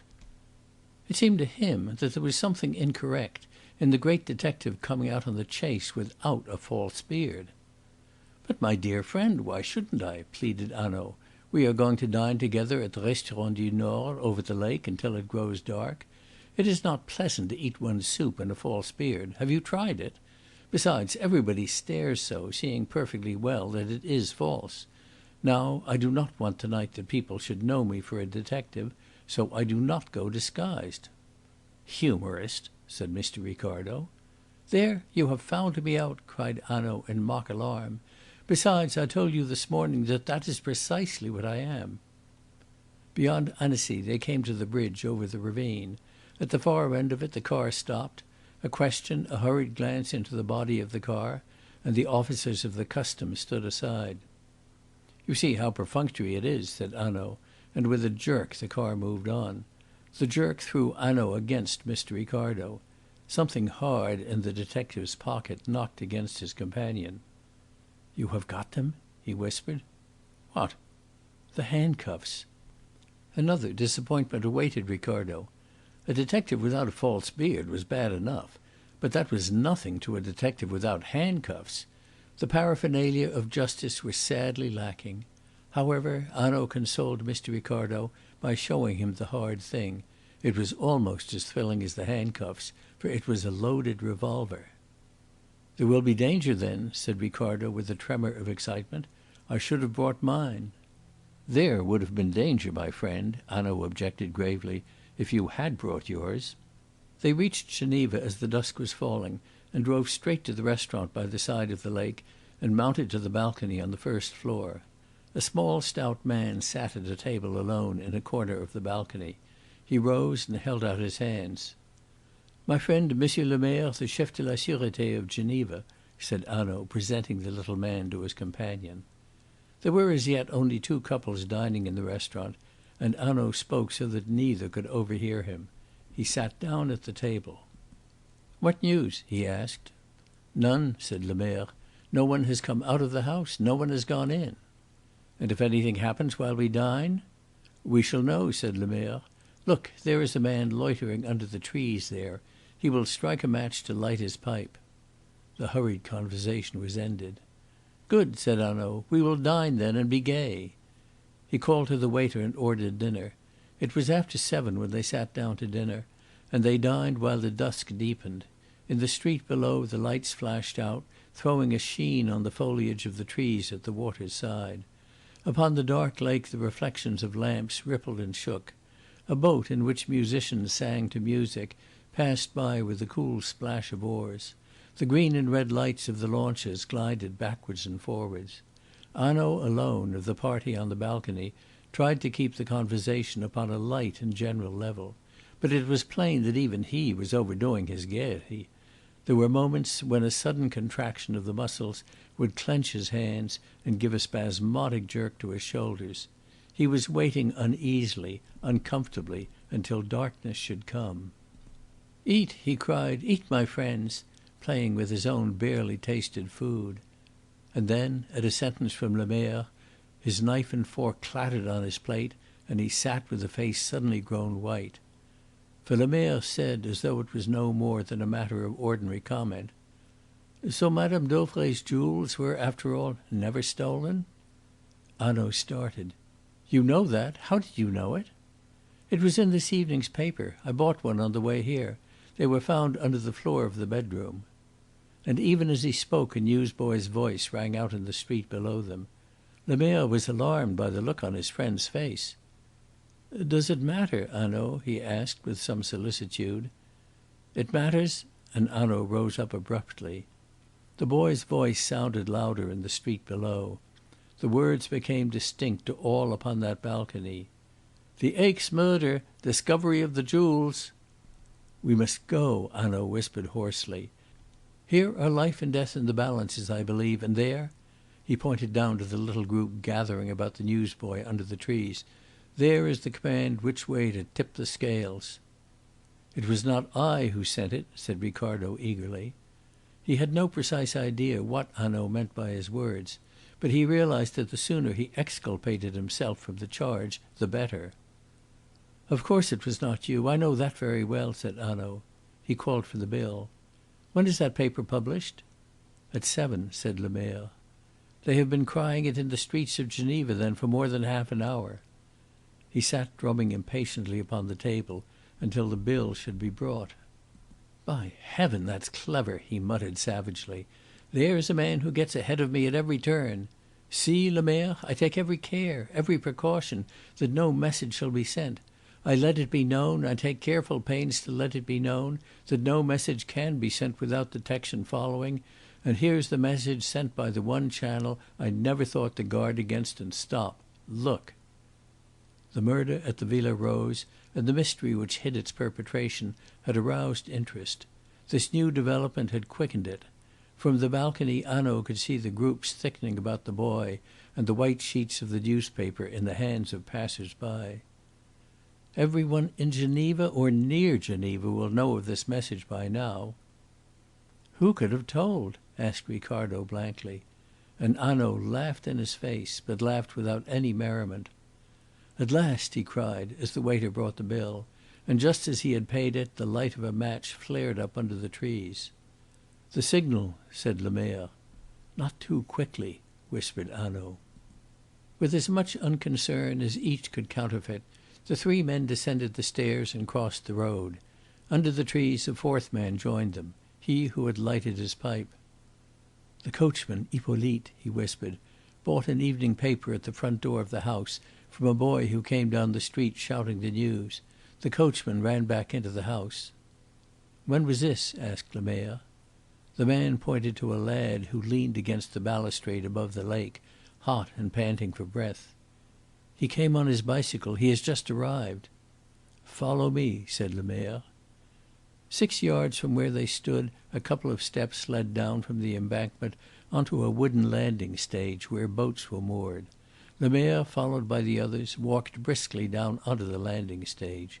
An electric launch was waiting. It had an awning and was of the usual type which one hires at Geneva. There were 2 sergeants in plain clothes on board, and a third man whom Ricardo recognised.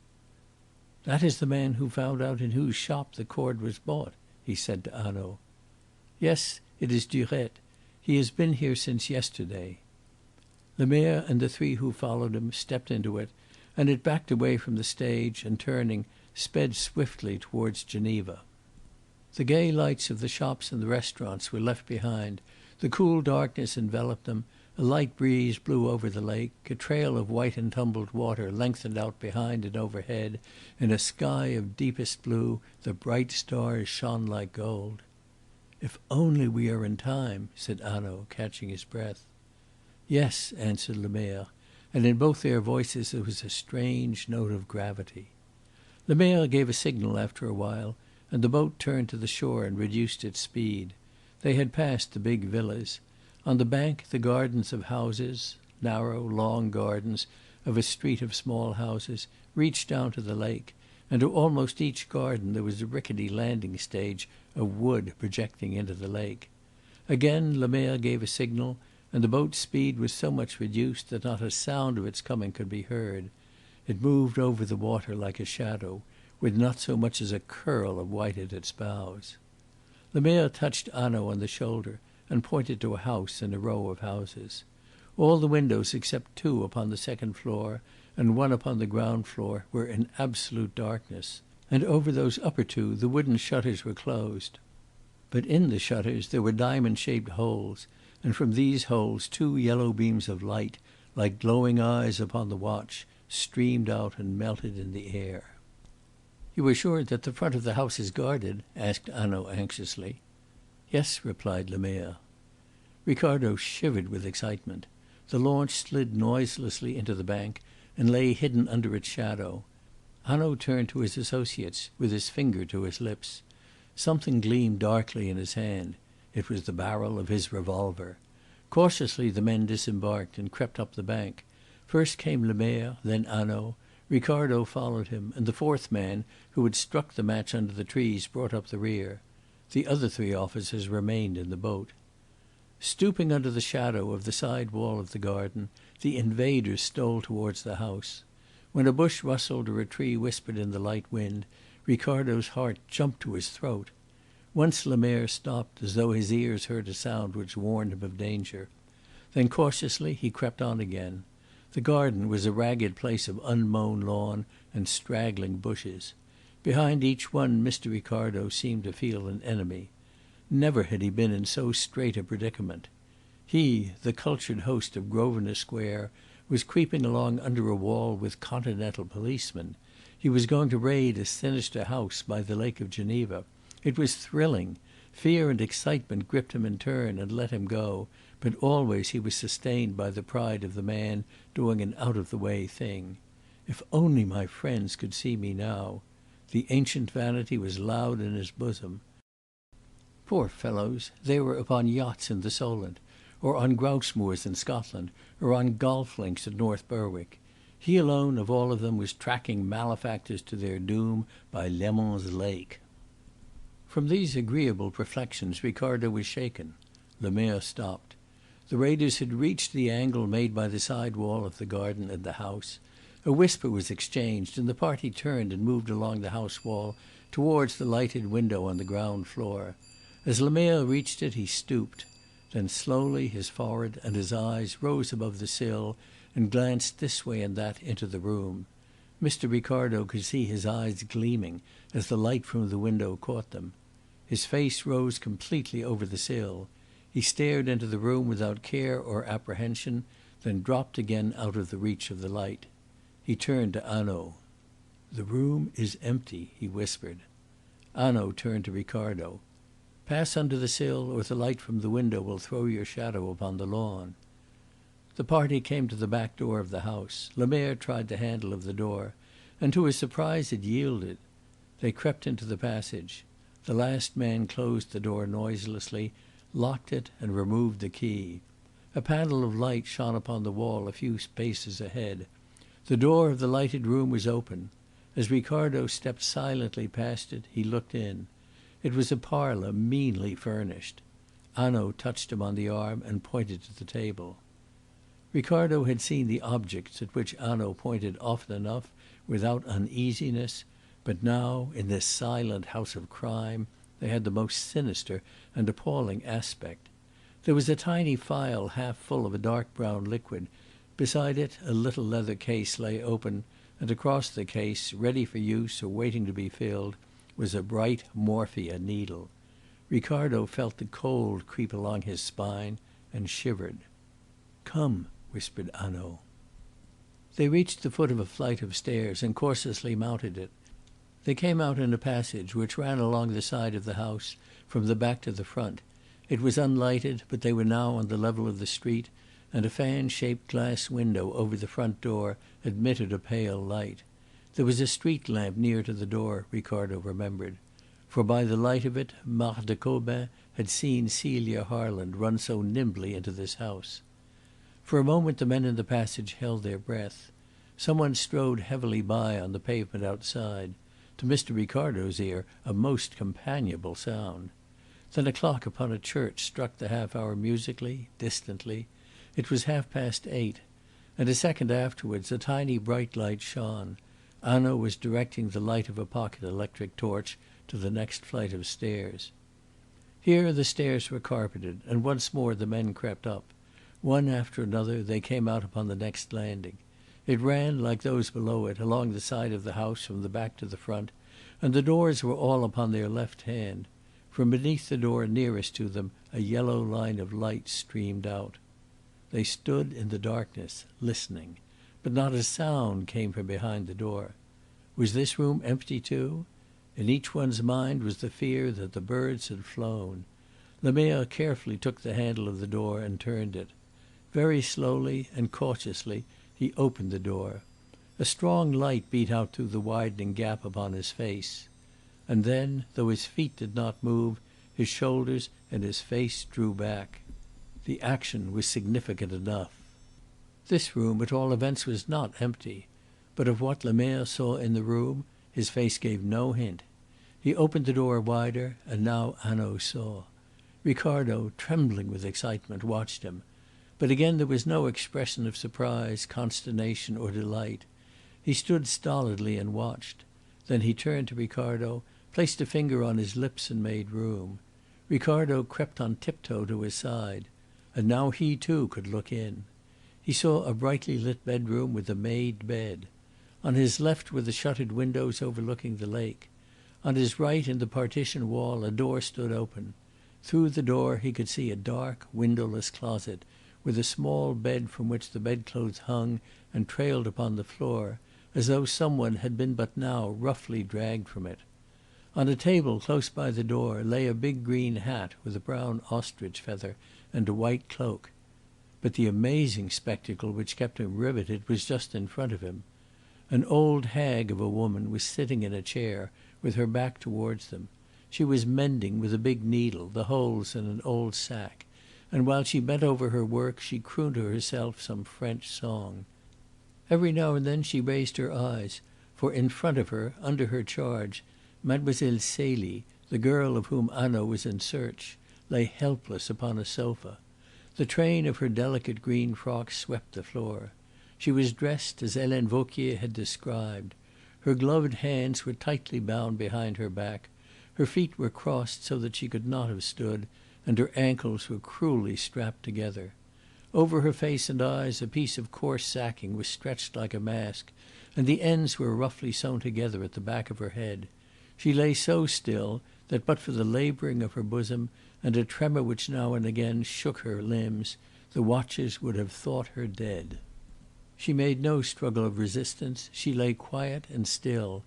Once she writhed, but it was with the uneasiness of one in pain, and the moment she stirred the old woman's hand went out to a bright aluminium flask which stood on a little table at her side.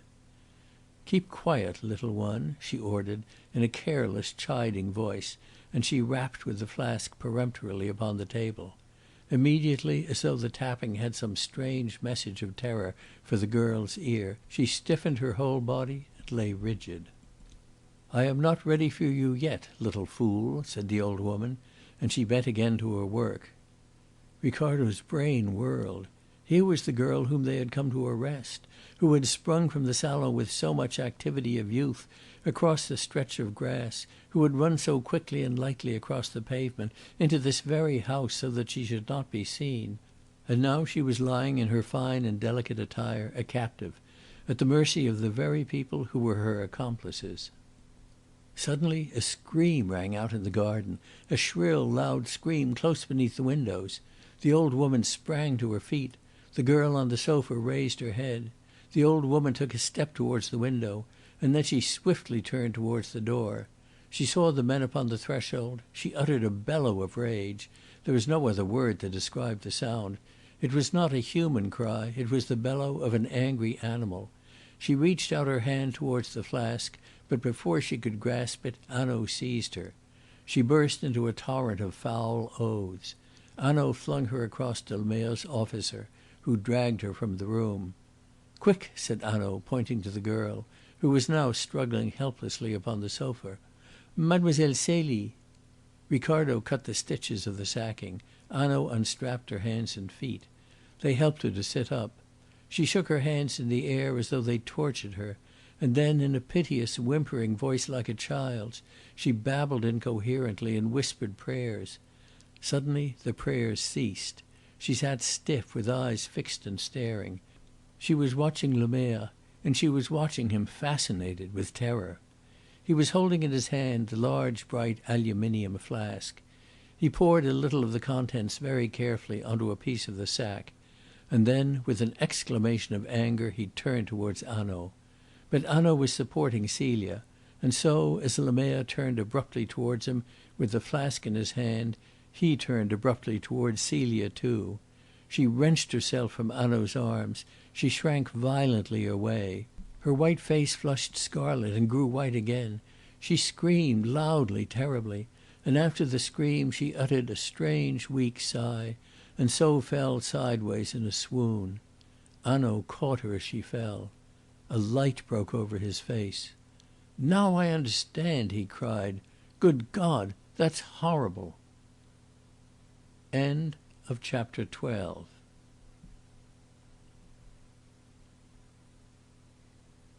Chapter 13.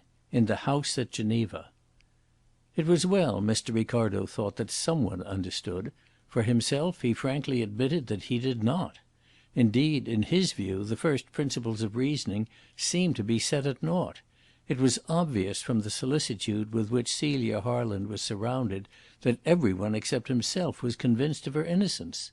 Yet it was equally obvious that any one who bore in mind the 8 points he had tabulated against her must be convinced of her guilt. Yet again, if she were guilty, how did it happen that she had been so mishandled by her accomplices? He was not allowed, however, to reflect upon these remarkable problems. He had too busy a time of it. At one moment he was running to fetch water wherewith to bathe Celia's forehead. At another, when he had returned with the water, he was distracted by the appearance of Durette, the inspector from Aix, in the doorway. "We have them both," he said, "Hippolyte and the woman. They were hiding in the garden." "So I thought," said Hanaud, "when I saw the door open downstairs and the morphia needle on the table." Lemerre turned to one of the officers. "Let them be taken with old Jeanne in cabs to the depot." And when the man had gone upon his errand, Lemerre spoke to Hanaud. "You will stay here to night to arrange for their transfer to Aix?" "I will leave Durette behind," said Hanaud. "I am needed at Aix. We will make a formal application for the prisoners." He was kneeling by Celia's side and awkwardly dabbing her forehead with a wet handkerchief. He raised a warning hand. Celia Harland moved and opened her eyes. She sat up on the sofa, shivering, and looked with dazed and wondering eyes from one to another of the strangers who surrounded her. She searched in vain for a familiar face. "You are amongst good friends, Mademoiselle Celie," said Hanaud with great gentleness. "Oh, I wonder, I wonder!" she cried piteously.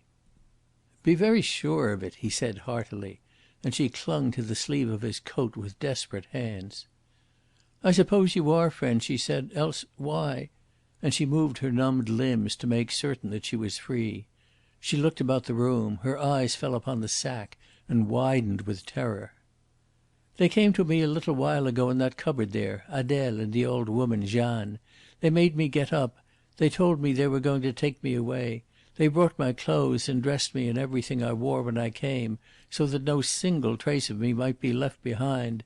Then they tied me." She tore off her gloves and showed them her lacerated wrists. "I think they meant to kill me horribly." And she caught her breath and whimpered like a child. Her spirit was broken. "My poor girl, all that is over," said Hanaud, and he stood up. But at the first movement he made she cried incisively "No!"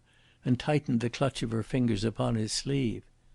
"But, mademoiselle, you are safe," he said with a smile. She stared at him stupidly. It seemed the words had no meaning for her. She would not let him go. It was only the feel of his coat within the clutch of her fingers which gave her any comfort. "I want to be sure that I am safe," she said, with a wan little smile. "Tell me, mademoiselle, what have you had to eat and drink during the last 2 days?" "Is it 2 days?" she asked. "I was in the dark there. I did not know. A little bread, a little water."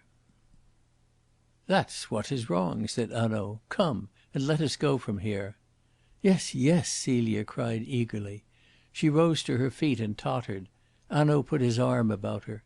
"You are very kind," she said in a low voice, and again doubt looked out from her face and disappeared.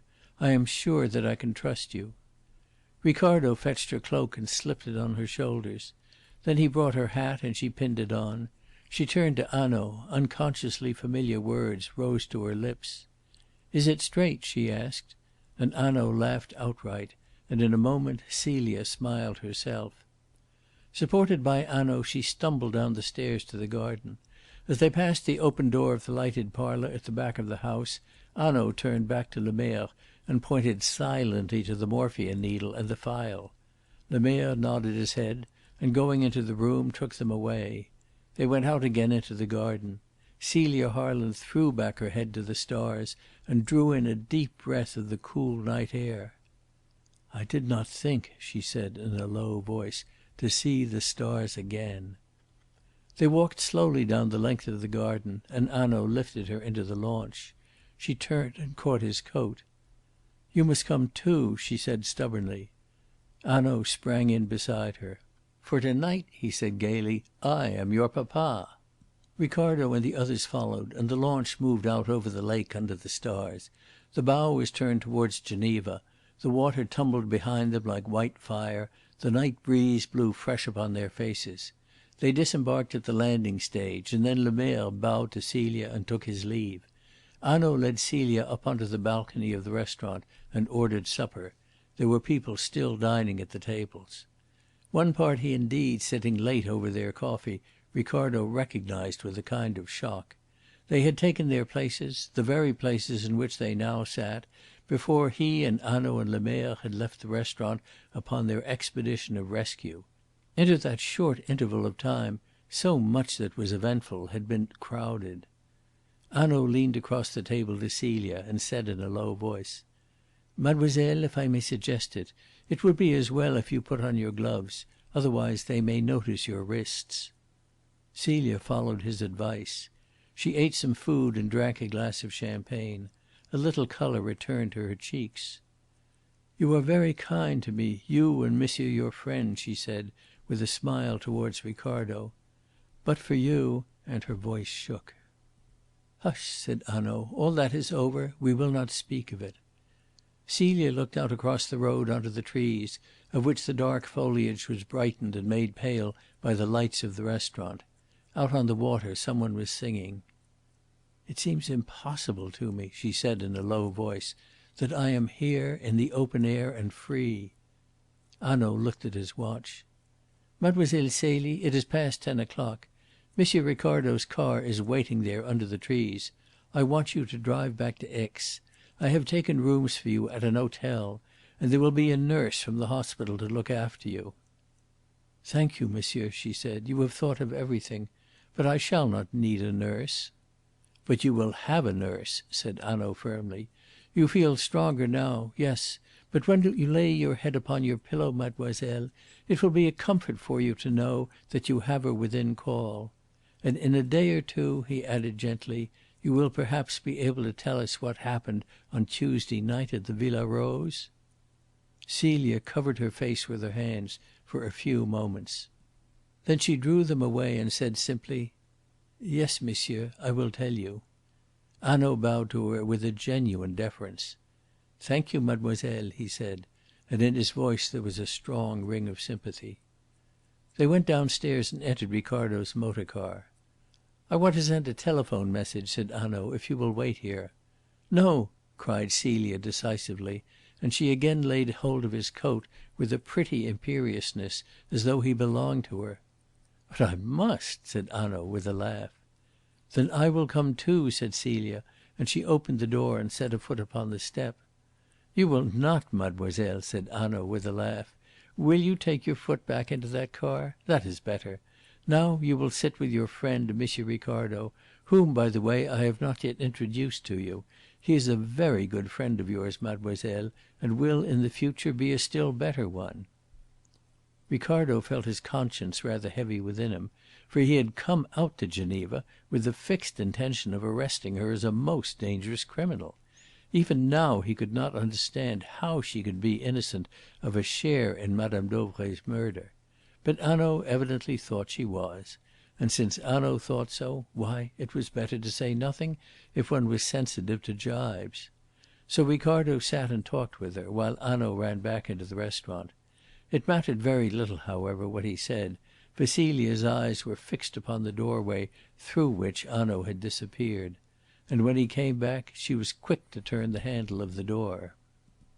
"Now, mademoiselle, we will wrap you up in Monsieur Ricardo's spare motor coat, and cover your knees with a rug and put you between us, and then you can go to sleep." The car sped through the streets of Geneva. Celia Harland, with a little sigh of relief, nestled down between the two men.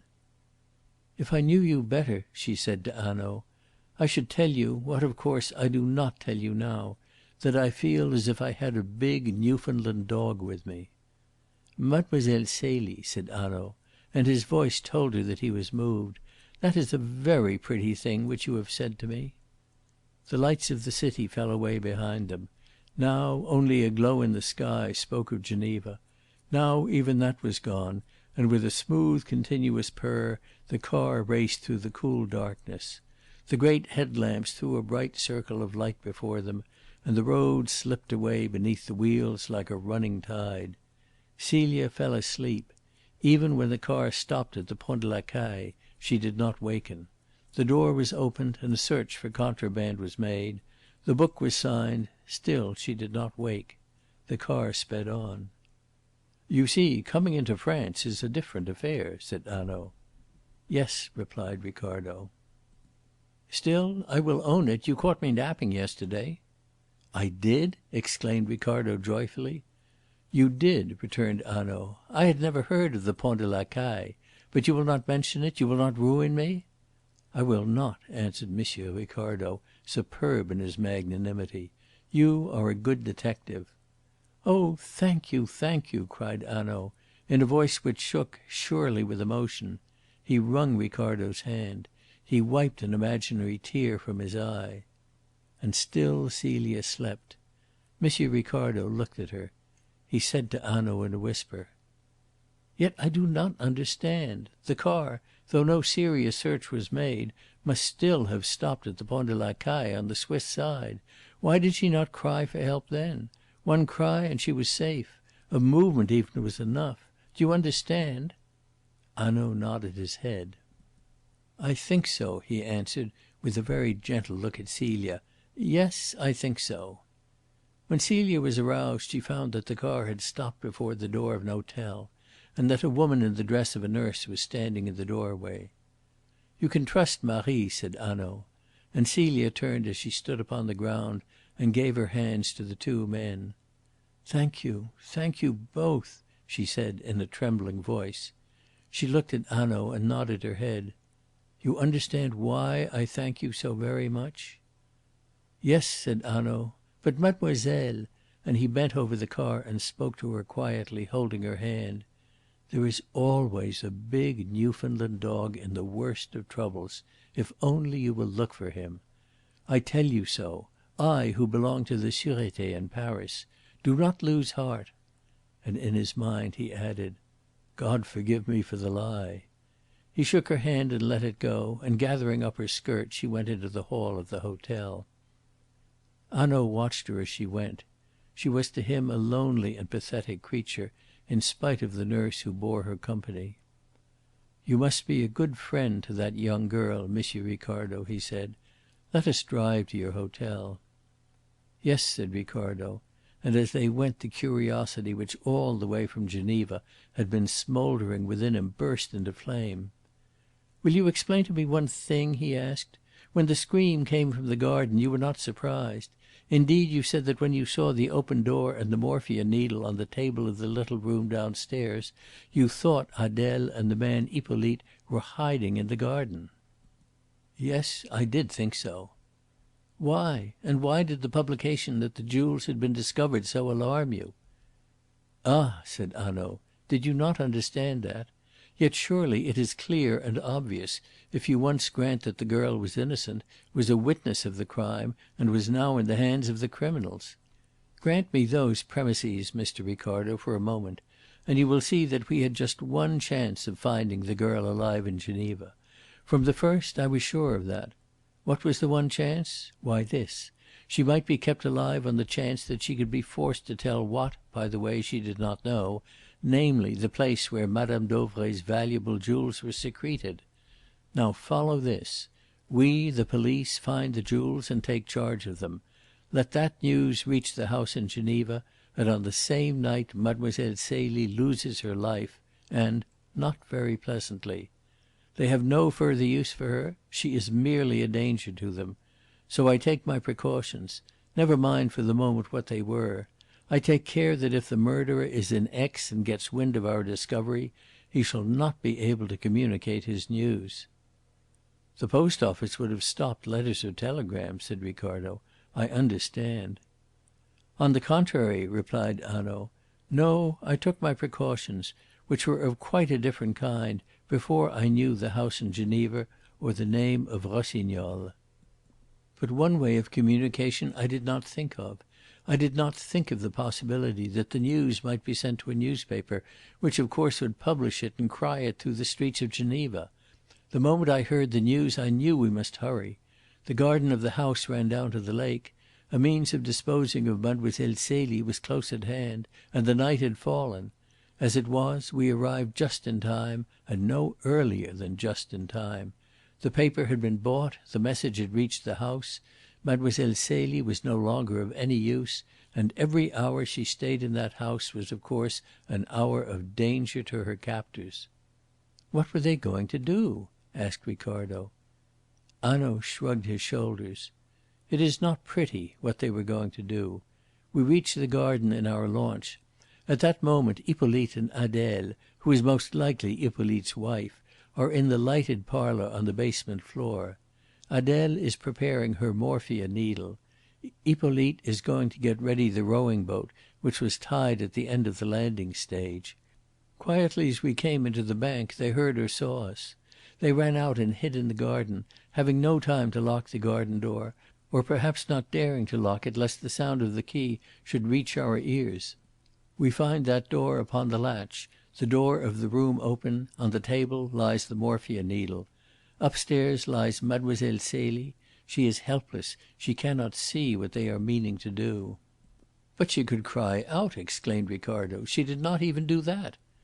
"No, my friend, she could not cry out," replied Hanaud very seriously. "I know why. She could not. No living man or woman could. Rest assured of that." Ricardo was mystified, but since the captain of the ship would not show his observation, he knew it would be in vain to press him. "Well, while Adele was preparing her morphia needle and Hippolyte was about to prepare the boat, Jeanne upstairs was making her preparation too. She was mending a sack. Did you see Mademoiselle Celie's eyes and face when first she saw that sack? Ah, she understood. They meant to give her a dose of morphia, and as soon as she became unconscious they were going perhaps to take some terrible precaution." Hanaud paused for a second. "I only say perhaps as to that. But certainly they were going to sew her up in that sack, row her well out across the lake, fix a weight to her feet and drop her quietly overboard. She was to wear everything which she had brought with her to the house. Mademoiselle Celie would have disappeared for ever, and left not even a ripple upon the water to trace her by." Ricardo clenched his hands. "But that's horrible!" he cried, and as he uttered the words the car swerved into the drive and stopped before the door of the Hotel Majestic. Ricardo sprang out. A feeling of remorse seized hold of him. All through that evening he had not given one thought to Harry Wethermill, so utterly had the excitement of each moment engrossed his mind. "He will be glad to know," cried Ricardo. "To night, at all events, he shall sleep. I ought to have telegraphed to him from Geneva that we and Miss Celia were coming back." He ran up the steps into the hotel. "I took care that he should know," said Hanaud, as he followed in Ricardo's steps. "Then the message could not have reached him, else he would have been expecting us," replied Ricardo, as he hurried into the office, where a clerk sat at his books. "Is Mr. Wethermill in?" he asked. The clerk eyed him strangely. "Mr. Wethermill was arrested this evening," he said. Ricardo stepped back. "Arrested? When?" "At 10:25, replied the clerk shortly. "Ah," said Hanaud quietly, "that was my telephone message." Ricardo stared in stupefaction at his companion. "Arrested!" he cried. "Arrested! But what for?" "For the murders of Marthe Gobin and Madame Dauvray," said Hanaud. "Good night."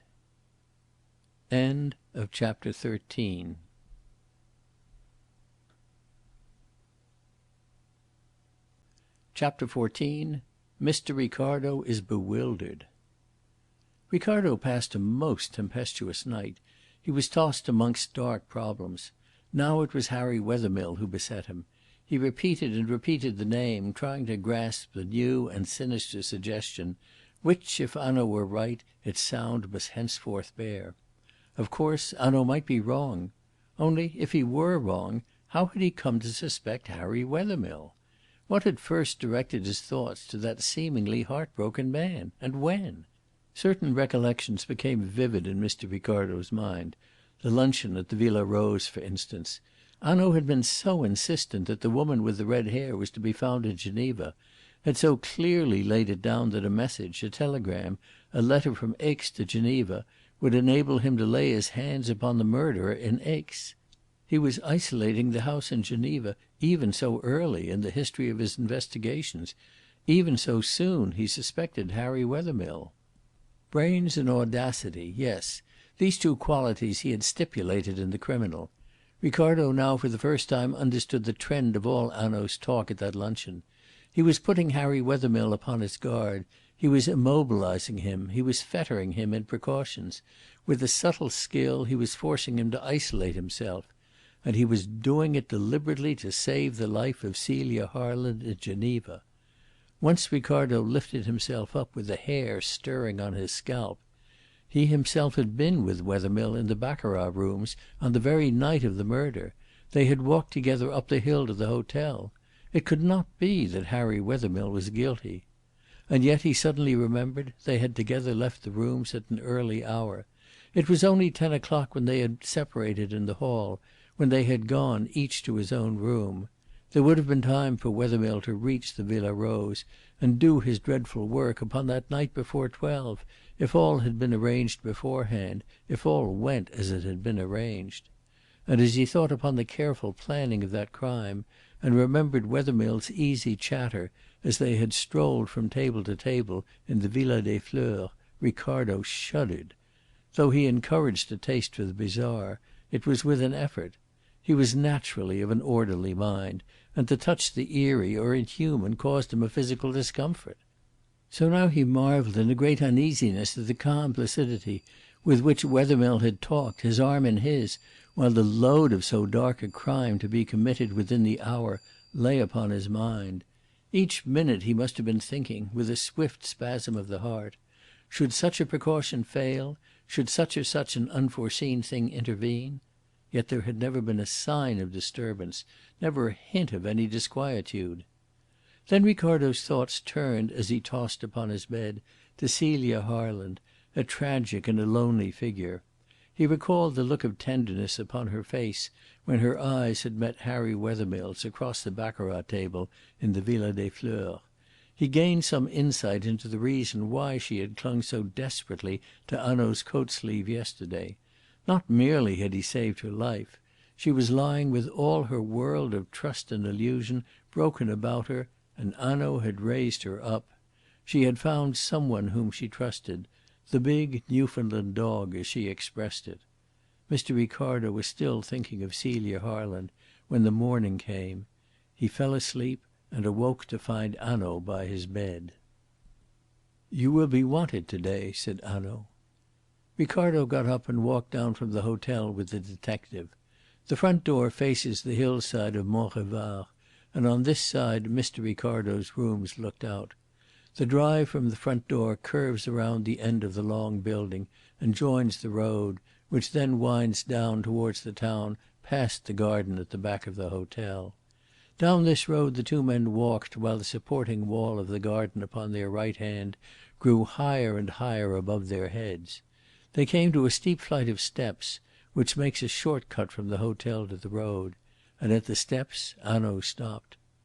"Do you see?" he said. "On the opposite side there are no houses, there is only a wall. Behind the wall there are climbing gardens, and the ground falls steeply to the turn of the road below.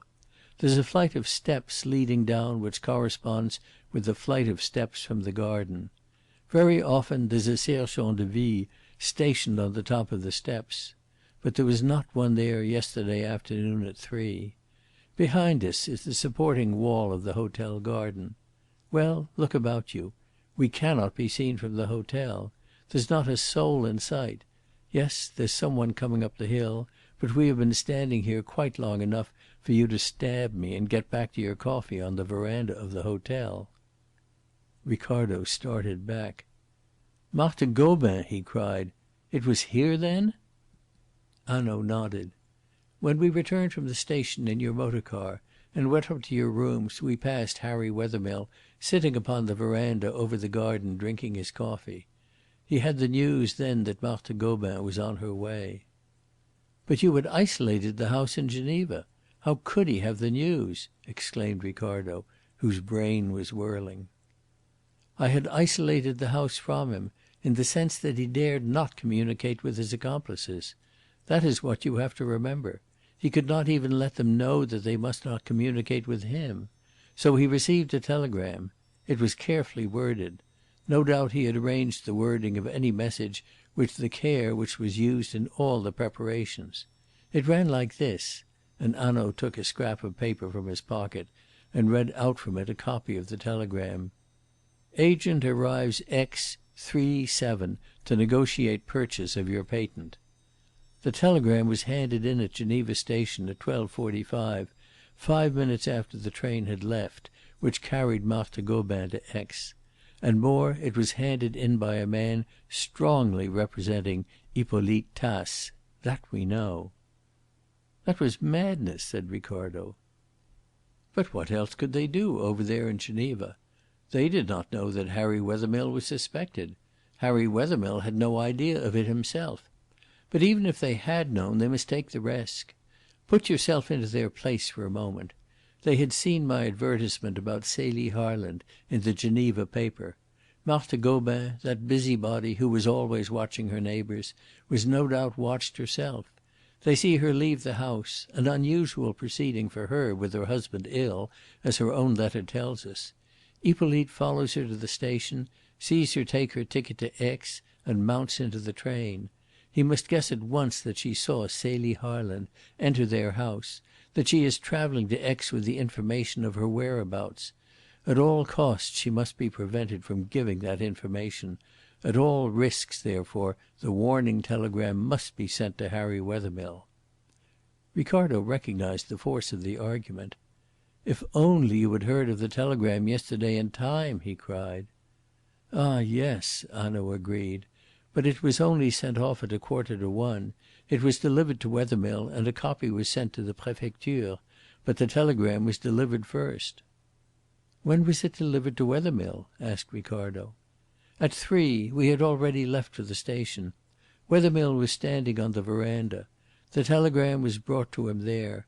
It was brought by a waiter in the hotel who remembers the incident very well. Wethermill has 7 minutes and the time it will take for Marthe Gobin to drive from the station to the Majestic. What does he do? He runs up first to your rooms, very likely not knowing what he must do. He runs up to verify his telegram." "Are you sure of that?" cried Ricardo. "How can you be? You were at the station with me. What makes you sure?" Hanaud produced a brown kid glove from his pocket. "This." "That is your glove. You told me so yesterday." "I told you so," replied Hanaud calmly. "But it is not my glove. It is Wethermill's. There are his initials stamped upon the lining. See? I picked up that glove in your room after we had returned from the station. It was not there before. He went to your rooms. No doubt he searched for a telegram. Fortunately he did not examine your letters, or Marthe Gobin would never have spoken to us as she did after she was dead." "Then what did he do?" asked Ricardo eagerly; and though Hanaud had been with him at the entrance to the station all this while, he asked the question in absolute confidence that the true answer would be given to him. "He returned to the verandah, wondering what he should do. He saw us come back from the station in the motor car and go up to your room. We were alone. Marthe Gobin, then, was following. There was his chance. Marthe Gobin must not reach us, must not tell her news to us. He ran down the garden steps to the gate. No one could see him from the hotel. Very likely he hid behind the trees whence he could watch the road. A cab comes up the hill. There's a woman in it. Not quite the kind of woman who stays at your hotel, M. Ricardo. Yet she must be going to your hotel, for the road ends. The driver is nodding on his box, refusing to pay any heed to his fare, lest again she should bid him hurry. His horse is moving at a walk. Wethermill puts his head in at the window and asks if she has come to see M. Ricardo. Anxious for her 4,000 francs, she answers yes. Perhaps he steps into the cab, perhaps as he walks by the side he strikes, and strikes hard and strikes surely. Long before the cab reaches the hotel he is back again on the verandah." "Yes," said Ricardo. "It's the daring of which you spoke which made the crime possible, the same daring which made him seek your help." "That was unexampled." "No," replied Hanaud. "There's an historic crime in your own country, monsieur. Cries for help were heard in a by street of a town. When people ran to answer them a man was found kneeling by a corpse. It was the kneeling man who cried for help, but it was also the kneeling man who did the murder. I remembered that when I first began to suspect Harry Wethermill." Ricardo turned eagerly. "And when? When did you first begin to suspect Harry Wethermill?" Hanaud smiled and shook his head. "That you shall know in good time. I am the captain of the ship." His voice took on a deeper note. But I prepare you. Listen. Daring and brains, those were the property of Harry Wethermill. Yes. But it is not he who is the chief actor in the crime. Of that I am sure. He was no more than one of the instruments." "One of the instruments? Used then by whom?" asked Ricardo. "By my Normandy peasant woman, Monsieur Ricardo," said Hanaud. "Yes, there's the dominating figure, cruel, masterful, relentless, that strange woman Helene Vauquier. You are surprised? You will see. It is not the man of intellect and daring. It's my peasant woman who is at the bottom of it all."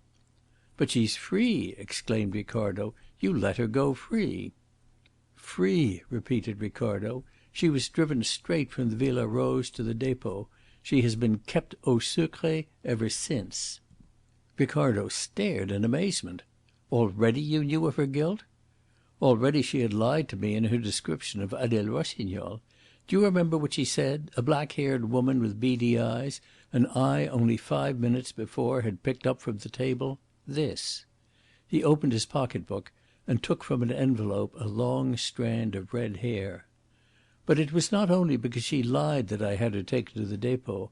A pot of cold cream had disappeared from the room of Mlle. Celie." "Then Perrichet after all was right."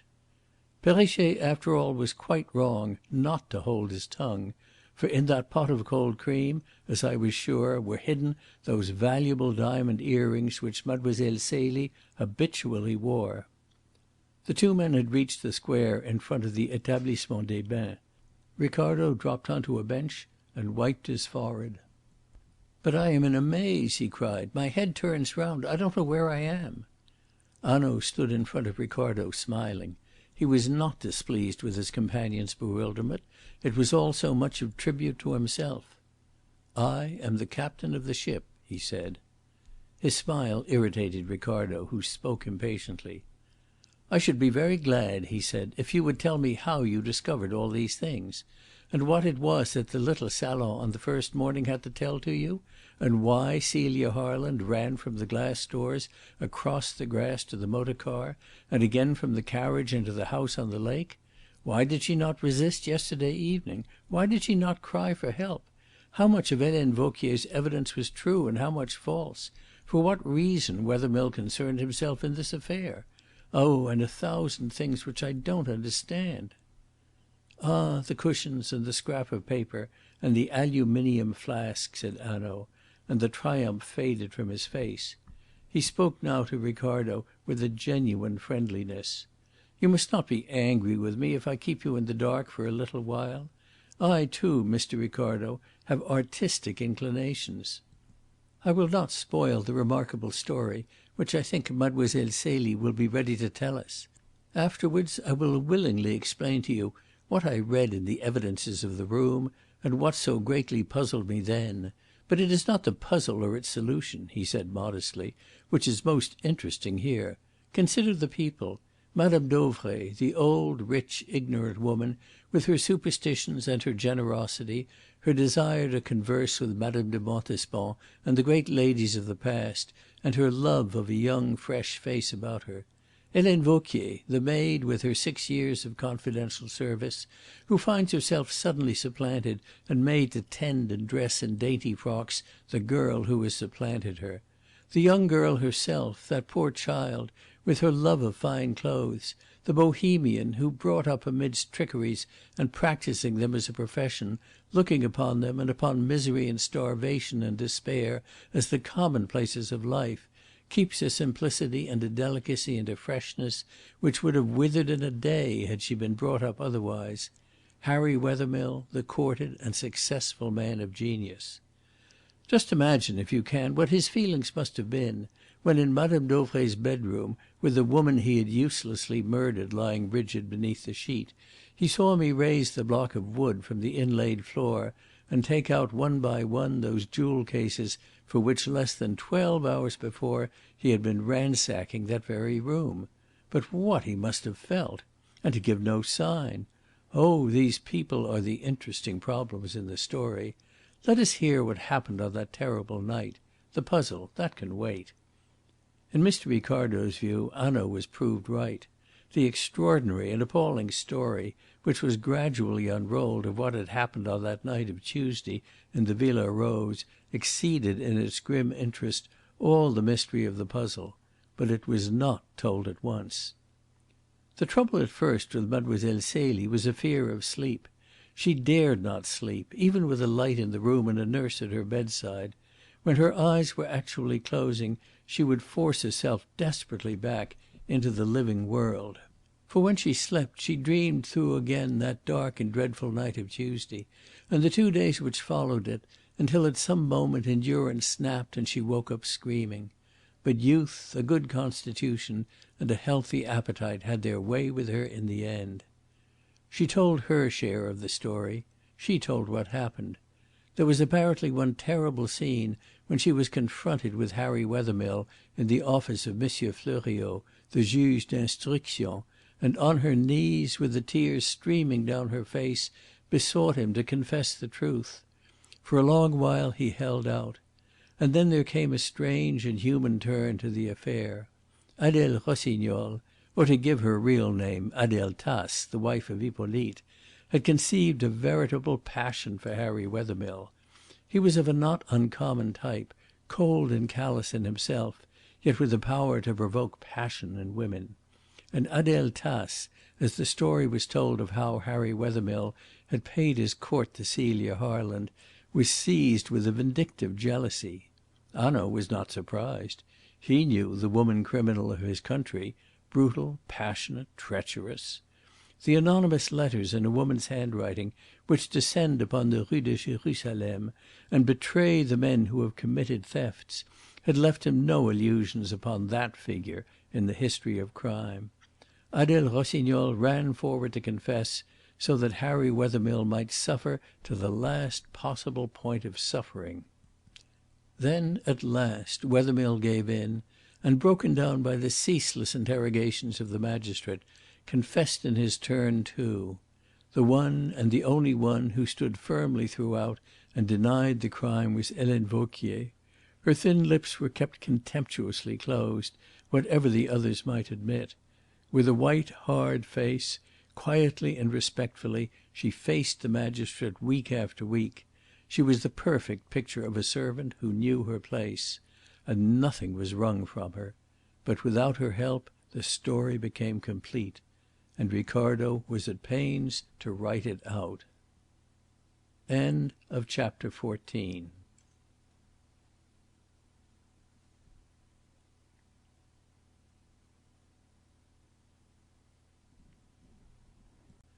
Chapter 15.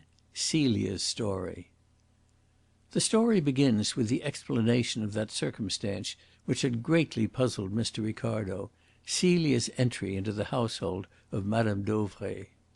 Celia's father was a Captain Harland of a marching regiment, who had little beyond good looks and excellent manners wherewith to support his position. He was extravagant in his tastes and of an easy mind in the presence of embarrassments. To his other disadvantages he added that of falling in love with a pretty girl no better off than himself. They married, and Celia was born. For 9 years they managed, through the wife's constant devotion, to struggle along and to give their daughter an education.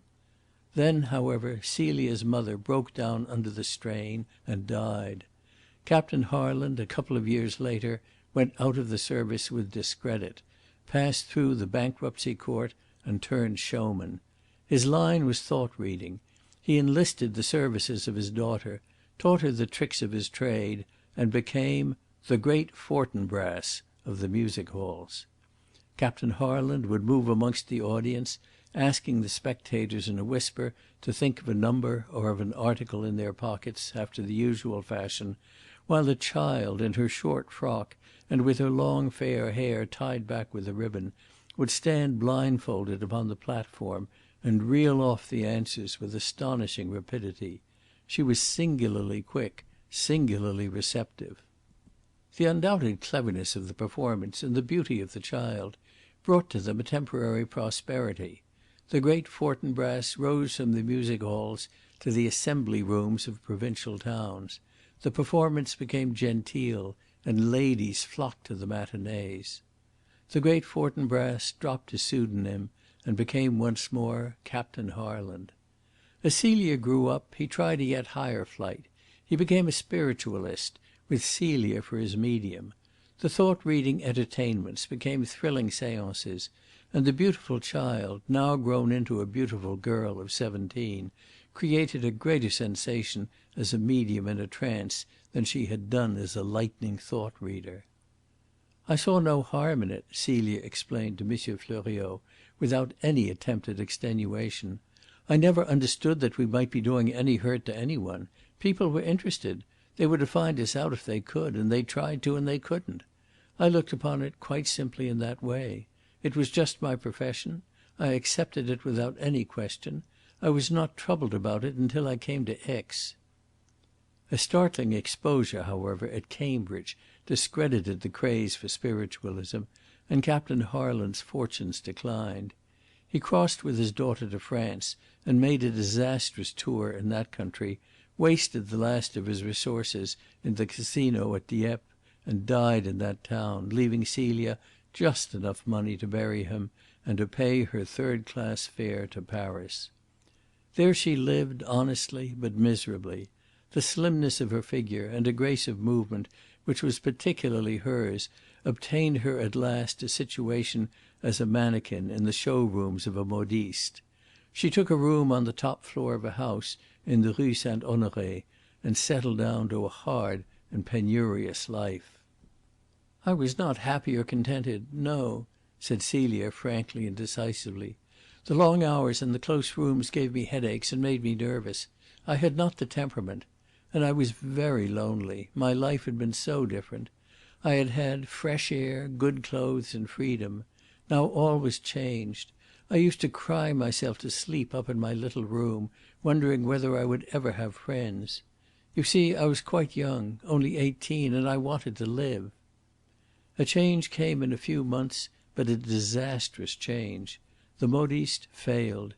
Celia was thrown out of work and could get nothing to do. Gradually she pawned what clothes she could spare, and then there came a morning when she had a single 5-franc piece in the world and owed a month's rent for her room. She kept the 5-franc piece all day and went hungry, seeking for work. In the evening she went to a provision shop to buy food, and the man behind the counter took the 5-franc piece. He looked at it, rung it on the counter, and with a laugh bent it easily in half. "See here, my little one," he said, tossing the coin back to her. "One does not buy good food with lead." Celia dragged herself out of the shop in despair. She was starving. She dared not go back to her room. The thought of the concierge at the bottom of the stairs, insistent for the rent, frightened her. She stood on the pavement and burst into tears. A few people stopped and watched her curiously, and went on again. Finally a sergent de ville told her to go away. The girl moved on with the tears running down her cheeks. She was desperate. She was lonely. "I thought of throwing myself into the Seine," said Celia simply, in telling her story to the juge d'instruction. "Indeed, I went to the river. But the water looked so cold, so terrible. And I was young. I wanted so much to live. And then the night came, and the lights made the city bright, and I was very tired, and in a word the young girl went up to Montmartre in desperation as quickly as her tired legs would carry her. She walked once or twice timidly past the restaurants, and finally entered one of them, hoping that some one would take pity on her and give her some supper. She stood just within the door of the supper room. People pushed past her, men in evening dress, women in bright frocks and jewels. No one noticed her.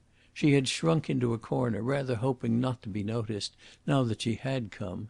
But the novelty of her surroundings wore off. She knew that for want of food she was almost fainting. There were 2 girls engaged by the management to dance amongst the tables while people had supper, one dressed as a page in blue satin, the other as a Spanish dancer. Both girls were kind. They spoke to Celia between their dances. They let her waltz with them. Still no one noticed her. She had no jewels, no fine clothes, no chic, the 3 indispensable things. She had only youth and a pretty face. But," said Celia, "without jewels and fine clothes and chic, these go for nothing in Paris. At last, however, Madame Dauvray came in with a party of friends from a theatre, and saw how unhappy I was, and gave me some supper. She asked me about myself, and I told her. She was very kind, and took me home with her, and I cried all the way in the carriage. She kept me a few days, and then she told me that I was to live with her, for often she was lonely too, and that if I would, she would some day find me a nice comfortable husband and give me a marriage portion. So all my troubles seemed to be at an end," said Celia with a smile. Within a fortnight Madame Dauvray confided to Celia that there was a new fortune teller come to Paris, who by looking into a crystal could tell the most wonderful things about the future.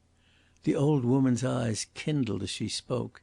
She took Celia to the fortune teller's rooms the next day, and the girl quickly understood the ruling passion of the woman who had befriended her.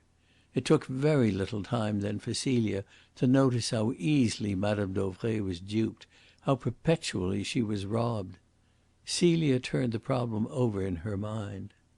"Madame had been very good to me. She was kind and simple," said Celia with a very genuine affection in her voice. "The people whom we knew laughed at her and were ungenerous. But there are many women whom the world respects who are worse than ever was poor Madame Dauvray. I was very fond of her, so I proposed to her that we should hold a séance, and I would bring people from the spirit world I knew, that I could amuse her with something much more clever and more interesting than the fortune tellers. And at the same time I could save her from being plundered. That was all I thought about." That was all she thought about, yes.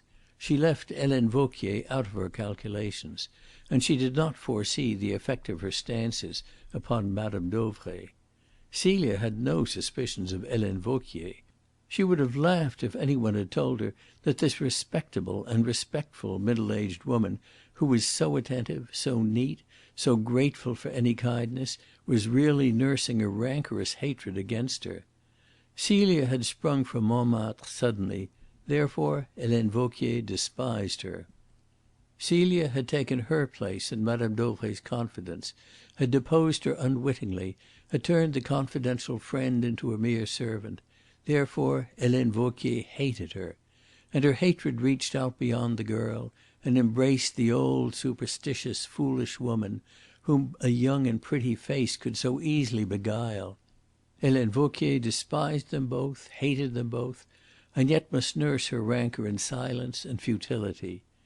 Then came the séances, and at once, to add fuel to her hatred, she found herself stripped of those gifts and commissions which she had exacted from the herd of common tricksters who had been wont to make their harvest out of Madame Dauvray. Helene Vauquier was avaricious and greedy, like so many of her class. Her hatred of Celia, her contempt for Madame Dauvray, grew into a very delirium. But it was a delirium she had the cunning to conceal. She lived at white heat, but to all the world she had lost nothing of her calm. Celia did not foresee the hatred she was arousing, nor on the other hand did she foresee the overwhelming effect of these spiritualistic séances on Madame Dauvray. Celia had never been brought quite close to the credulous before. "There had always been the row of footlights," she said. "I was on the platform, the audience was in the hall, or, if it was at a house, my father made the arrangements. I only came in at the last moment, played my part, and went away. It was never brought home to me that some amongst these people really and truly believed. I did not think about it. Now, however, when I saw Madame Dauvray so feverish, so excited, so firmly convinced that great ladies from the spirit world came and spoke to her, I became terrified. I had aroused a passion which I had not suspected. I tried to stop the séances, but I was not allowed. I had aroused a passion which I could not control. I was afraid that Madame Dauvray's whole life, it seems absurd to those who did not know her, but those who did will understand. Yes, her whole life and happiness would be spoilt if she discovered that what she believed in was all a trick." She spoke with a simplicity and a remorse which it was difficult to disbelieve. M. Fleuriot, the judge, now at last convinced that the Dreyfus affair was for nothing in the history of this crime, listened to her with sympathy. "That is your explanation, mademoiselle," he said gently. "But I must tell you that we have another." "Yes, monsieur?" Celia asked. "Given by Helene Vauquier," said Fleuriot. Even after these days Celia could not hear that woman's name without a shudder of fear and a flinching of her whole body. Her face grew white, her lips dry. "I know, monsieur, that Helene Vauquier is not my friend," she said. "I was taught that very cruelly." "Listen, mademoiselle, to what she says," said the judge, and he read out to Celia an extract or two from Hanaud's report of his first interview with Helene Vauquier in her bedroom at the Villa Rose. "You hear what she says. Madame Dauvray would have had seances all day, but Mademoiselle Celie pleaded that she was left exhausted at the end of them. But Mademoiselle Celie was of an address." And again, speaking of Madame Dauvray's queer craze that the spirit of Madame de Montespan should be called up, Helene Vauquier says: "She was never gratified. Always she hoped. Always Mademoiselle Celie tantalised her with the hope. She would not spoil her fine affairs by making these treats too common.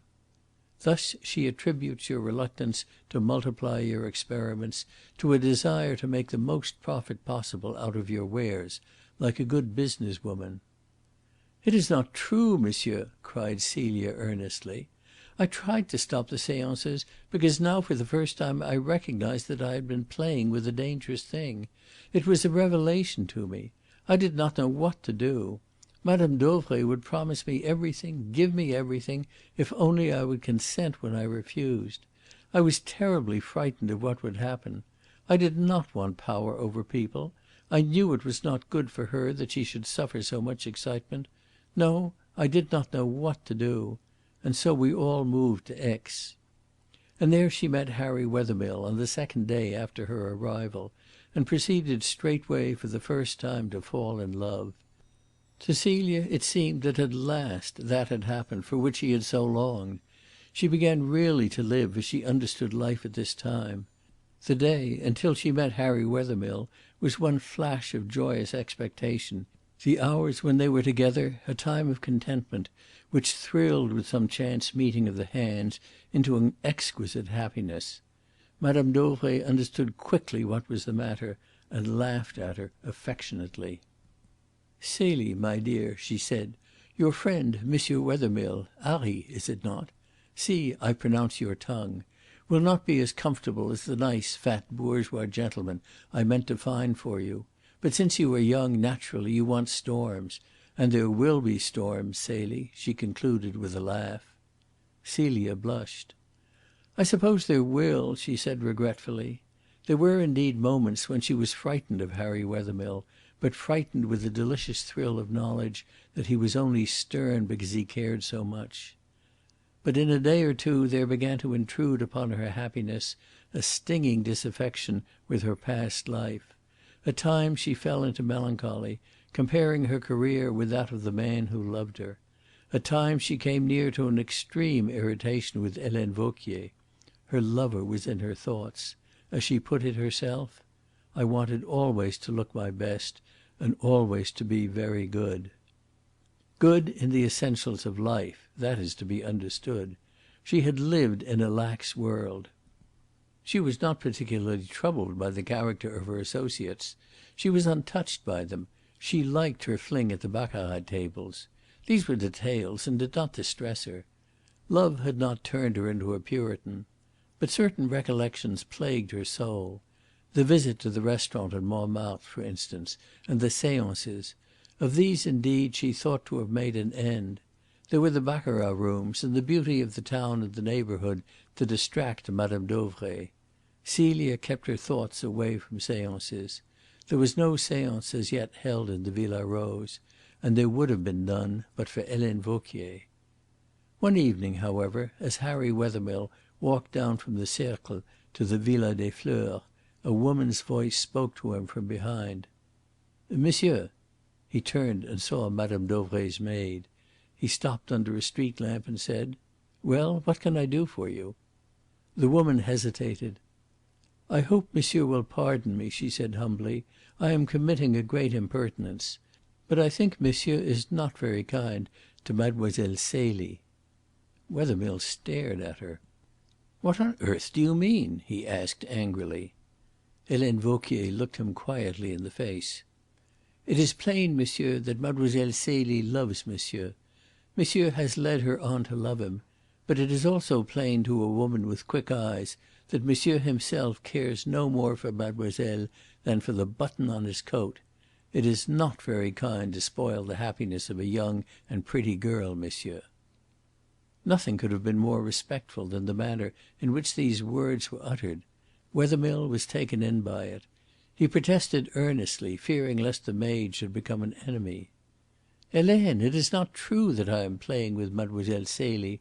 Why should I not care for her?" Helene Vauquier shrugged her shoulders. The question needed no answer.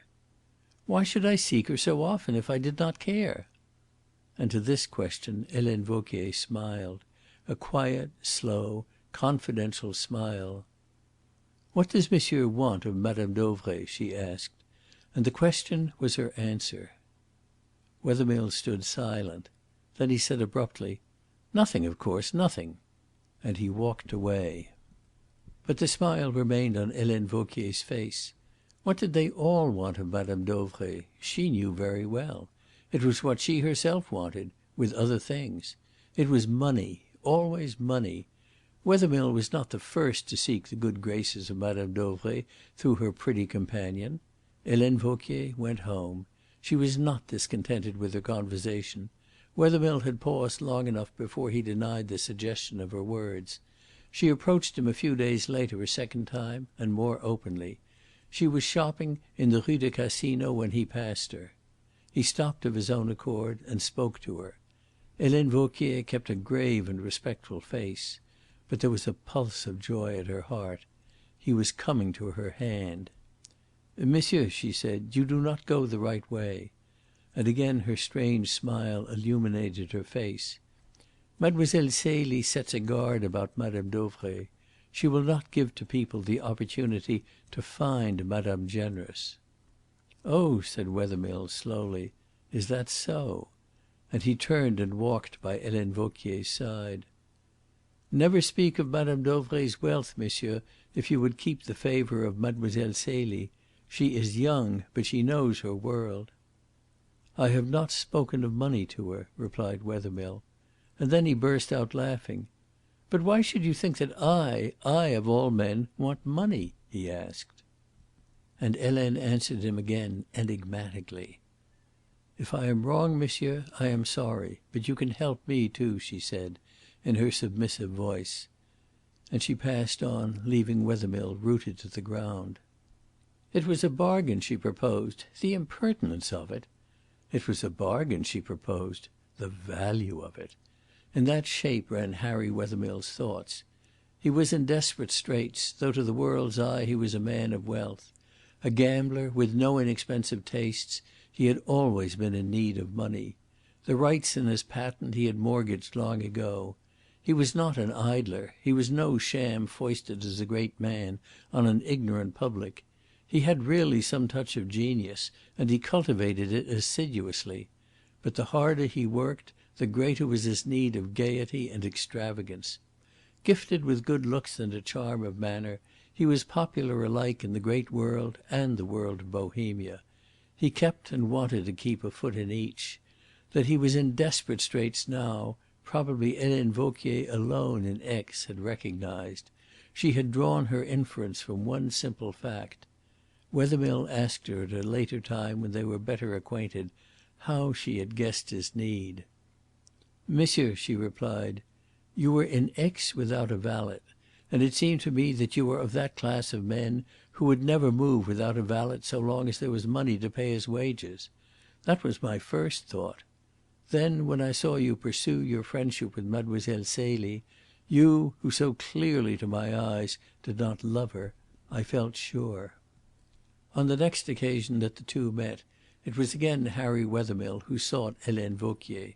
He talked for a minute or two upon indifferent subjects, and then he said quickly, "I suppose Madame Dauvray is very rich?" "She has a great fortune in jewels," said Helene Vauquier. Wethermill started. He was agitated that evening, the woman saw. His hand shook, his face twitched. Clearly he was hard put to it.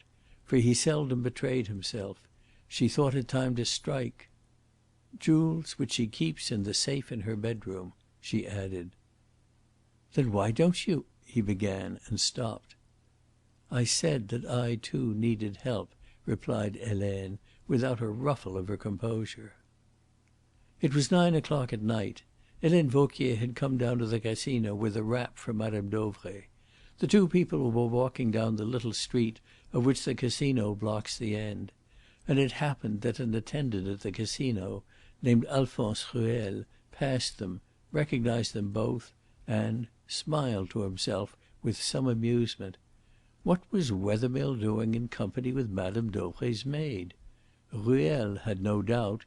Ruel had seen Wethermill often enough in these recent days with Madame Dauvray's pretty companion. Ruel had all a Frenchman's sympathy with lovers. He wished them well, those two young and attractive people, and hoped that the maid would help their plans. But as he passed he caught a sentence spoken suddenly by Wethermill. "Well, it is true, I must have money." And the agitated voice and the words remained fixed in his memory. He heard, too, a warning, "Hush!" from the maid.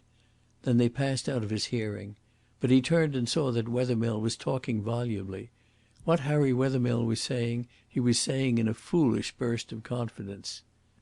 "You have guessed it, Helene, you alone." He had mortgaged his patent twice over, once in France, once in England, and the second time had been a month ago. He had received a large sum down, which went to pay his pressing creditors. He had hoped to pay the sum back from a new invention. "But, Helene, I tell you," he said, "I have a conscience." And when she smiled, he explained, "Oh, not what the priests would call a conscience, that I know. But none the less I have a conscience about the things which really matter, at all events to me. There is a flaw in that new invention. It can be improved, I know that. But as yet I do not see how, and I cannot help it, I must get it right. I cannot let it go imperfect when I know that it's imperfect, when I know that it can be improved, when I am sure that I shall sooner or later hit upon the needed improvement. That's what I mean when I say I have a conscience." Helene Vauquier smiled indulgently. Men were queer fish. Things which were really of no account troubled and perplexed them and gave them sleepless nights. But it was not for her to object, since it was one of these queer anomalies which was giving her her chance. "And the people are finding out that you have sold your rights twice over," she said, sympathetically. "That is a pity, monsieur." "They know," he answered. "Those in England know." "And they are very angry?" "They threaten me," said Wethermill. "They give me a month to restore the money. Otherwise there will be disgrace, imprisonment, penal servitude." Helene Vauquier walked calmly on. No sign of the intense joy which she felt was visible in her face, and only a trace of it in her voice. "Monsieur will, perhaps, meet me to morrow in Geneva," she said, and she named a small cafe in a back street. "I can get a holiday for the afternoon." And as they were near to the villa and the lights, she walked on ahead. Wethermill loitered behind. He had tried his luck at the tables and had failed. And he must have the money. He travelled accordingly the next day to Geneva, and was there presented to Adele Tace and Hippolyte. "They are trusted friends of mine," said Helene Vauquier to Wethermill, who was not inspired to confidence by the sight of the young man with the big ears and the plastered hair. As a matter of fact, she had never met them before they came this year to Aix. The Tace family, which consisted of Adele and her husband and Jeanne, her mother, were practised criminals. They had taken the house in Geneva deliberately in order to carry out some robberies from the great villas on the lake side. But they had not been fortunate, and a description of Madame Dauvray's jewellery in the woman's column of a Geneva newspaper had drawn Adele Tace over to Aix. She had set about the task of seducing Madame Dauvray's maid, and found a master, not an instrument. In the small cafe on that afternoon of July, Helene Vauquier instructed her accomplices, quietly and methodically, as though what she proposed was the most ordinary stroke of business. Once or twice subsequently Wethermill, who was the only safe go-between, went to the house in Geneva, altering his hair and wearing a moustache to complete the arrangements. He maintained firmly at his trial that at none of these meetings was there any talk of murder. "To be sure," said the judge with a savage sarcasm, "in decent conversation there is always a reticence. Something is left to be understood." And it is difficult to understand how murder could not have been an essential part of their plan, since... But let us see what happened. End of chapter 15.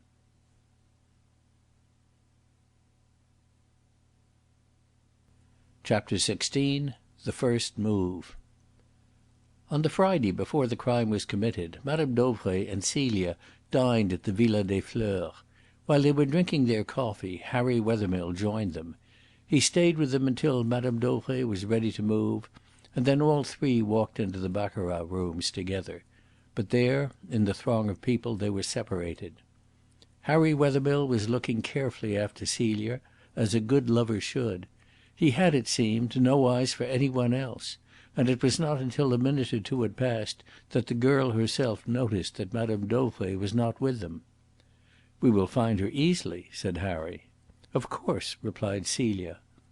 "There is, after all, no hurry," said Wethermill with a laugh, "and perhaps she was not unwilling to leave us together." Celia dimpled to a smile. "Madame Dauvray is kind to me," she said, with a very pretty timidity. "And yet more kind to me," said Wethermill, in a low voice which brought the blood into Celia's cheeks. But even while he spoke he soon caught sight of Madame Dauvray standing by one of the tables, and near to her was Adele Tace. Adele had not yet made Madame Dauvray's acquaintance, that was evident. She was apparently unaware of her, but she was gradually edging towards her. Wethermill smiled, and Celia caught the smile. "What is it?" she asked, and her head began to turn in the direction of Madame Dauvray.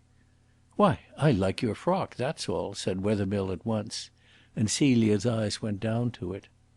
"Do you?" she said with a pleased smile. It was a dress of dark blue which suited her well. "I am glad. I think it is pretty." And they passed on. Wethermill stayed by the girl's side throughout the evening. Once again he saw Madame Dauvray and Adele Tace. But now they were together, now they were talking. The first step had been taken. Adele Tace had scraped acquaintance with Madame Dauvray. Celia saw them almost at the same moment. "Oh, there is Madame Dauvray," she cried, taking a step towards her. Wethermill detained the girl. "She seems quite happy," he said.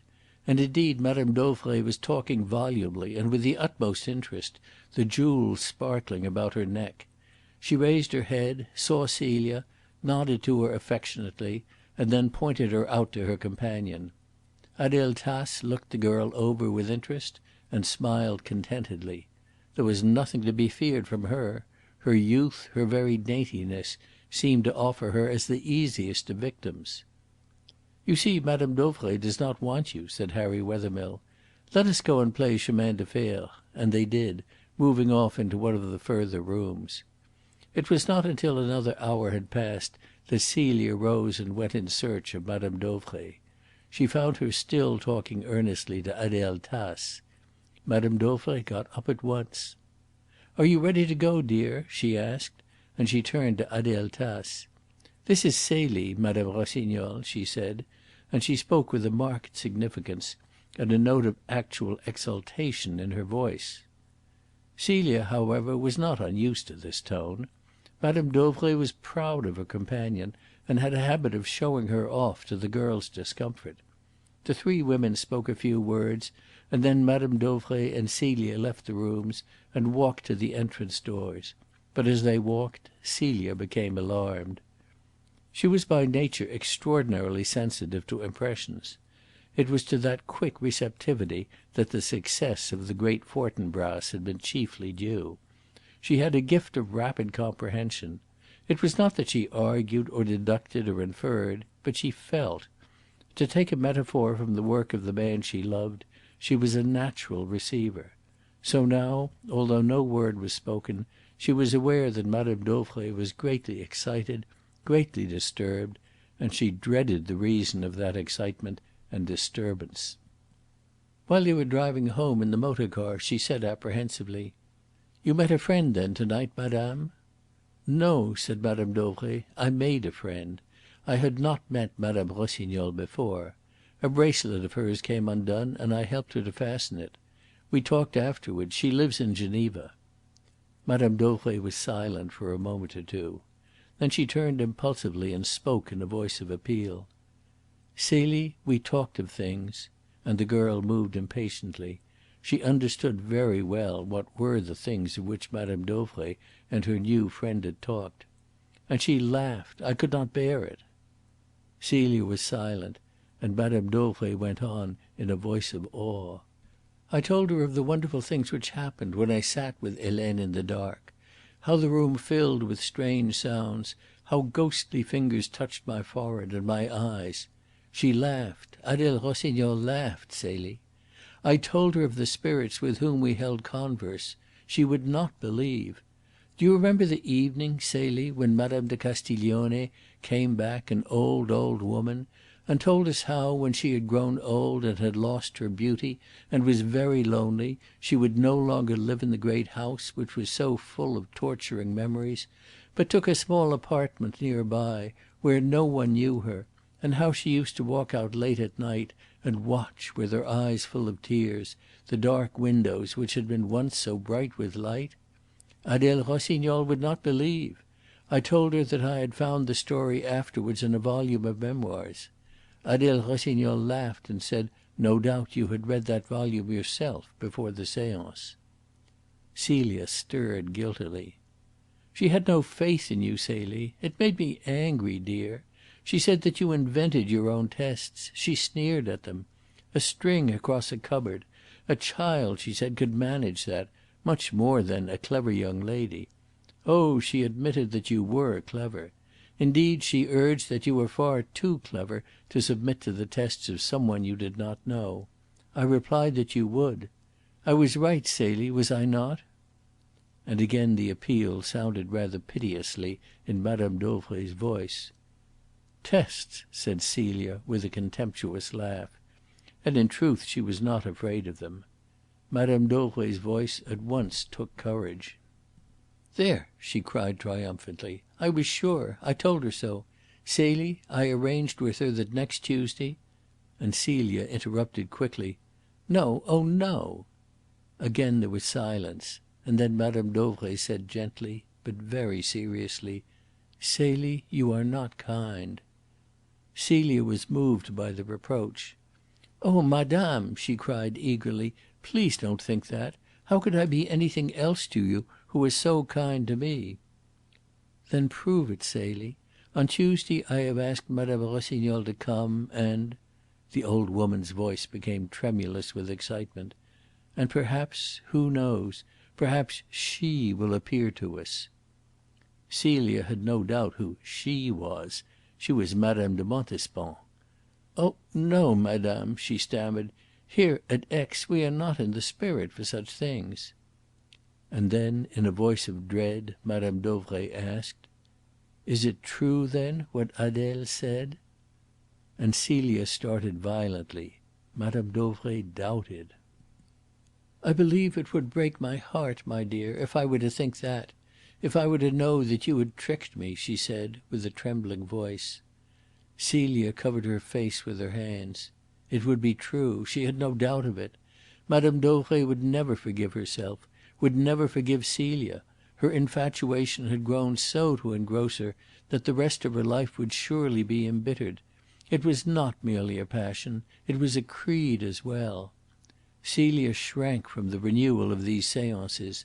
Every fibre in her was in revolt. They were so unworthy of Harry Wethermill and of herself as she now herself wished to be. But she had to pay now. The moment for payment had come. "Celie," said Madame Dauvray, "it isn't true. Surely it isn't true." Celia drew her hands away from her face. "Let Madame Rossignol come on Tuesday," she cried. and the old woman caught the girl's hand and pressed it with affection. "Oh, thank you," she cried. "Adele Rossignol laughs to night. We shall convince her on Tuesday, Celie. Celie, I am so glad." And her voice sank into a solemn whisper, pathetically ludicrous. "It is not right that she should laugh. To bring people back through the gates of the spirit world, that is wonderful." To Celia the sound of the jargon learnt from her own lips, used by herself so thoughtlessly in past times, was odious. For the last time, she pleaded to herself. All her life was going to change, though no word had yet been spoken by Harry Wethermill, she was sure of it. Just for this one last time, then, so that she might leave Madame Dauvray the colours of her belief, she would hold a séance at the Villa Rose. Madame Dauvray told the news to Helene Vauquier when they reached the villa. "You will be present, Helene," she cried excitedly. "It will be Tuesday. There will be the three of us." "Certainly, if madame wishes," said Helene submissively. She looked round the room. "Mademoiselle Celie can be placed on a chair in that recess and the curtains drawn, whilst we, madame and madame's friend and I, can sit round this table under the side windows." "Yes," said Celia, "that will do very well." It was Madame Dauvray's habit, when she was particularly pleased with Celia, to dismiss her maid quickly and to send her to brush the girl's hair at night; and in a little while on this night Helene went to Celia's room. While she brushed Celia's hair she told her that Servettaz's parents lived at Chambery and that he would like to see them. "But the poor man is afraid to ask for a day," she said. "He has been so short a time with madame." "Of course madame will give him a holiday if he asks," replied Celia with a smile. "I will speak to her myself to morrow." "It would be kind of mademoiselle," said Helene Vauquier. "But perhaps " She stopped. "Well?" said Celia. "Perhaps mademoiselle would do better still to speak to Servettaz himself and encourage him to ask with his own lips. Madame has her moods, is it not so? She does not always like it to be forgotten that she is the mistress." On the next day, accordingly, Celia did speak to Servettaz, and Servettaz asked for his holiday. "But of course," Madame Dauvray at once replied. "We must decide upon a day." It was then that Helene Vauquier ventured humbly upon a suggestion. "Since madame has a friend coming here on Tuesday, perhaps that would be the best day for him to go. Madame would not be likely to take a long drive that afternoon." "No, indeed," replied Madame Dauvray. "We shall all three dine together early in Aix and return here." "Then I will tell him he may go to morrow," said Celia. For this conversation took place on the Monday, and in the evening Madame Dauvray and Celia went as usual to the Villa des Fleurs and dined there. "I was in a bad mind," said Celia, when asked by the Juge d'instruction to explain that attack of nerves in the garden which Ricardo had witnessed. "I hated more and more the thought of that séance which was to take place on the morrow. I felt that I was disloyal to Harry. My nerves were all tingling. I was not nice that night at all," she added quaintly. "But at dinner I determined that if I met Harry after dinner, as I was sure to do, I would tell him the whole truth about myself. However, when I did meet him I was frightened. I knew how stern he could suddenly look. I dreaded what he would think. I was too afraid that I should lose him. No, I could not speak. I had not the courage. That made me still more angry with myself, and so I quarrelled at once with Harry. He was surprised, but it was natural, wasn't it? What else should one do under such circumstances except quarrel with the man one loved? Yes, I really quarrelled with him, and said things which I thought and hoped would hurt. Then I ran away from him, lest I should break down and cry. I went to the tables and lost at once all the money I had except one note of 5 louis.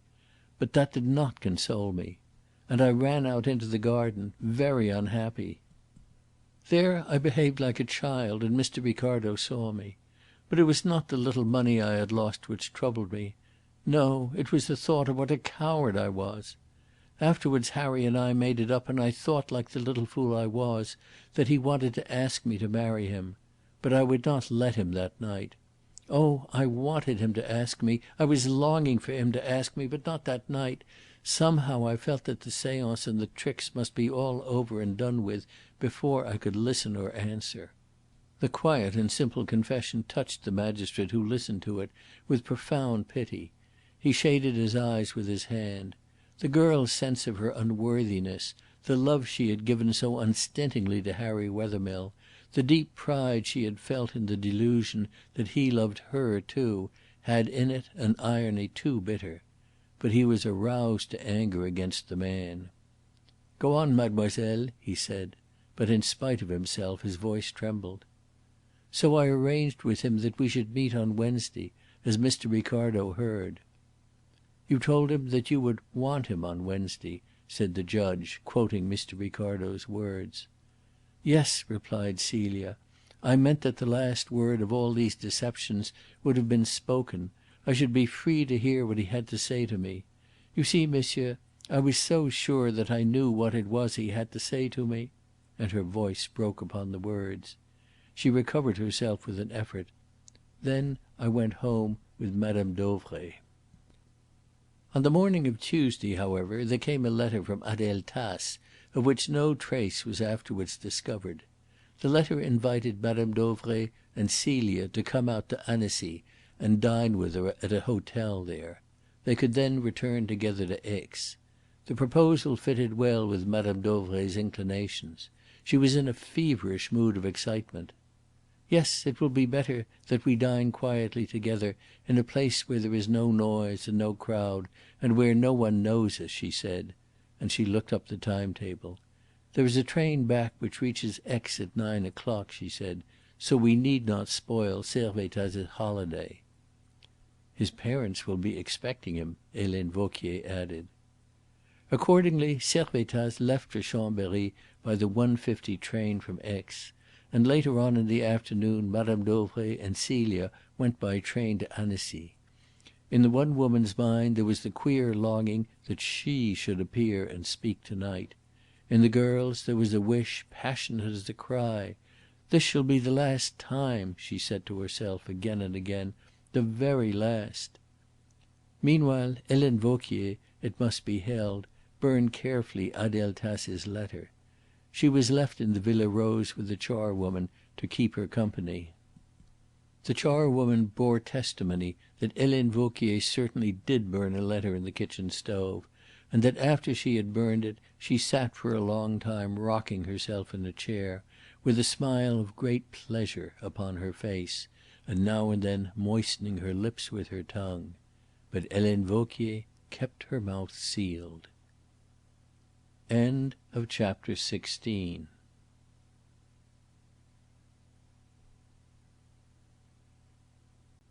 Chapter 17. The afternoon of Tuesday. Madame Dauvray and Celia found Adele Rossignol, to give Adele Tace the name which she assumed, waiting for them impatiently in the garden of a hotel at Annecy on the Promenade de Paquier. She was a tall, lithe woman, and she was dressed, by the purse and wish of Helene Vauquier, in a robe and a long coat of sapphire velvet, which toned down the coarseness of her good looks and lent something of elegance to her figure. "So it is mademoiselle," Adele began with a smile of raillery, "who is so remarkably clever." "Clever?" answered Celia, looking straight at Adele, as though through her she saw mysteries beyond. She took up her part at once. Since for the last time it had got to be played, there must be no fault in the playing. For her own sake, for the sake of Madame Dauvray's happiness, she must carry it off to night with success. The suspicions of Adele Rossignol must obtain no verification. She spoke in a quiet and most serious voice. "Under spirit control no one is clever. One does the bidding of the spirit which controls." "Perfectly," said Adele in a malicious tone.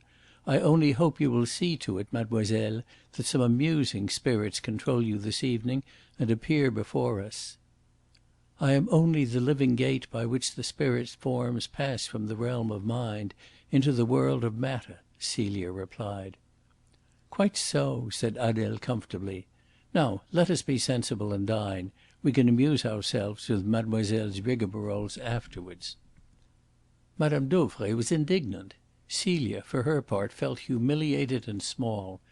They sat down to their dinner in the garden, but the rain began to fall and drove them indoors.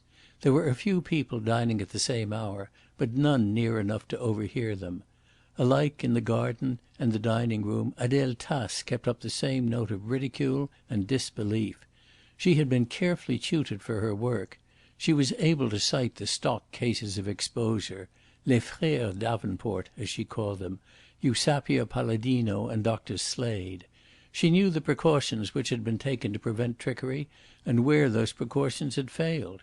Her whole conversation was carefully planned to one end, and to one end alone. She wished to produce in the minds of her companions so complete an impression of her scepticism that it would seem the most natural thing in the world to both of them that she should insist upon subjecting Celia to the severest tests. The rain ceased, and they took their coffee on the terrace of the hotel. Madame Dauvray had been really pained by the conversation of Adele Tace. She had all the missionary zeal of a fanatic. "I do hope, Adele, that we shall make you believe. But we shall. Oh, I am confident we shall." And her voice was feverish. Adele dropped for the moment her tone of raillery. "I am not unwilling to believe," she said, "but I cannot. I am interested, yes. You see how much I have studied the subject. But I cannot believe. I have heard stories of how these manifestations are produced, stories which make me laugh. I cannot help it. The tricks are so easy. A young girl wearing a black frock which does not rustle. It is always a black frock, is it not, because a black frock cannot be seen in the dark? Carrying a scarf or veil, with which she can make any sort of head dress, if only she is a little clever, and shod in a pair of felt-soled slippers, is shut up in a cabinet or placed behind a screen, and the lights are turned down or out." Adele broke off with a comic shrug of the shoulders. "Bah! It ought not to deceive a child." Celia sat with a face which would grow red. She did not look, but none the less she was aware that Madame Dauvray was gazing at her with a perplexed frown, and some return of her suspicion showing in her eyes. Adele Tace was not content to leave the subject there. "Perhaps," she said with a smile, "Mademoiselle Celie dresses in that way for a séance?" "Madame shall see to night," Celia stammered, and Camille Dauvray rather sternly repeated her words. "Yes, Adele shall see to night. I myself will decide what you shall wear, Celie." Adele Tace casually suggested the kind of dress which she would prefer. "Something light in colour, with a train. Something which will hiss and whisper if mademoiselle moves about the room. Yes, and I think one of mademoiselle's big hats," she said. "We will have mademoiselle as modern as possible, so that when the great ladies of the past appear in the coiffure of their day, we may be sure it is not Mademoiselle Celie who represents them." "I will speak to Helene," said Madame Dauvray, and Adele Tace was content.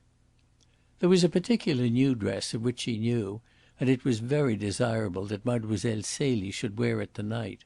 For one thing, if Celia wore it, it would help the theory that she had put it on because she expected that night a lover.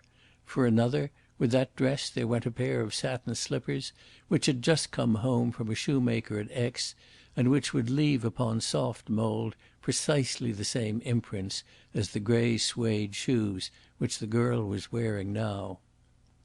Celia was not greatly disconcerted by Mme. Rossignol's precautions. She would have to be a little more careful, and Mme. de Montespan would be a little longer in responding to the call of Mme. Dauvray than most of the other dead ladies of the past had been. But that was all. She was, however, really troubled in another way. All through dinner, at every word of the conversation, she had felt her reluctance towards this séance swelling into a positive disgust. More than once she had felt driven by some uncontrollable power to rise up at the table and cry out to Adele, "You are right. It is trickery. There is no truth in it." But she had mastered herself. For opposite to her sat her patroness, her good friend, the woman who had saved her. The flush upon Mme. Dauvray's cheeks and the agitation of her manner warned Celia how much hung on the success of this last séance, how much for both of them. And in the fulness of that knowledge a great fear assailed her. She began to be afraid, so strong was her reluctance, that she would not bring her heart into the task. "Suppose I failed to night because I could not force myself to wish not to fail," she thought, and she steeled herself against the thought. To night she must not fail, for apart altogether from Madame Dauvray's happiness, her own, it seemed, was at stake too.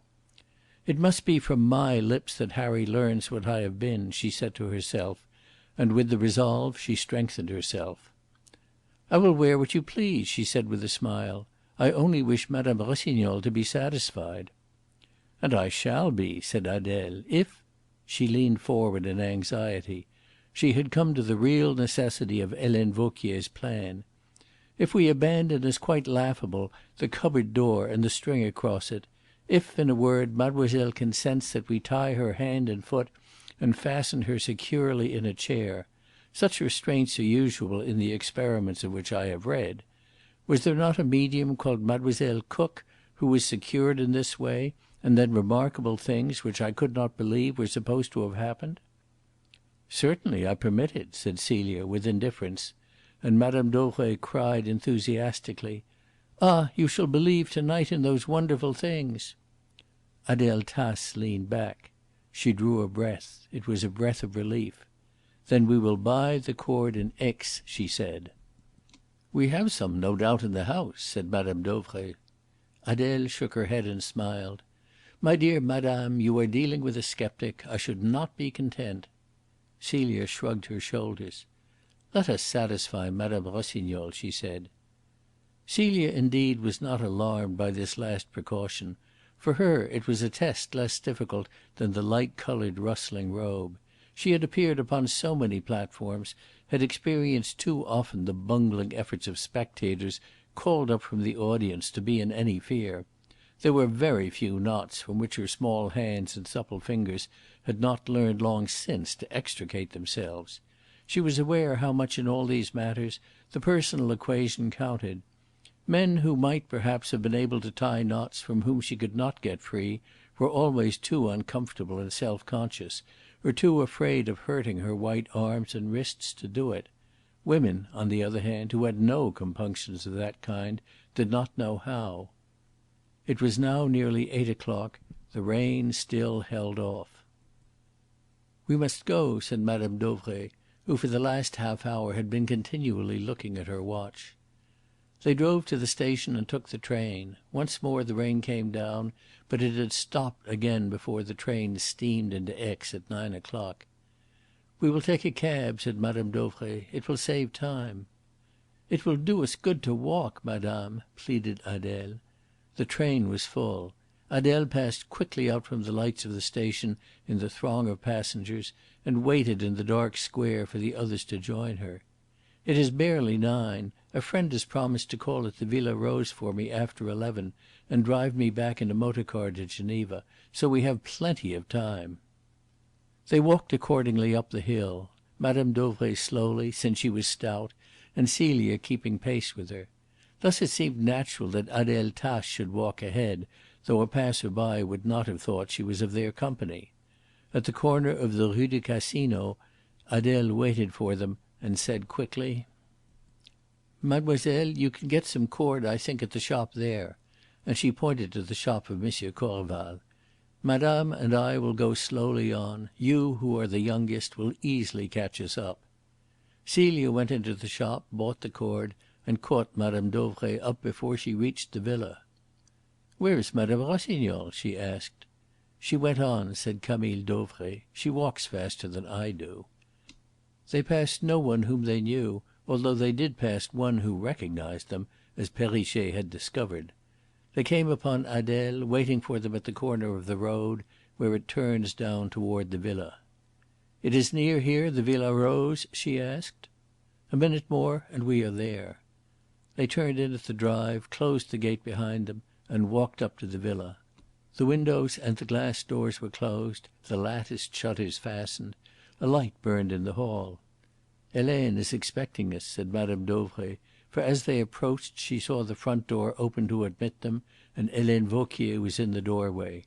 The three women went straight into the little salon, which was ready with the lights up and a small fire burning. Celia noticed the fire with a trifle of dismay. She moved a fire screen in front of it. "I can understand why you do that, mademoiselle," said Adele Rossignol with a satirical smile. But Madame Dauvray came to the girl's help. "She is right, Adele. Light is the great barrier between us and the spirit world," she said solemnly.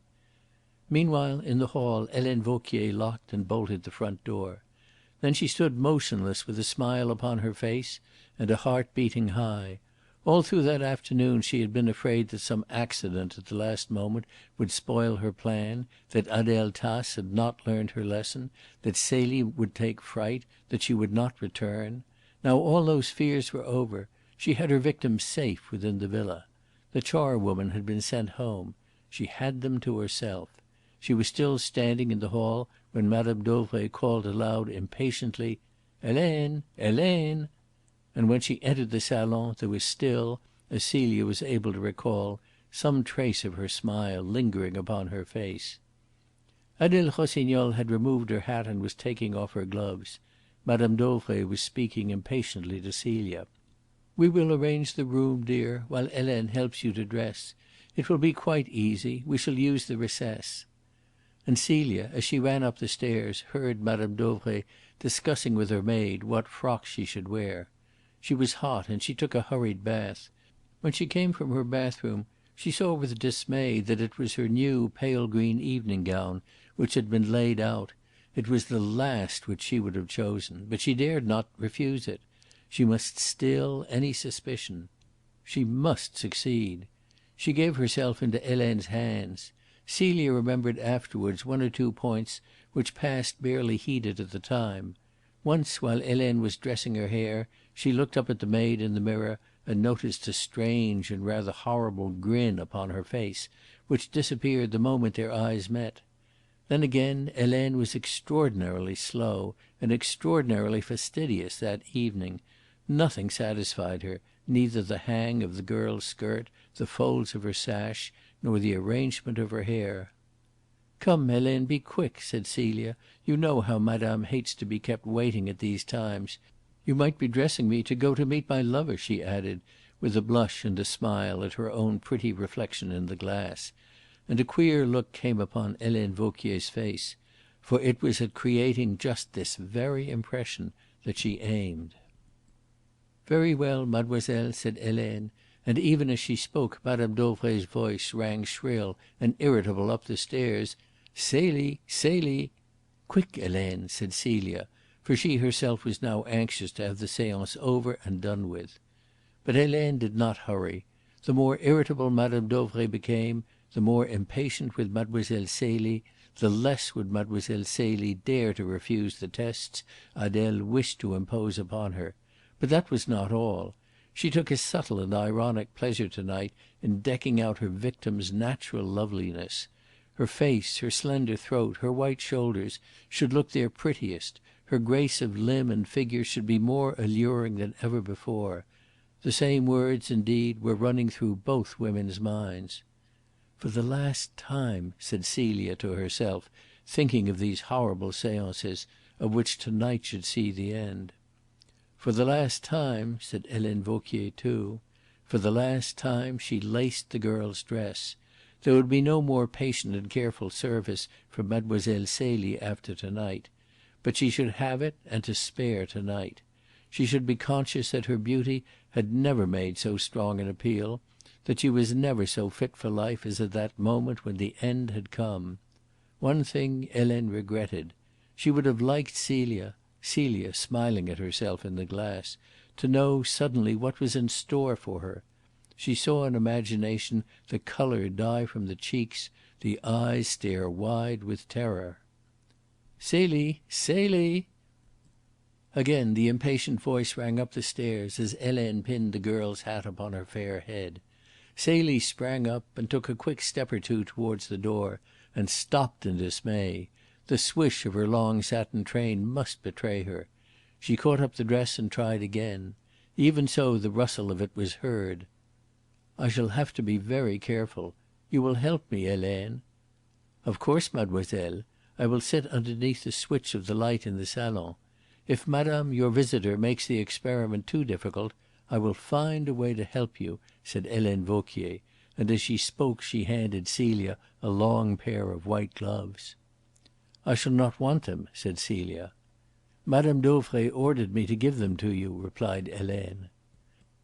Celia took them hurriedly, picked up a white scarf of tulle and ran down the stairs. Helene Vauquier listened at the door and heard Madame's voice in feverish anger. "We have been waiting for you, Celie. You have been an age." Helene Vauquier laughed softly to herself, took out Celia's white frock from the wardrobe, turned off the lights, and followed her down to the hall.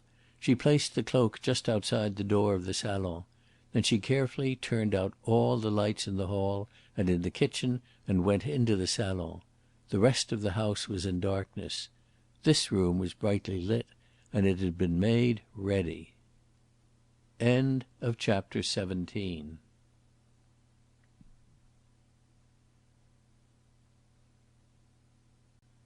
Chapter 18. The Séance. Helene Vauquier locked the door of the salon upon the inside and placed the key upon the mantel-shelf, as she had always done whenever a séance had been held. The curtains had been loosened at the sides of the arched recess in front of the glass doors, ready to be drawn across. Inside the recess, against one of the pillars which supported the arch, a high stool without a back, taken from the hall, had been placed, and the back legs of the stool had been lashed with cord firmly to the pillar so that it could not be moved. The round table had been put in position with 3 chairs about it. Madame Dauvray waited impatiently. Celia stood, apparently unconcerned, apparently lost to all that was going on. Her eyes saw no one. Adele looked up at Celia and laughed maliciously. "Mademoiselle, I see, is in the very mood to produce the most wonderful phenomena. But it will be better, I think, madame," she said, turning to Madame Dauvray, "that Mademoiselle Celie should put on those gloves which I see she has thrown onto a chair. It will be a little more difficult for mademoiselle to loosen these cords, should she wish to do so." The argument silenced Celia. If she refused this condition now, she would excite Madame Dauvray to a terrible suspicion. She drew on her gloves ruefully and slowly, smoothed them over her elbows and buttoned them. To free her hands with her fingers and wrists already hampered in gloves would not be so easy a task. But there was no escape. Adele Rossignol was watching her with a satiric smile. Madame Dauvray was urging her to be quick. Obeying a second order, the girl raised her skirt and extended a slim foot in a pale green silk stocking and a satin slipper to match. Adele was content. Celia was wearing the shoes she was meant to wear. They were made upon the very same last as those which Celia had just kicked off upstairs. An almost imperceptible nod from Helene Vauquier, moreover, assured her. She took up a length of the thin cord. "Now, how are we to begin?" she said awkwardly. "I think I will ask you, mademoiselle, to put your hands behind you." Celia turned her back and crossed her wrists. She stood in her satin frock with her white arms and shoulders bare, her slender throat supporting her small head with its heavy curls, her big hat, a picture of young grace and beauty. She would have had an easy task that night had there been men instead of women to put her to the test. But the women were intent upon their own ends. Madame Dauvray eager for her séance, Adele Tace and Helene Vauquier for the climax of their plot. Celia clenched her hands to make the muscles of her wrists rigid, to resist the pressure of the cord. Adele quietly unclasped them and placed them palm to palm. And at once Celia became uneasy. It was not merely the action, significant though it was, of Adele's alertness to thwart her, which troubled Celia. But she was extraordinarily receptive of impressions, extraordinarily quick to feel, from a touch, from some dim sensation of the thought of the one who touched her. So now the touch of Adele's swift, strong, nervous hands caused her a queer vague shock of discomfort. It was no more than that at the moment, but it was quite definite as that. "Keep your hands so, please, mademoiselle," said Adele. "Your fingers loose." And the next moment Celia winced and had to bite her lip to prevent a cry. The thin cord was wound twice about her wrists, drawn cruelly tight and then cunningly knotted. For one second Celia was thankful for her gloves. The next, more than ever she regretted that she wore them. It would have been difficult enough for her to free her hands now even without them. And upon that a worse thing befell her. "I beg mademoiselle's pardon if I hurt her," said Adele. And she tied the girl's thumbs and little fingers. To slacken the knots she must have the use of her fingers, even though her gloves made them fumble. Now she had lost the use of them altogether. She began to feel that she was in master hands. She was sure of it the next instant. For Adele stood up, and passing a cord around the upper part of her arms, drew her elbows back. To bring any strength to help her in wriggling her hands free, she must be able to raise her elbows. With them trussed in the small of her back, she was robbed entirely of her strength. And all the time her strange uneasiness grew. She made a movement of revolt, and at once the cord was loosened. "Mademoiselle Celie objects to my test," said Adele, with a laugh, to Madame Dauvray, "and I do not wonder." Celia saw upon the old woman's foolish and excited face a look of veritable consternation. "Are you afraid, Celie?" she asked. There was anger, there was menace in the voice, but above all these there was fear fear that her illusions were to tumble about her. Celia heard that note and was quelled by it. This folly of belief, these seances, were the one touch of colour in Madame Dauvray's life, and it was just that instinctive need of colour which had made her so easy to delude. How strong the need is, how seductive the proposal to supply it, Celia knew well. She knew it from the experience of her life, when the great Fortinbras was at the climax of his fortunes. She had travelled much amongst monotonous drab towns without character or amusements. She had kept her eyes open. She had seen that it was from the denizens of the dull streets in these towns that the quack religions won their recruits. Madame Dauvray's life had been a featureless sort of affair until these experiments had come to colour it. Madame Dauvray must at any rate preserve the memory of that colour. "No," she said boldly, "I am not afraid," and after that she moved no more. Her elbows were drawn firmly back and tightly bound. She was sure she could not free them. She glanced in despair at Helene Vauquier, and then some glimmer of hope sprang up. For Helene Vauquier gave her a look, a smile of reassurance. It was as if she said, "I will come to your help." Then, to make security still more sure, Adele turned the girl about as unceremoniously as if she had been a doll, and passing a cord at the back of her arms, drew both ends round in front and knotted them at her waist. "Now, Celie," said Adele, with a vibration in her voice which Celia had not remarked before. Excitement was gaining upon her, as upon Madame Dauvray. Her face was flushed and shiny, her manner peremptory and quick. Celia's uneasiness grew into fear. She could have used the words which Hanaud spoke the next day in that very room. "There is something here which I do not understand." The touch of Adele Tace's hands communicated something to her, something which filled her with a vague alarm. She could not have formulated it if she would. She dared not if she could. She had but to stand and submit. "Now," said Adele. She took the girl by the shoulders and set her in a clear space in the middle of the room, her back to the recess, her face to the mirror, where all could see her. "Now, Celie," she had dropped the mademoiselle and the ironic suavity of her manner, "try to free yourself." For a moment the girl's shoulders worked, her hands fluttered, but they remained helplessly bound. "Ah, you will be content, Adele, to night," cried Madame Dauvray eagerly. But even in the midst of her eagerness, so thoroughly had she been prepared, there lingered a flavour of doubt, of suspicion. In Celia's mind there was still the one desperate resolve. "I must succeed to night," she said to herself. "I must." Adele Rossignol kneeled on the floor behind her. She gathered in carefully the girl's frock. Then she picked up the long train, wound it tightly round her limbs, pinioning and swathing it in the folds of satin, and secured the folds with a cord about the knees. She stood up again. "Can you walk, Celie?" she asked. "Try." With Helene Vauquier to support her if she fell, Celia took a tiny shuffling step forward, feeling supremely ridiculous.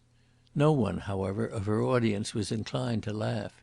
To Madame Dauvray the whole business was as serious as the most solemn ceremonial. Adele was intent upon making her knots secure. Helene Vauquier was the well bred servant who knew her place. It was not for her to laugh at her young mistress, in however ludicrous a situation she might be. "Now," said Adele, "we will tie mademoiselle's ankles, and then we shall be ready for Madame de Montespan." The raillery in her voice had a note of savagery in it now. Celia's vague terror grew. She had a feeling that a beast was waking in the woman, and with it came a growing premonition of failure. Vainly she cried to herself, "I must not fail to night." But she felt instinctively that there was a stronger personality than her own in that room, taming her, condemning her to failure, influencing the others. She was placed in a chair. Adele passed a cord round her ankles, and the mere touch of it quickened Celia to a spasm of revolt. Her last little remnant of liberty was being taken from her. She raised herself, or rather would have raised herself, but Helene, with gentle hands, held her in the chair and whispered under her breath, "Have no fear, Madame is watching." Adele looked fiercely up into the girl's face. "Keep still, hein, la petite?" she cried. And the epithet, "little one," was a light to Celia. Till now upon these occasions, with her black ceremonial dress, her air of aloofness, her vague eyes, and the dignity of her carriage, she had already produced some part of their effect before the seance had begun. She had been wont to sail into the room, distant, mystical. She had her audience already expectant of mysteries, prepared for marvels. Her work was already half done. But now of all that help she was deprived. She was no longer a person aloof, a prophetess, a seer of visions. She was simply a smartly dressed girl of to day, trussed up in a ridiculous and painful position. That was all. The dignity was gone. And the more she realised that, the more she was hindered from influencing her audience, the less able she was to concentrate her mind upon them, to will them to favour her. Madame Dauvray's suspicions, she was sure, were still awake. She could not quell them. There was a stronger personality than hers at work in the room. The cord bit through her thin stockings into her ankles. She dared not complain. It was savagely tied. She made no remonstrance. And then Helene Vauquier raised her up from the chair and lifted her easily off the ground. For a moment she held her so. If Celia had felt ridiculous before, she knew that she was 10 times more so now. She could see herself as she hung in Helene Vauquier's arms, with her delicate frock ludicrously swathed and swaddled about her legs. But again, of those who watched her, no one smiled. "We have had no such tests as these," Madame Dauvray explained, half in fear, half in hope. Adele Rossignol looked the girl over and nodded her head with satisfaction. She had no animosity towards Celia. She had really no feeling of any kind for her or against her. Fortunately she was unaware at this time that Harry Wethermill had been paying his court to her, or it would have gone worse with Mademoiselle Celie before the night was out. Mademoiselle Celie was just a pawn in a very dangerous game which she happened to be playing, and she had succeeded in engineering her pawn into the desired condition of helplessness. She was content.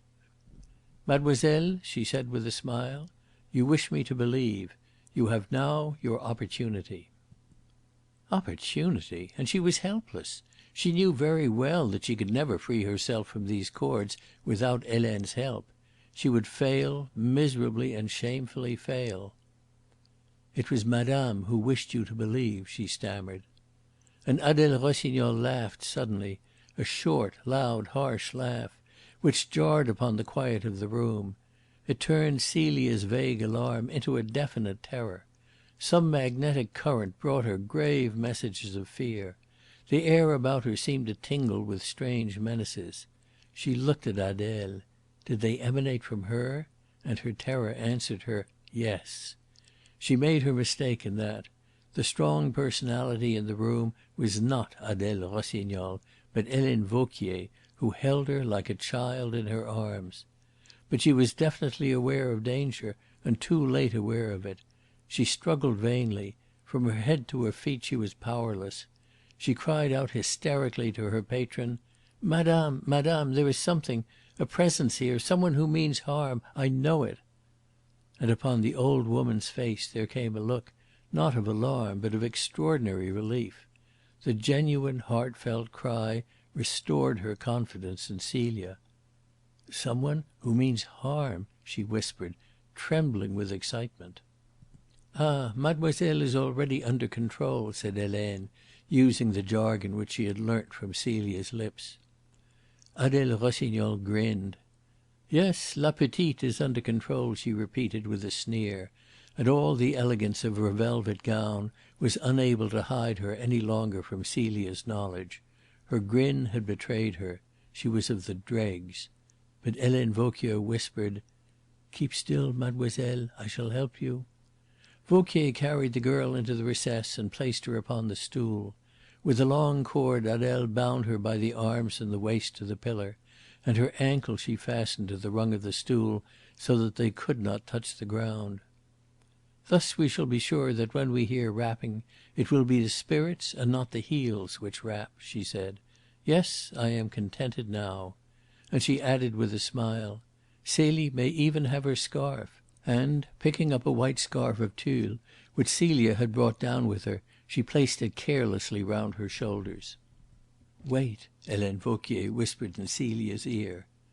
To the cord about Celia's waist Adele was fastening along a line. "I shall keep my foot on the other end of this," she said, "when the lights are out, and I shall know then if our little one frees herself." The three women went out of the recess, and the next moment the heavy silk curtains swung across the opening, leaving Celia in darkness.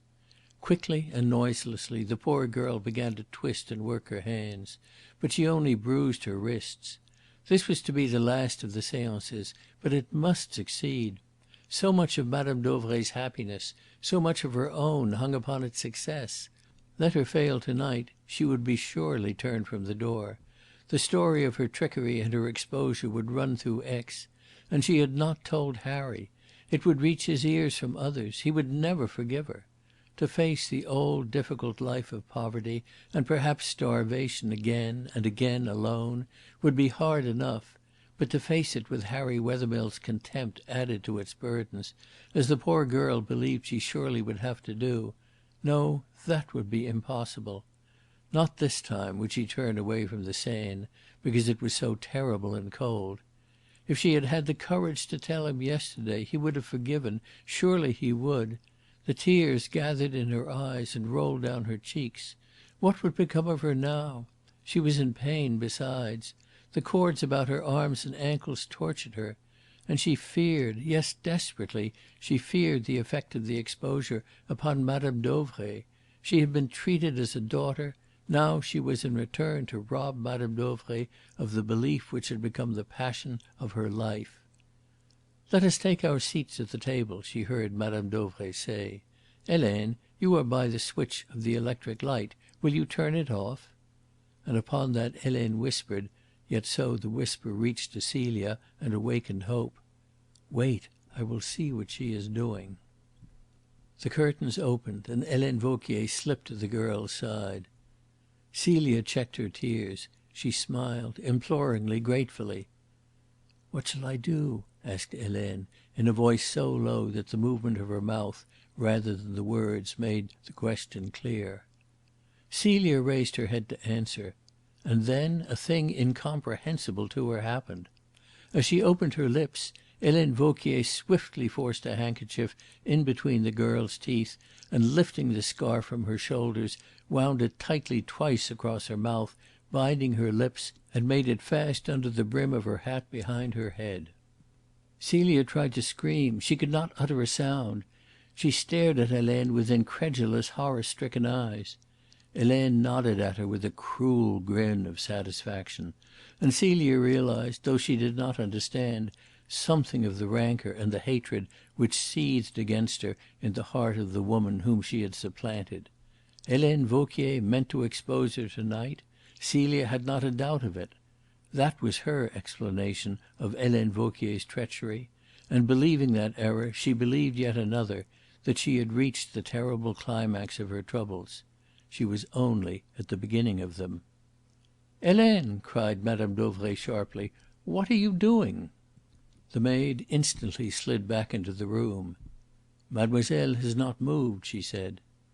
Celia heard the women settle in their chairs about the table. "Is madame ready?" asked Helene, and then there was the sound of the snap of a switch. In the salon darkness had come. If only she had not been wearing her gloves, Celia thought, she might possibly have just been able to free her fingers and her supple hands from their bonds. But as it was she was helpless. She could only sit and wait until the audience in the salon grew tired of waiting and came to her. She closed her eyes, pondering if by any chance she could excuse her failure. But her heart sank within her as she thought of Madame Rossignol's raillery. No, it was all over for her. She opened her eyes and she wondered. It seemed to her that there was more light in the recess than there had been when she closed them. Very likely her eyes were growing used to the darkness. Yet she ought not to be able to distinguish quite so clearly the white pillar opposite to her. She looked towards the glass doors and understood. The wooden shutters outside the doors were not quite closed. They had been carelessly left unbolted. A chink from lintel to floor let in a grey thread of light. Celia heard the women whispering in the salon, and turned her head to catch the words. "Did you hear any sound?" "No." "Was that a hand which touched me?" "No." "We must wait." And so silence came again, and suddenly there was quite a rush of light into the recess. Celia was startled. She turned her head back again towards the window. The wooden door had swung a little more open. There was a wider chink to let the twilight of that starlit darkness through. And as she looked the chink slowly broadened and broadened, the door swung slowly back on hinges which were strangely silent. Celia stared at that widening panel of grey light with a vague terror. It was strange that she could hear no whisper of wind in the garden. Why, oh why, was that latticed door opening so noiselessly? Almost she believed that the spirits, after all. And suddenly the recess darkened again, and Celia sat with her heart leaping and shivering in her breast. There was something black against the glass doors. A man. He had appeared as silently, as suddenly, as any apparition. He stood blocking out the light, pressing his face against the glass, peering into the room. For a moment the shock of horror stunned her. Then she tore frantically at the cords. All thought of failure, of exposure, of dismissal had fled from her. The three poor women, that was her thought, were sitting unwarned, unsuspecting, defenceless in the pitch blackness of the salon.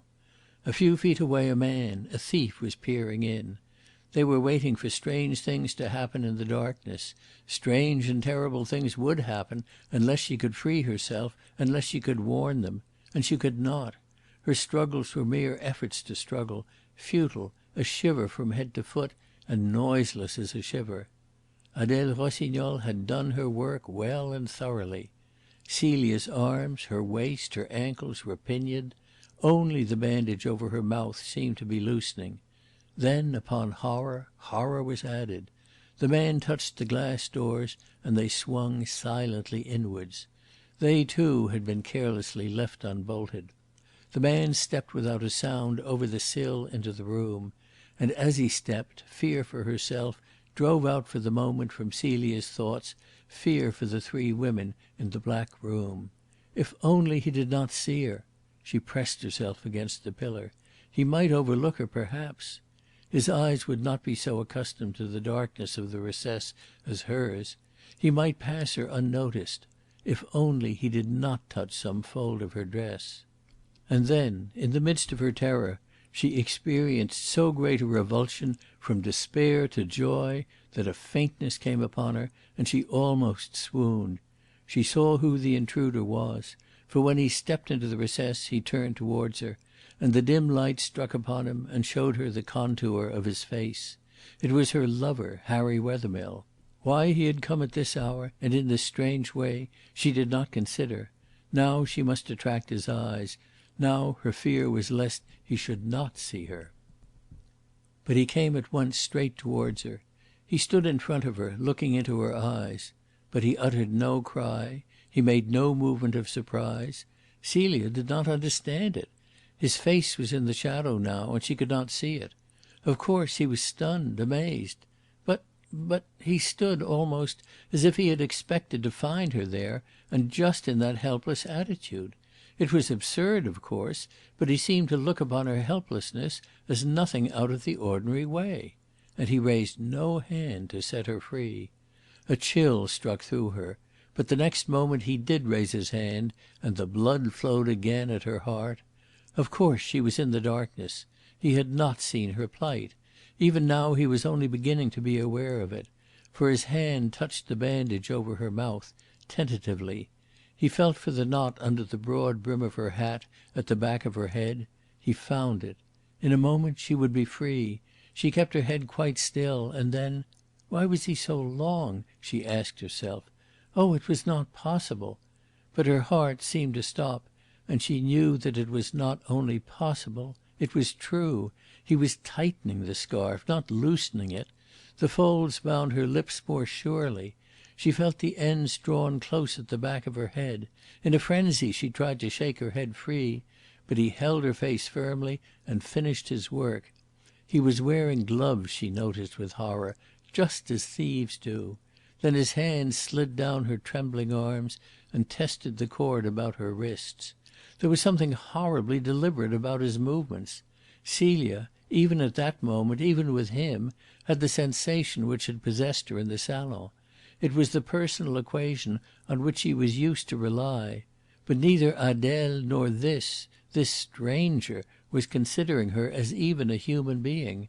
She was a pawn in their game, and they used her, careless of her terror, her beauty, her pain. Then he freed from her waist the long cord which ran beneath the curtain to Adele Rossignol's foot. Celia's first thought was one of relief. He would jerk the cord unwittingly. They would come into the recess and see him. And then the real truth flashed in upon her blindingly. He had jerked the cord, but he had jerked it deliberately. He was already winding it up in a coil as it slid noiselessly across the polished floor beneath the curtains towards him. He had given a signal to Adele Rossignol. All that woman's scepticism and precaution against trickery had been a mere blind, under cover of which she had been able to pack the girl away securely without arousing her suspicions. Helene Vauquier was in the plot too. The scarf at Celia's mouth was proof of that. As if to add proof to proof, she heard Adele Rossignol speak in answer to the signal. "Are we all ready? Have you got Madame Dauvray's left hand, Helene?" "Yes, madame," answered the maid. "And I have her right hand. Now give me yours, and thus we are in a circle about the table." Celia in her mind could see them sitting about the round table in the darkness, Madame Dauvray between the two women, securely held by them. And she herself could not utter a cry, could not move a muscle to help her. Wethermill crept back on noiseless feet to the window, closed the wooden doors, and slid the bolts into their sockets. Yes, Helene Vauquier was in the plot. The bolts and the hinges would not have worked so smoothly but for her. Darkness again filled the recess instead of the grey twilight. But in a moment a faint breath of wind played upon Celia's forehead, and she knew that the man had parted the curtains and slipped into the room. Celia let her head fall towards her shoulder. She was sick and faint with terror. Her lover was in this plot, the lover in whom she had felt so much pride, for whose sake she had taken herself so bitterly to task. He was the associate of Adele Rossignol, of Helene Vauquier. He had used her, Celia, as an instrument for his crime. All their hours together at the Villa des Fleurs, here tonight was their culmination. The blood buzzed in her ears and hammered in the veins of her temples. In front of her eyes the darkness whirled, flecked with fire. She would have fallen, but she could not fall. Then, in the silence, a tambourine jangled. There was to be a séance tonight then, and the séance had begun. In dreadful suspense she heard Madame Dauvray speak. End of chapter 18.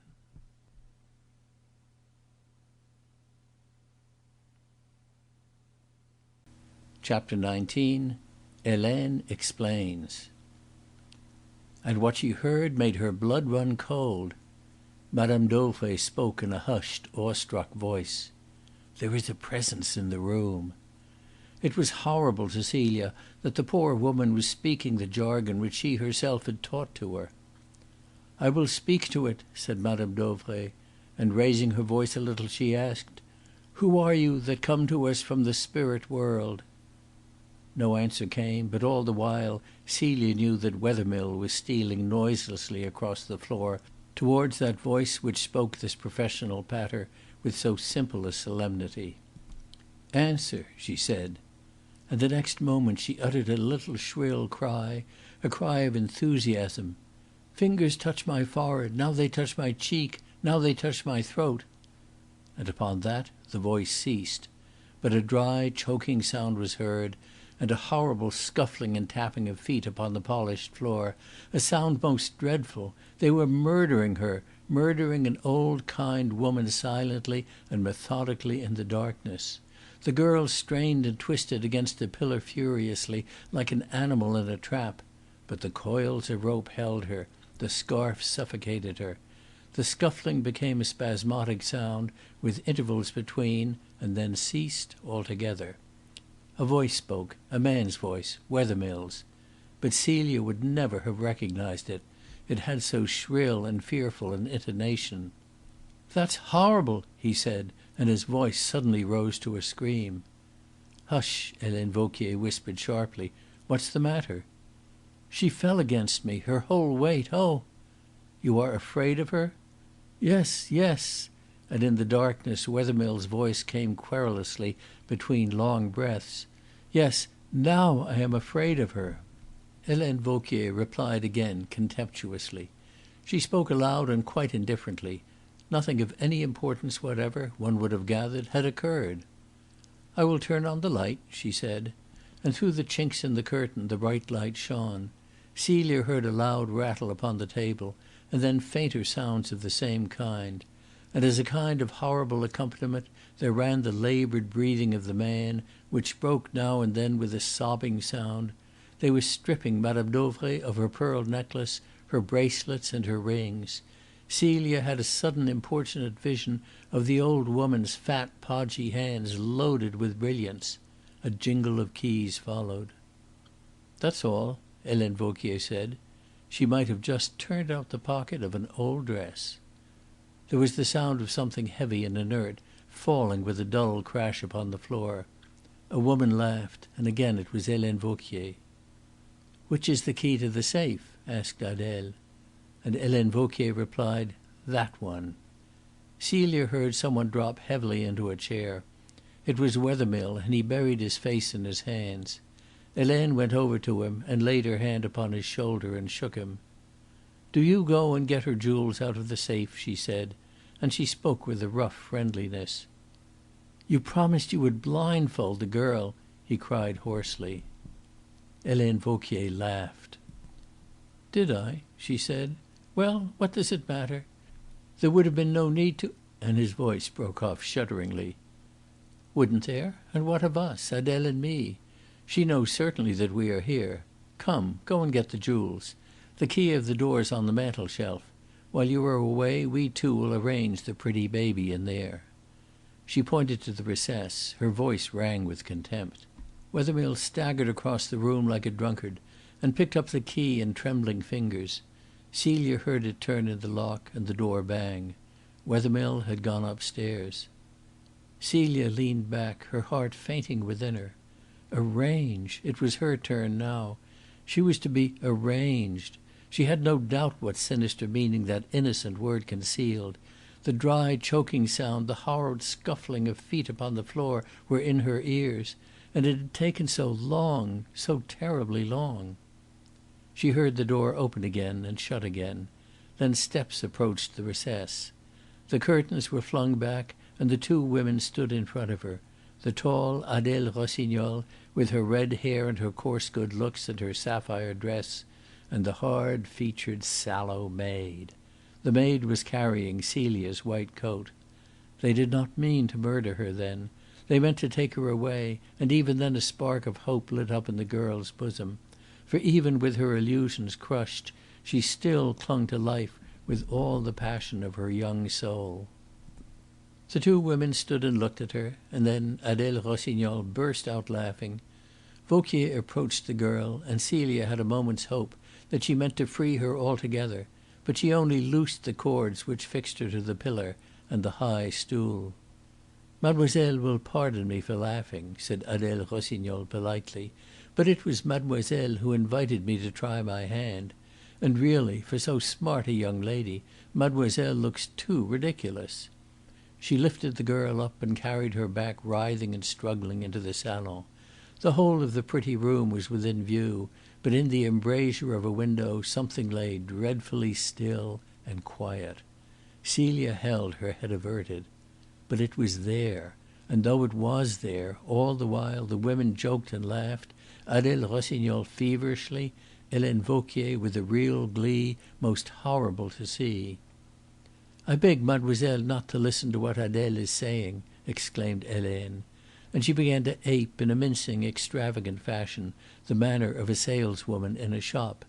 "Mademoiselle has never looked so ravishing. This style is the last word of fashion. It is what there is of the most chic. Of course, mademoiselle understands that the costume is not intended for playing the piano, nor indeed for the ballroom. It leaps to one's eyes that dancing would be difficult. Nor is it intended for much conversation. It is a costume for a mood of quiet reflection. But I assure mademoiselle that for pretty young ladies who are the favourites of rich old women, it is the style most recommended by the criminal classes." All the woman's bitter rancour against Celia, hidden for months beneath a mask of humility, burst out and ran riot now. She went to Adele Rossignol's help, and they flung the girl face downwards upon the sofa. Her face struck the cushion at one end, her feet the cushion at the other. The breath was struck out of her body. She lay with her bosom heaving. Helene Vauquier watched her for a moment with a grin, paying herself now for her respectful speeches and attendance. "Yes, lie quietly and reflect, little fool," she said savagely. "Were you wise to come here and interfere with Helene Vauquier? Hadn't you better have stayed and danced in your rags at Montmartre? Are the smart frocks and the pretty hats and the good dinners worth the price? Ask yourself these questions, my dainty little friend." She drew up a chair to Celia's side and sat down upon it comfortably. "I will tell you what we are going to do with you, Mademoiselle Celie. Adele Rossignol and that kind gentleman, Monsieur Wethermill, are going to take you away with them. You will be glad to go, won't you, dearie? For you love Monsieur Wethermill, don't you? Oh, they won't keep you long enough for you to get tired of them. Do not fear. But you will not come back, Mademoiselle Celie. No, you have seen too much tonight, and every one will think that Mademoiselle Celie helped murder and rob her benefactress. They are certain to suspect some one, so why not you, pretty one?" Celia made no movement. She lay trying to believe that no crime had been committed, that that lifeless body did not lie against the wall. And then she heard in the room above a bed wheeled roughly from its place. The two women heard it too, and looked at one another. "He should look in the safe," said Vauquier. "Go and see what he is doing." And Adele Rossignol ran from the room. As soon as she was gone, Vauquier followed to the door, listened, closed it gently, and came back. She stooped down. "Mademoiselle Celie," she said, in a smooth, silky voice which terrified the girl more than her harsh tones, "there is just one little thing wrong in your appearance, one tiny little piece of bad taste, if mademoiselle will pardon a poor servant the expression. I did not mention it before Adele Rossignol. She is so severe in her criticism, is she not? But since we are alone, I will presume to point out to mademoiselle that those diamond eardrops which I see peeping out under the scarf are a little ostentatious in her present predicament. They are a provocation to thieves. Will mademoiselle permit me to remove them?" She caught her by the neck and lifted her up. She pushed the lace scarf up at the side of Celia's head. Celia began to struggle furiously, convulsively. She kicked and writhed, and a little tearing sound was heard. One of her shoe buckles had caught in the thin silk covering of the cushion and slit it. Helene Vauquier let her fall. She felt composedly in her pocket and drew from it an aluminium flask, the same flask which Le Maire was afterward to snatch up in the bedroom in Geneva. Celia stared at her in dread. She saw the flask flashing in the light. She shrank from it. She wondered what new horror was to grip her. Helene unscrewed the top and laughed pleasantly. "Mademoiselle Celie is under control," she said. "We shall have to teach her that it is not polite in young ladies to kick." She pressed Celia down with a hand upon her back, and her voice changed. "Lie still," she commanded savagely. "Do you hear? Do you know what this is, Mademoiselle Celie?" And she held the flask towards the girl's face. "This is vitriol, my pretty one. Move, and I'll spoil these smooth white shoulders for you. How would you like that?" Celia shuddered from head to foot, and burying her face in the cushion lay trembling. She would have begged for death upon her knees rather than suffer this horror. She felt Vauquier's fingers lingering with a dreadful caressing touch upon her shoulders and about her throat. She was within an ace of the torture, the disfigurement, and she knew it. She could not pray for mercy. She could only lie quite still, as she was bidden, trying to control the shuddering of her limbs and body. "It would be a good lesson for Mademoiselle Celie," Helene continued slowly. "I think that if Mademoiselle Celie will forgive the liberty, I ought to inflict it. One little tilt of the flask, and the satin of these pretty shoulders—" She broke off suddenly and listened. Some sound heard outside had given Celia a respite, perhaps more than a respite. Helene set the flask down upon the table. Her avarice had got the better of her hatred. She roughly plucked the earrings out of the girl's ears. She hid them quickly in the bosom of her dress, with her eye upon the door. She did not see a drop of blood gather on the lobe of Celia's ear and fall into the cushion on which her face was pressed. She had hardly hidden them away before the door opened and Adèle Rossignol burst into the room. "What is the matter?" asked Vauquier. "The safe's empty. We have searched the room. We have found nothing," she cried. "Everything is in the safe," Helene insisted. "No!" The two women ran out of the room and up the stairs. Celia, lying on the settee, heard all the quiet of the house change to noise and confusion. It was as though a tornado raged in the room overhead. Furniture was tossed about and over the room, feet stamped and ran, locks were smashed with heavy blows. For many minutes the storm raged. Then it ceased, and she heard the accomplices clattering down the stairs without a thought of the noise they made. They burst into the room. Harry Wethermill was laughing hysterically, like a man off his head. He had been wearing a long dark overcoat when he entered the house. Now he carried the coat over his arm. He was in a dinner jacket, and his black clothes were dusty and disordered. "It's all for nothing!" he screamed rather than cried. "Nothing but the one necklace and a handful of rings!" In a frenzy he actually stooped over the dead woman and questioned her. "Tell us, where did you hide them?" he cried. "The girl will know," said Helene. Wethermill rose up and looked wildly at Celia. "Yes, yes," he said. He had no scruple, no pity any longer for the girl. There was no gain from the crime unless she spoke. He would have placed his head in the guillotine for nothing. He ran to the writing table, tore off half a sheet of paper, and brought it over with a pencil to the sofa. He gave them to Vauquier to hold, and drawing out the sofa from the wall, slipped in behind. He lifted up Celia with Rossignol's help, and made her sit in the middle of the sofa with her feet upon the ground. He unbound her wrists and fingers, and Vauquier placed the writing pad and the paper on the girl's knees. Her arms were still pinioned above the elbows.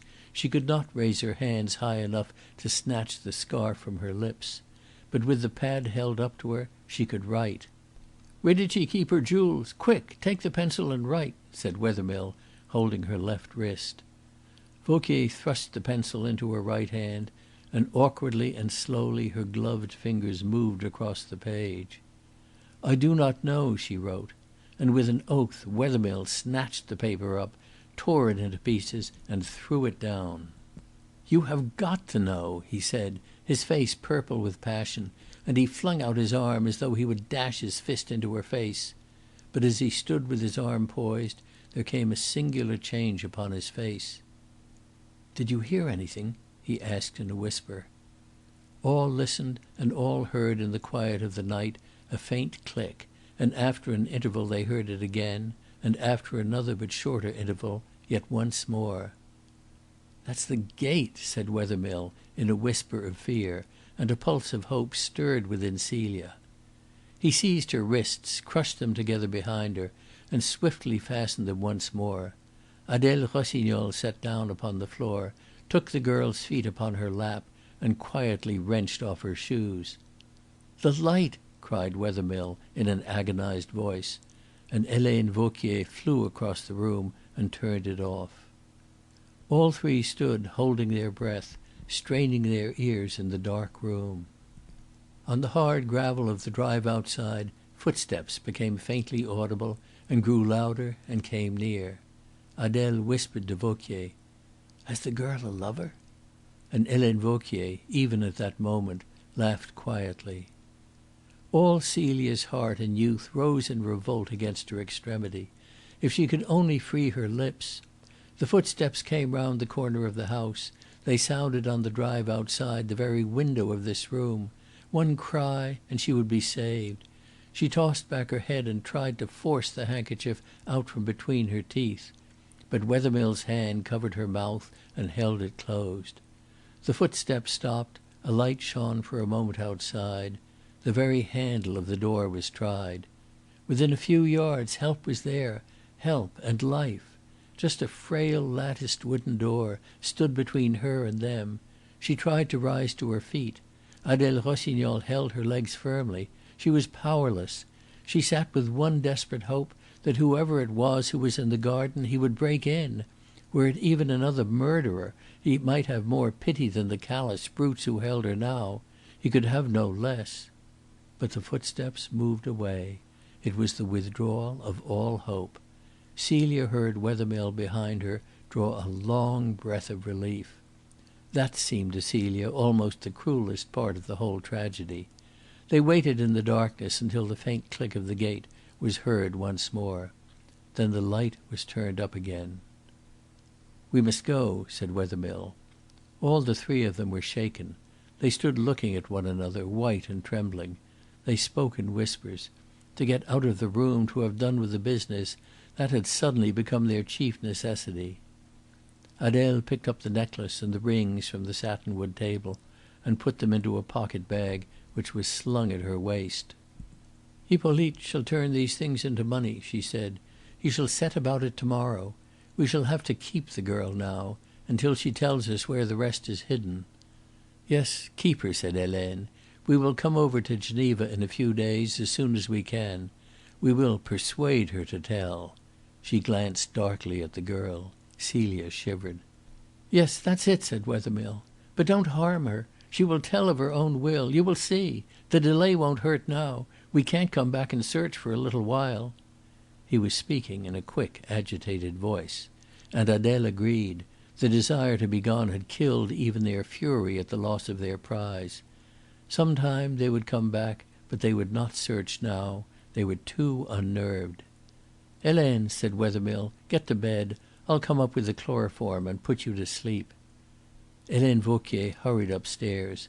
It was part of her plan that she should be left alone in the villa, chloroformed. Thus only could suspicion be averted from herself. She did not shrink from the completion of the plan now. She went, the strange woman, without a tremor to her ordeal. Wethermill took the length of rope which had fixed Celia to the pillar. "I'll follow," he said, and as he turned he stumbled over the body of Madame Dauvray.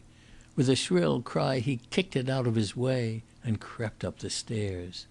Adele Rossignol quickly set the room in order. She removed the stool from its position in the recess and carried it to its place in the hall. She put Celia's shoes upon her feet, loosening the cord from her ankles. Then she looked about the floor and picked up here and there a scrap of cord. In the silence the clock upon the mantel-shelf chimed the 11:15. She screwed the stopper on the flask of vitriol very carefully and put the flask away in her pocket. She went into the kitchen and fetched the key of the garage. She put her hat on her head. She even picked up and drew on her gloves, afraid lest she should leave them behind. And then Wethermill came down again. Adele looked at him inquiringly. "It is all done," he said with a nod of the head.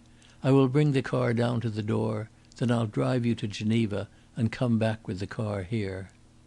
He cautiously opened the latticed door of the window, listened for a moment, and ran silently down the drive. Adele closed the door again, but she did not bolt it. She came back into the room. She looked at Celia as she lay back upon the settee, with a long glance of indecision. And then, to Celia's surprise, for she had given up all hope, the indecision in her eyes became pity. She suddenly ran across the room and knelt down before Celia. With quick and feverish hands she untied the cord which fastened the train of her skirt above her knees. At first Celia shrank away, fearing some new cruelty, but Adele's voice came to her ears, speaking, and speaking with remorse. "I can't endure it," she whispered. "You are so young, too young to be killed." The tears were rolling down Celia's cheeks. Her face was pitiful and beseeching. "Don't look at me like that, for God's sake, child," Adele went on, and she chafed the girl's ankles for a moment. "Can you stand?" she asked. Celia nodded her head gratefully. After all, then, she was not to die. It seemed to her hardly possible. But before she could rise, a subdued whir of machinery penetrated into the room, and the motor car came slowly to the front of the villa. "Keep still," said Adele hurriedly, and she placed herself in front of Celia. Wethermill opened the wooden door, while Celia's heart raced in her bosom. "I will go down and open the gate," he whispered. "Are you ready?" "Yes." Wethermill disappeared, and this time he left the door open. Adele helped Celia to her feet. For a moment she tottered. Then she stood firm. "Now run," whispered Adele. "Run, child, for your life." Celia did not stop to think whither she should run, or how she should escape from Wethermill's search. She could not ask that her lips and her hands might be freed. She had but a few seconds. She had one thought, to hide herself in the darkness of the garden. Celia fled across the room, sprang wildly over the sill, ran, tripped over her skirt, steadied herself, and was swung off the ground by the arms of Harry Wethermill. "There we are," he said with his shrill, wavering laugh. "I opened the gate before." And suddenly Celia hung inert in his arms. The light went out in the salon. Adele Rossignol, carrying Celia's cloak, stepped out at the side of the window. "She has fainted," said Wethermill. "Wipe the mould off her shoes, and off yours too, carefully. I don't want them to think that this car has been out of the garage at all." Adele stooped and obeyed. Wethermill opened the door of the car and flung Celia into a seat. Adele followed and took her seat opposite the girl. Wethermill stepped carefully again onto the grass, and with the toe of his shoe scraped up and ploughed the impressions which he and Adele Rossignol had made on the ground, leaving those which Celia had made. He came back to the window. Then he took the chauffeur's seat, and the car glided silently down the drive and out by the gate. As soon as it was on the road it stopped. In an instant Adele Rossignol's head was out of the window. "What is it?" she exclaimed in fear. Wethermill pointed to the roof. He had left the light burning in Helene Vauquier's room. "We can't go back now," said Adele in a frantic whisper. "No, it is over. I daren't go back." And Wethermill jammed down the lever. The car sprang forward, and humming steadily over the white road, devoured the miles. But they had made their one mistake. End of chapter 19.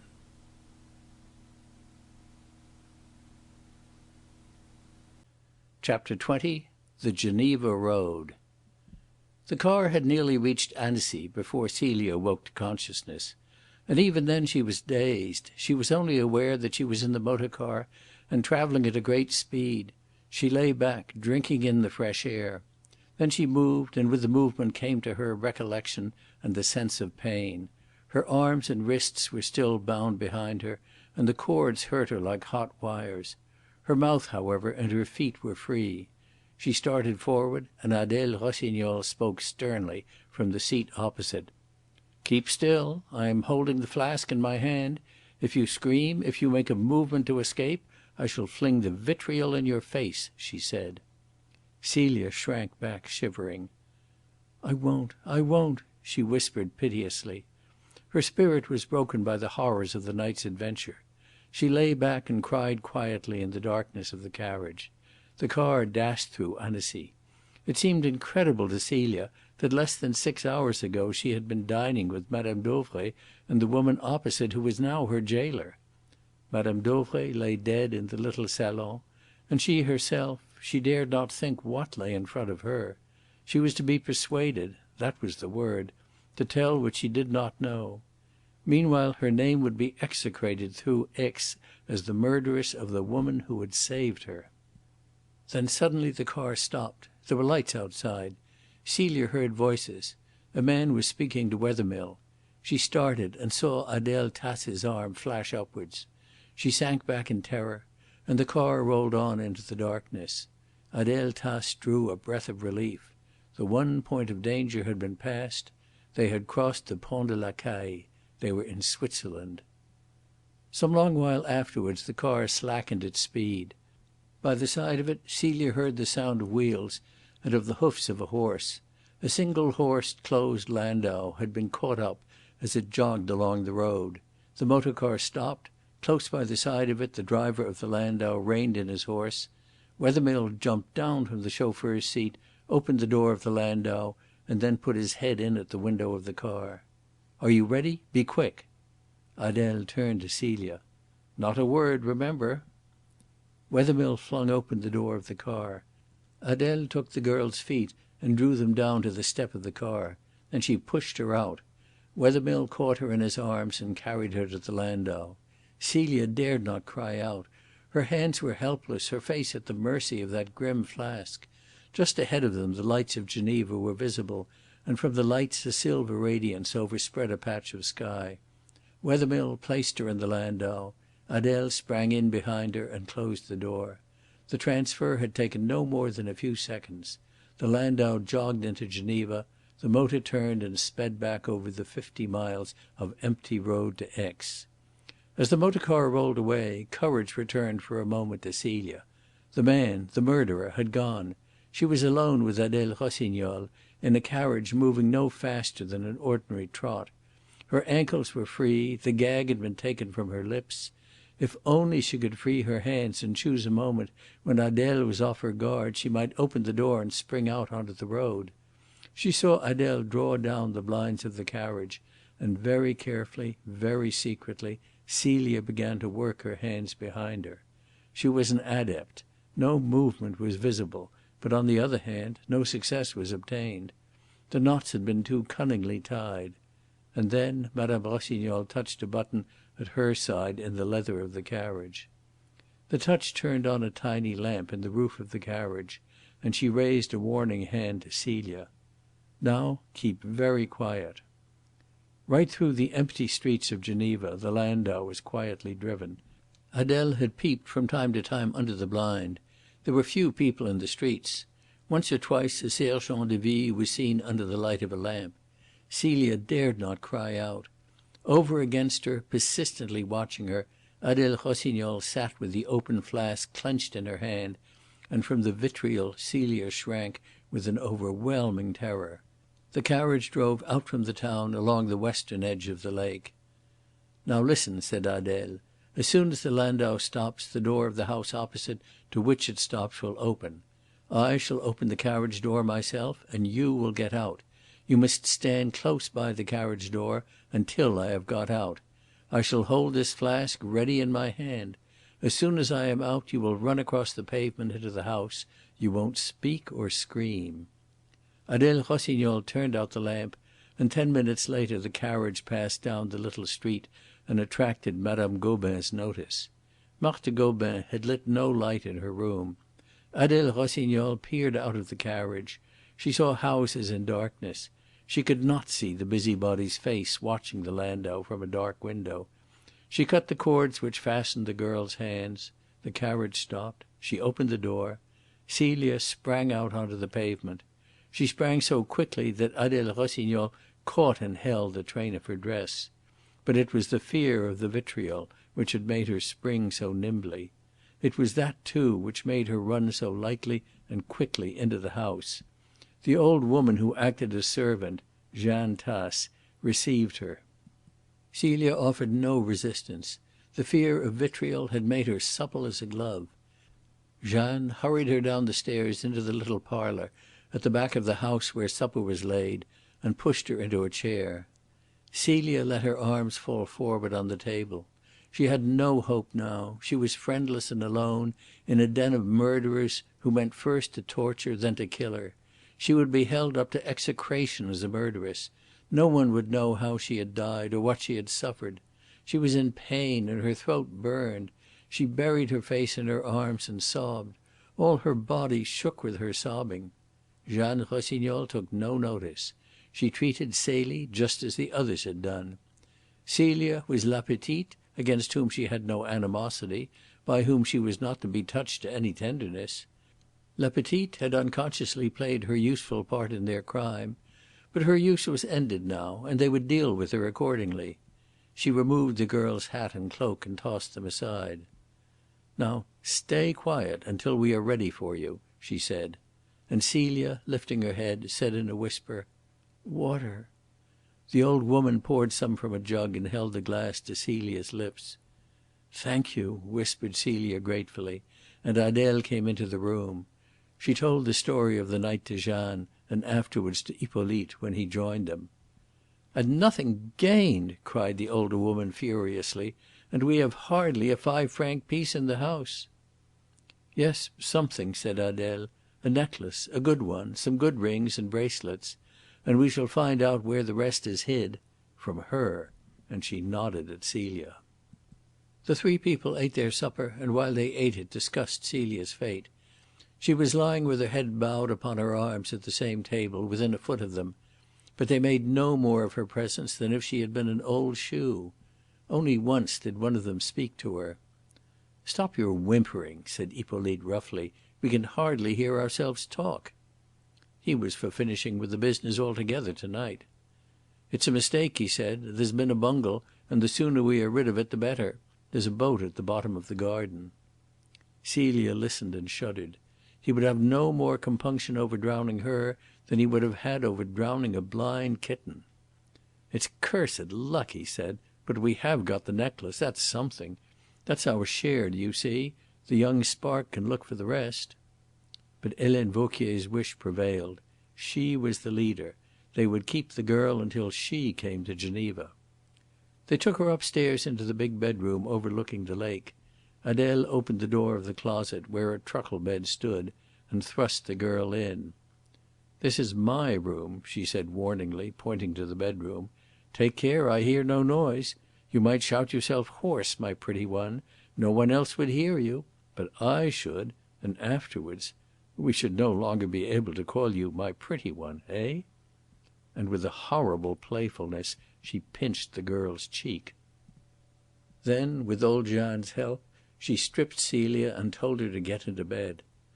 "I'll give her something to keep her quiet," said Adèle, and she fetched her morphia needle and injected a dose into Celia's arm. Then they took her clothes away and left her in the darkness. She heard the key turn in the lock, and a moment after the sound of the bedstead being drawn across the doorway. But she heard no more, for almost immediately she fell asleep. She was awakened some time the next day by the door opening. Old Jeanne Tasse brought her in a jug of water and a roll of bread, and locked her up again. And a long time afterwards she brought her another supply. Yet another day had gone, but in that dark cupboard Celia had no means of judging time. In the afternoon the newspaper came out with the announcement that Madame Dauvray's jewellery had been discovered under the boards. Hippolyte brought in the newspaper, and cursing their stupidity, they sat down to decide upon Celia's fate. That, however, was soon arranged. They would dress her in everything which she wore when she came, so that no trace of her might be discovered.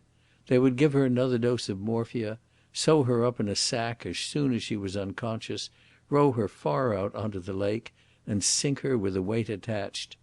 They dragged her out from the cupboard, always with the threat of that bright aluminium flask before her eyes. She fell upon her knees, imploring their pity, with tears running down her cheeks.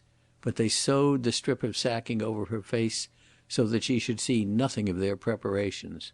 They flung her on the sofa, secured as Hanaud had found her, and leaving her in the old woman's charge, sent down Adèle for her needle and Hippolyte to get ready the boat. As Hippolyte opened the door, he saw the launch of the chef de la Sûreté glide along the bank. End of chapter 20.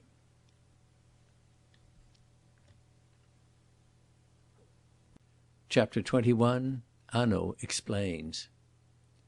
This is the story as Mr. Ricardo wrote it out from the statement of Celia herself and the confession of Adèle Rossignol. Obscurities which had puzzled him were made clear, but he was still unaware how Hanaud had worked out the solution. "You promised me that you would explain," he said, when they were both together after the trial was over at Aix. The two men had just finished luncheon at the Cercle and were sitting over their coffee. Hanaud lighted a cigar. "There were difficulties, of course," he said. "The crime was so carefully planned. The little details, such as the footprints, the absence of any mud from the girl's shoes in the carriage of the motor car, the dinner at Annecy, the purchase of the cord, the want of any sign of a struggle in the little salon, were all carefully thought out. Had not one little accident happened, and one little mistake been made in consequence, I doubt if we should have laid our hands upon one of the gang. We might have suspected Wethermill, we should hardly have secured him, and we should very likely never have known of the Tasse family. That mistake was, as you no doubt are fully aware—" "The failure of Wethermill to discover Madame Dauvray's jewels," said Ricardo at once. "No, my friend," answered Hanaud. "That made them keep Mademoiselle Celie alive. It enabled us to save her when we had discovered the whereabouts of the gang. It did not help us very much to lay our hands on them. No, the little accident which happened was the entrance of our friend Perrichet into the garden while the murderers were still in the room. Imagine that scene, Monsieur Ricardo. The rage of the murderers at their inability to discover the plunder for which they had risked their necks. The old woman crumpled up on the floor against the wall. The girl writing laboriously with fettered arms, I do not know, under threats of torture. And then, in the stillness of the night, the clear, tiny click of the gate and the measured, relentless footsteps. No wonder they were terrified in that dark room. What would be their one thought? Why, to get away. To come back perhaps later, when Mademoiselle Celie should have told them what, by the way, she did not know, but in any case to get away now. So they made their little mistake, and in their hurry they left the light burning in the room of Helene Vauquier, and the murder was discovered 7 hours too soon for them." "7 hours?" said Mr. Ricardo. "Yes, the household did not rise early. It was not until 7 that the charwoman came. It was she who was meant to discover the crime. By that time the motor car would have been back 3 hours ago in its garage. Servettaz, the chauffeur, would have returned from Chambéry some time in the morning. He would have cleaned the car, he would have noticed that there was very little petrol in the tank, as there had been when he had left it on the day before. He would not have noticed that some of his many tins, which had been full yesterday, were empty today.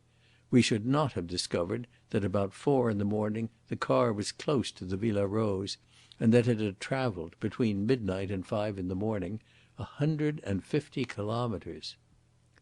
"But you had already guessed Geneva," said Ricardo. "At luncheon, before the news came that the car was found, you had guessed it."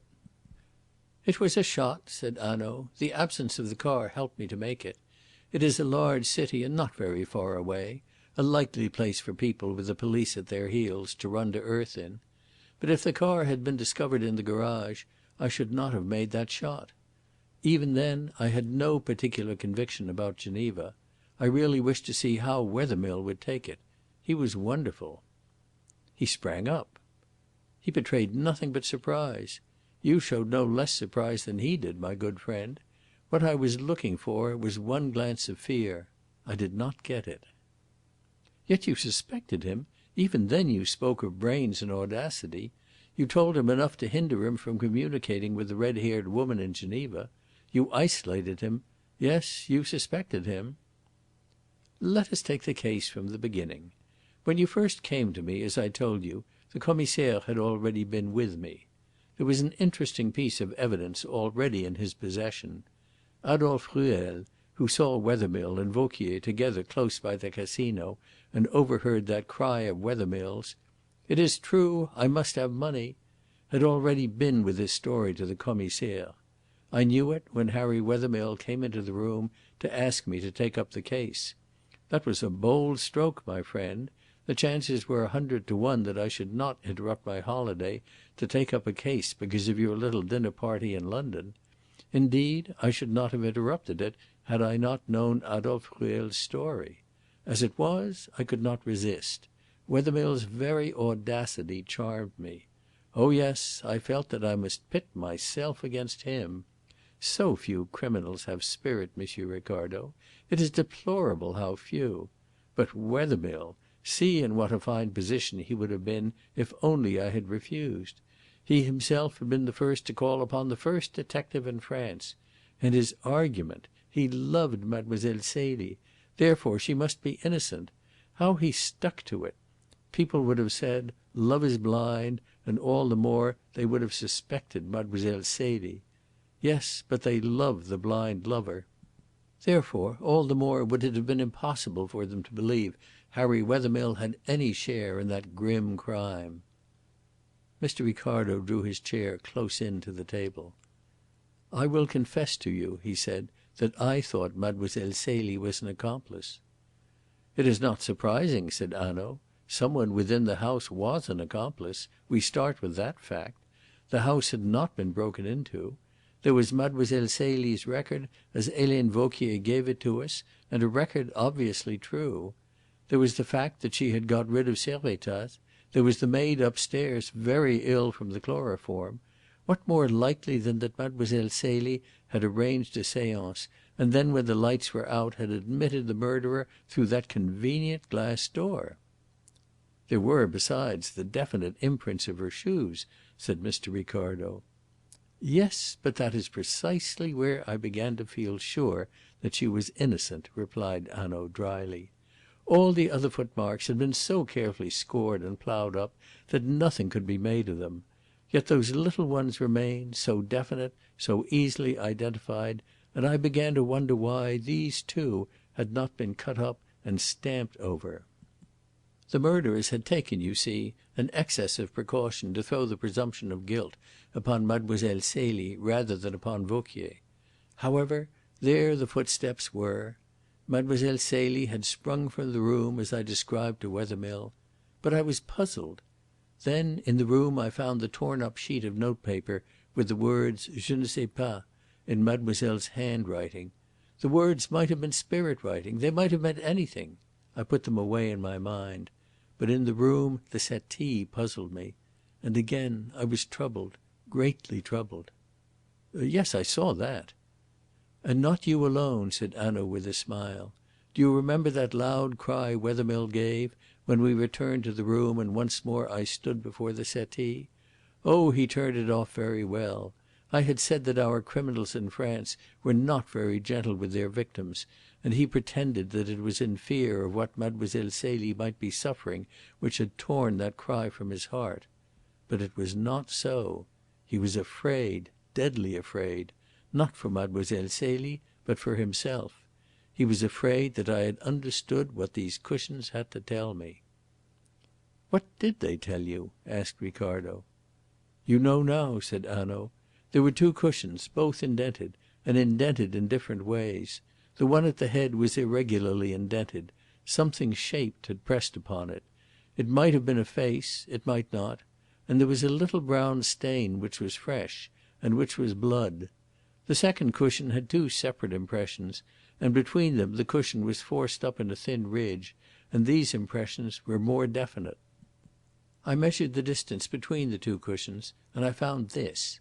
that supposing, and it was a large supposition, the cushions had not been moved since those impressions were made, a girl of Mlle. Celie's height, lying stretched out upon the sofa, would have her face pressing down upon one cushion and her feet and insteps upon the other. Now the impressions upon the second cushion and the thin ridge between them were just the impressions which might have been made by a pair of shoes held close together.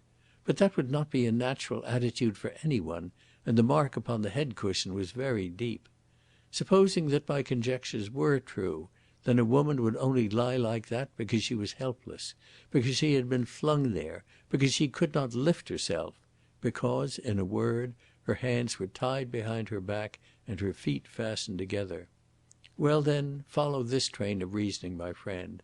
Suppose my conjectures, and we had nothing but conjectures to build upon, were true, the woman flung upon the sofa could not be Helene Vauquier, for she would have said so. She could have had no reason for concealment. But it must be Mlle. Celie. There was the slit in the one cushion and the stain on the other, which of course I had not accounted for. There was still, too, the puzzle of the footsteps outside the glass doors. If Mlle. Celie had been bound upon the sofa, how came she to run with her limbs free from the house? There was a question not easy to answer. "Yes," said Mr. Ricardo. "Yes, but there was also another question. Suppose that Mlle. Celie was, after all, the victim, not the accomplice. Suppose she had been flung tied upon the sofa. Suppose that somehow the imprint of her shoes upon the ground had been made, and that she had afterwards been carried away, so that the maid might be cleared of all complicity. In that case it became intelligible why the other footprints were scored out and hers left. The presumption of guilt would fall upon her. There would be proof that she ran hurriedly from the room and sprang into a motor car of her own free will. But again, if that theory were true, then Helene Vauquier was the accomplice and not Mlle. Celie." "I follow that." "Then I found an interesting piece of evidence with regard to the strange woman who came. I picked up a long red hair, a very important piece of evidence about which I thought it best to say nothing at all. It was not Mlle. Celie's hair, which is fair, nor Vauquier's, which is black, nor Madame Dauvray's, which is dyed brown, nor the charwoman's, which is grey. It was, therefore, the visitor's. Well, we went upstairs to Mlle. Celie's room." "Yes," said Mr. Ricardo eagerly, "we are coming to the pot of cream." In that room we learnt that Helene Vauquier, at her own request, had already paid it a visit. It is true the Commissaire said that he had kept his eye on her the whole time. But none the less, from the window, he saw me coming down the road, and that he could not have done, as I made sure, unless he had turned his back upon Vauquier and leaned out of the window.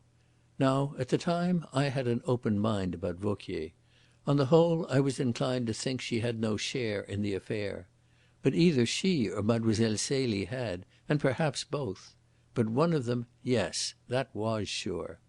Therefore I asked what drawers she touched after the Commissaire had leaned out of the window. For if she had any motive in wishing to visit the room, she would have satisfied it when the Commissaire's back was turned. He pointed to a drawer, and I took out a dress and shook it, thinking that she may have wished to hide something. But nothing fell out. On the other hand, however, I saw some quite fresh grease marks, made by fingers, and the marks were wet. I began to ask myself how it was that Helene Vauquier, who had just been helped to dress by the nurse, had grease upon her fingers. Then I looked at a drawer which she had examined first of all. There were no grease marks on the clothes she had turned over before the Commissaire leaned out of the window. Therefore it followed that during the few seconds when he was watching me she had touched grease. I looked about the room, and there on the dressing table, close by the chest of drawers, was a pot of cold cream. That was the grease Helene Vauquier had touched. And why, if not to hide some small thing in it, which firstly she dared not keep in her own room, which secondly she wished to hide in the room of Mlle. Celie, and which thirdly she had not had an opportunity to hide before? Now, bear those three conditions in mind, and tell me what the small thing was." Mr. Ricardo nodded his head. "I know now," he said. "You told me. The earrings of Mlle. Celie. But I should not have guessed it at the time." "Nor could I at the time," said Hanaud. "I kept my open mind about Helene Vauquier, but I locked the door and took the key. Then we went and heard Vauquier's story. The story was clever, because so much of it was obviously, indisputably true. The account of the séances, of Madame Dauvray's superstitions, her desire for an interview with Madame de Montespan, such details are not invented. It was interesting, too, to know that there had been a séance planned for that night. The method of the murder began to be clear. So far she spoke the truth. But then she lied. Yes, she lied, and it was a bad lie, my friend. She told us that the strange woman Adèle had black hair. Now, I carried in my pocket book proof that that woman's hair was red. Why did she lie, except to make impossible the identification of that strange visitor? That was the first false step taken by Helene Vauquier. Now let us take the second. I thought nothing of her rancour against Mademoiselle Celie. To me it was all very natural. She, the hard peasant woman, no longer young, who had been for years the confidential servant of Madame Dauvray, and had no doubt taken her levy from the impostors who preyed upon her credulous mistress, certainly she would hate this young and pretty outcast whom she has to wait upon, whose hair she has to dress. Vauquier? She would hate her. But if by any chance she were in the plot, and the lie seemed to show she was, then the séances showed me new possibilities. For Helene used to help Mademoiselle Celie. Suppose that the séance had taken place, that the sceptical visitor with the red hair professed herself dissatisfied with Vauquier's method of testing the medium, had suggested another way, Mademoiselle Celie could not object, and there she would be neatly and securely packed up beyond the power of offering any resistance before she could have a suspicion that things were wrong. It would be an easy little comedy to play. And if that were true, why, there were my sofa cushions, partly explained. "Yes, I see," cried Ricardo with enthusiasm. "You are wonderful." Hanaud was not displeased with his companion's enthusiasm. "But wait a moment. We have only conjecture so far, and one fact, that Helene Vauquier lied about the colour of the strange woman's hair. Now we get another fact. Mademoiselle Celie was wearing buckles on her shoes, and there is my slit in the sofa cushions. For when she is flung onto the sofa, what will she do? She will kick, she will struggle. Of course it is conjecture. I do not as yet hold pig-headedly to it. I am not yet sure that Mademoiselle Celie is innocent. I am willing at any moment to admit that the facts contradict my theory. But on the contrary, each fact that I discover helps it to take shape. Now I come to Helene Vauquier's second mistake. On the evening when you saw Mademoiselle Celie in the garden behind the baccarat rooms, you noticed that she wore no jewellery except a pair of diamond eardrops. In the photograph of her which Wethermill showed me, again she was wearing them. Is it not therefore probable that she usually wore them? When I examined her room I found the case for those earrings. The case was empty. It was natural, then, to infer that she was wearing them when she came down to the séance." "Yes?" "Well, I read a description, a carefully written description, of the missing girl, made by Helene Vauquier after an examination of the girl's wardrobe. There was no mention of the earrings. So I asked her, was she not wearing them? Helene Vauquier was taken by surprise. How should I know anything of Mademoiselle Celie's earrings? She hesitated. She did not quite know what answer to make. Now why?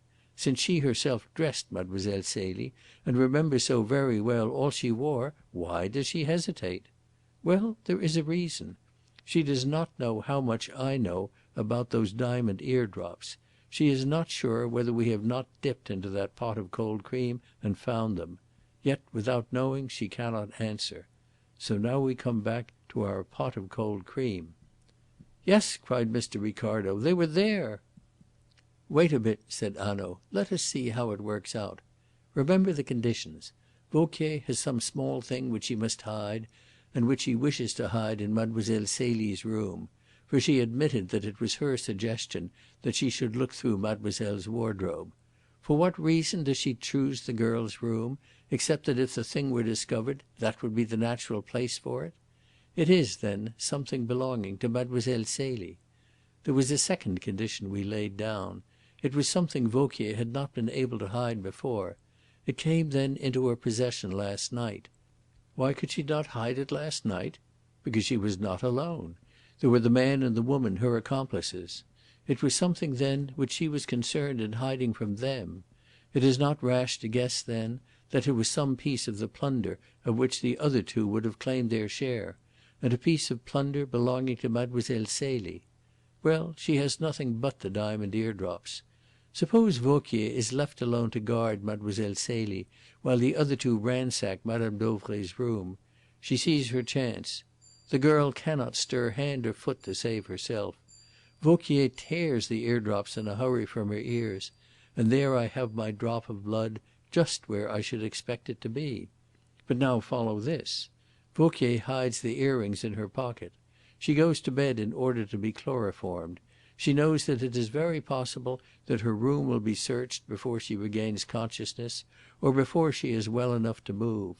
There is only one place to hide them in, only one place where they will be safe, in bed with her. But in the morning she must get rid of them, and a nurse is with her. Hence the excuse to go to Mademoiselle Celie's room. If the eardrops are found in the pot of cold cream, it would only be thought that Mademoiselle Celie had herself hidden them there for safety. Again, it is conjecture, and I wish to make sure. So I tell Vauquier she can go away, and I leave her unwatched. I have her driven to the depot instead of to her friends, and searched.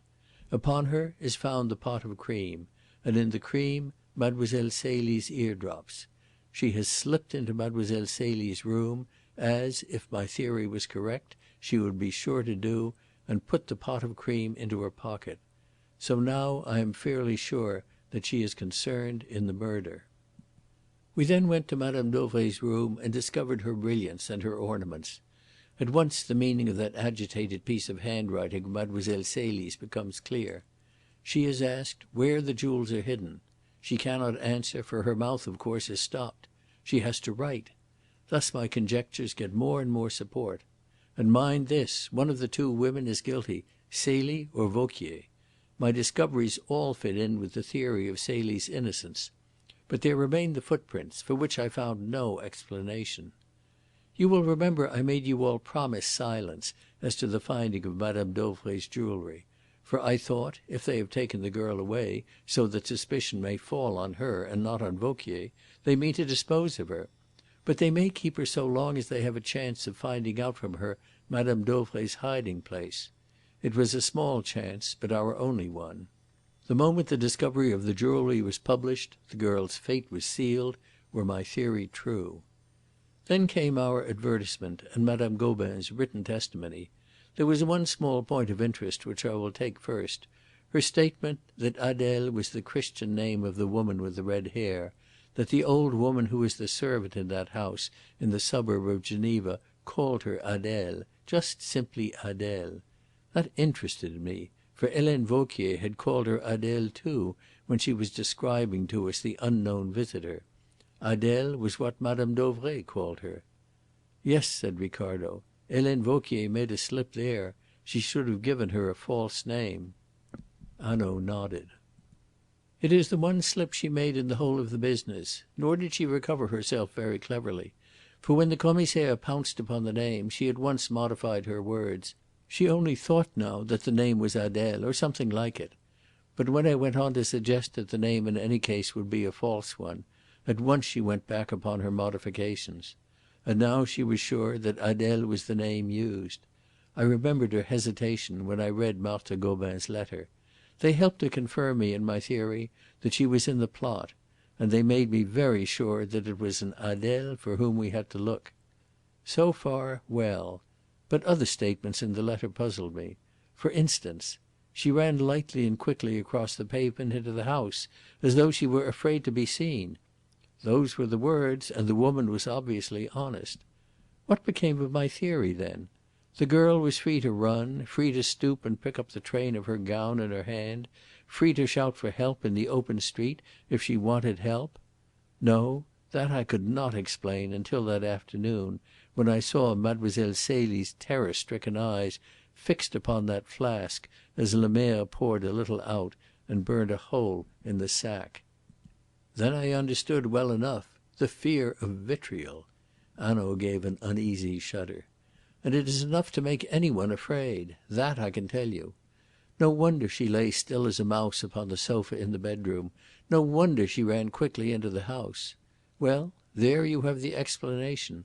I had only my theory to work upon even after Madame Gobin's evidence. But as it happened, it was the right one. Meanwhile, of course, I made my inquiries into Wethermill's circumstances. My good friends in England helped me. They were precarious. He owed money in Aix, money at his hotel. We knew from the motor car that the man we were searching for had returned to Aix. Things began to look black for Wethermill. Then you gave me a little piece of information." "I?" exclaimed Ricardo with a start. "Yes, you told me that you walked up to the hotel with Harry Wethermill on the night of the murder and separated just before 10.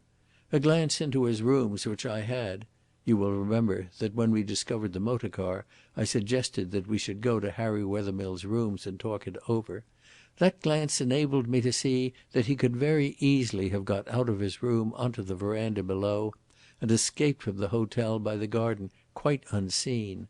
For you will remember that whereas your rooms look out to the front and onto the slope of Mont Revard, Wethermill's look out over the garden and the town of Aix. In a quarter of an hour or 20 minutes he could have reached the Villa Rose. He could have been in the salon before 10:30, and that is just the hour which suited me perfectly. And as he got out unnoticed, so he could return. So he did return. My friend, there are some interesting marks upon the window sill of Wethermill's room and upon the pillar just beneath it. Take a look, M. Ricardo, when you return to your hotel. But that was not all. We talked of Geneva in Mr. Wethermill's room, and of the distance between Geneva and Aix. Do you remember that?" "Yes," replied Ricardo. "Do you remember, too, that I asked him for a road book?" "Yes, to make sure of the distance. I do." "Ah, but it was not to make sure of the distance that I asked for the road book, my friend. I asked in order to find out whether Harry Wethermill had a road book at all, which gave a plan of the roads between here and Geneva. And he had. He handed it to me at once and quite naturally. I hope that I took it calmly, but I was not at all calm inside. For it was a new road book, which, by the way, he bought a week before, and I was asking myself all the while, now, what was I asking myself, M. Ricardo?"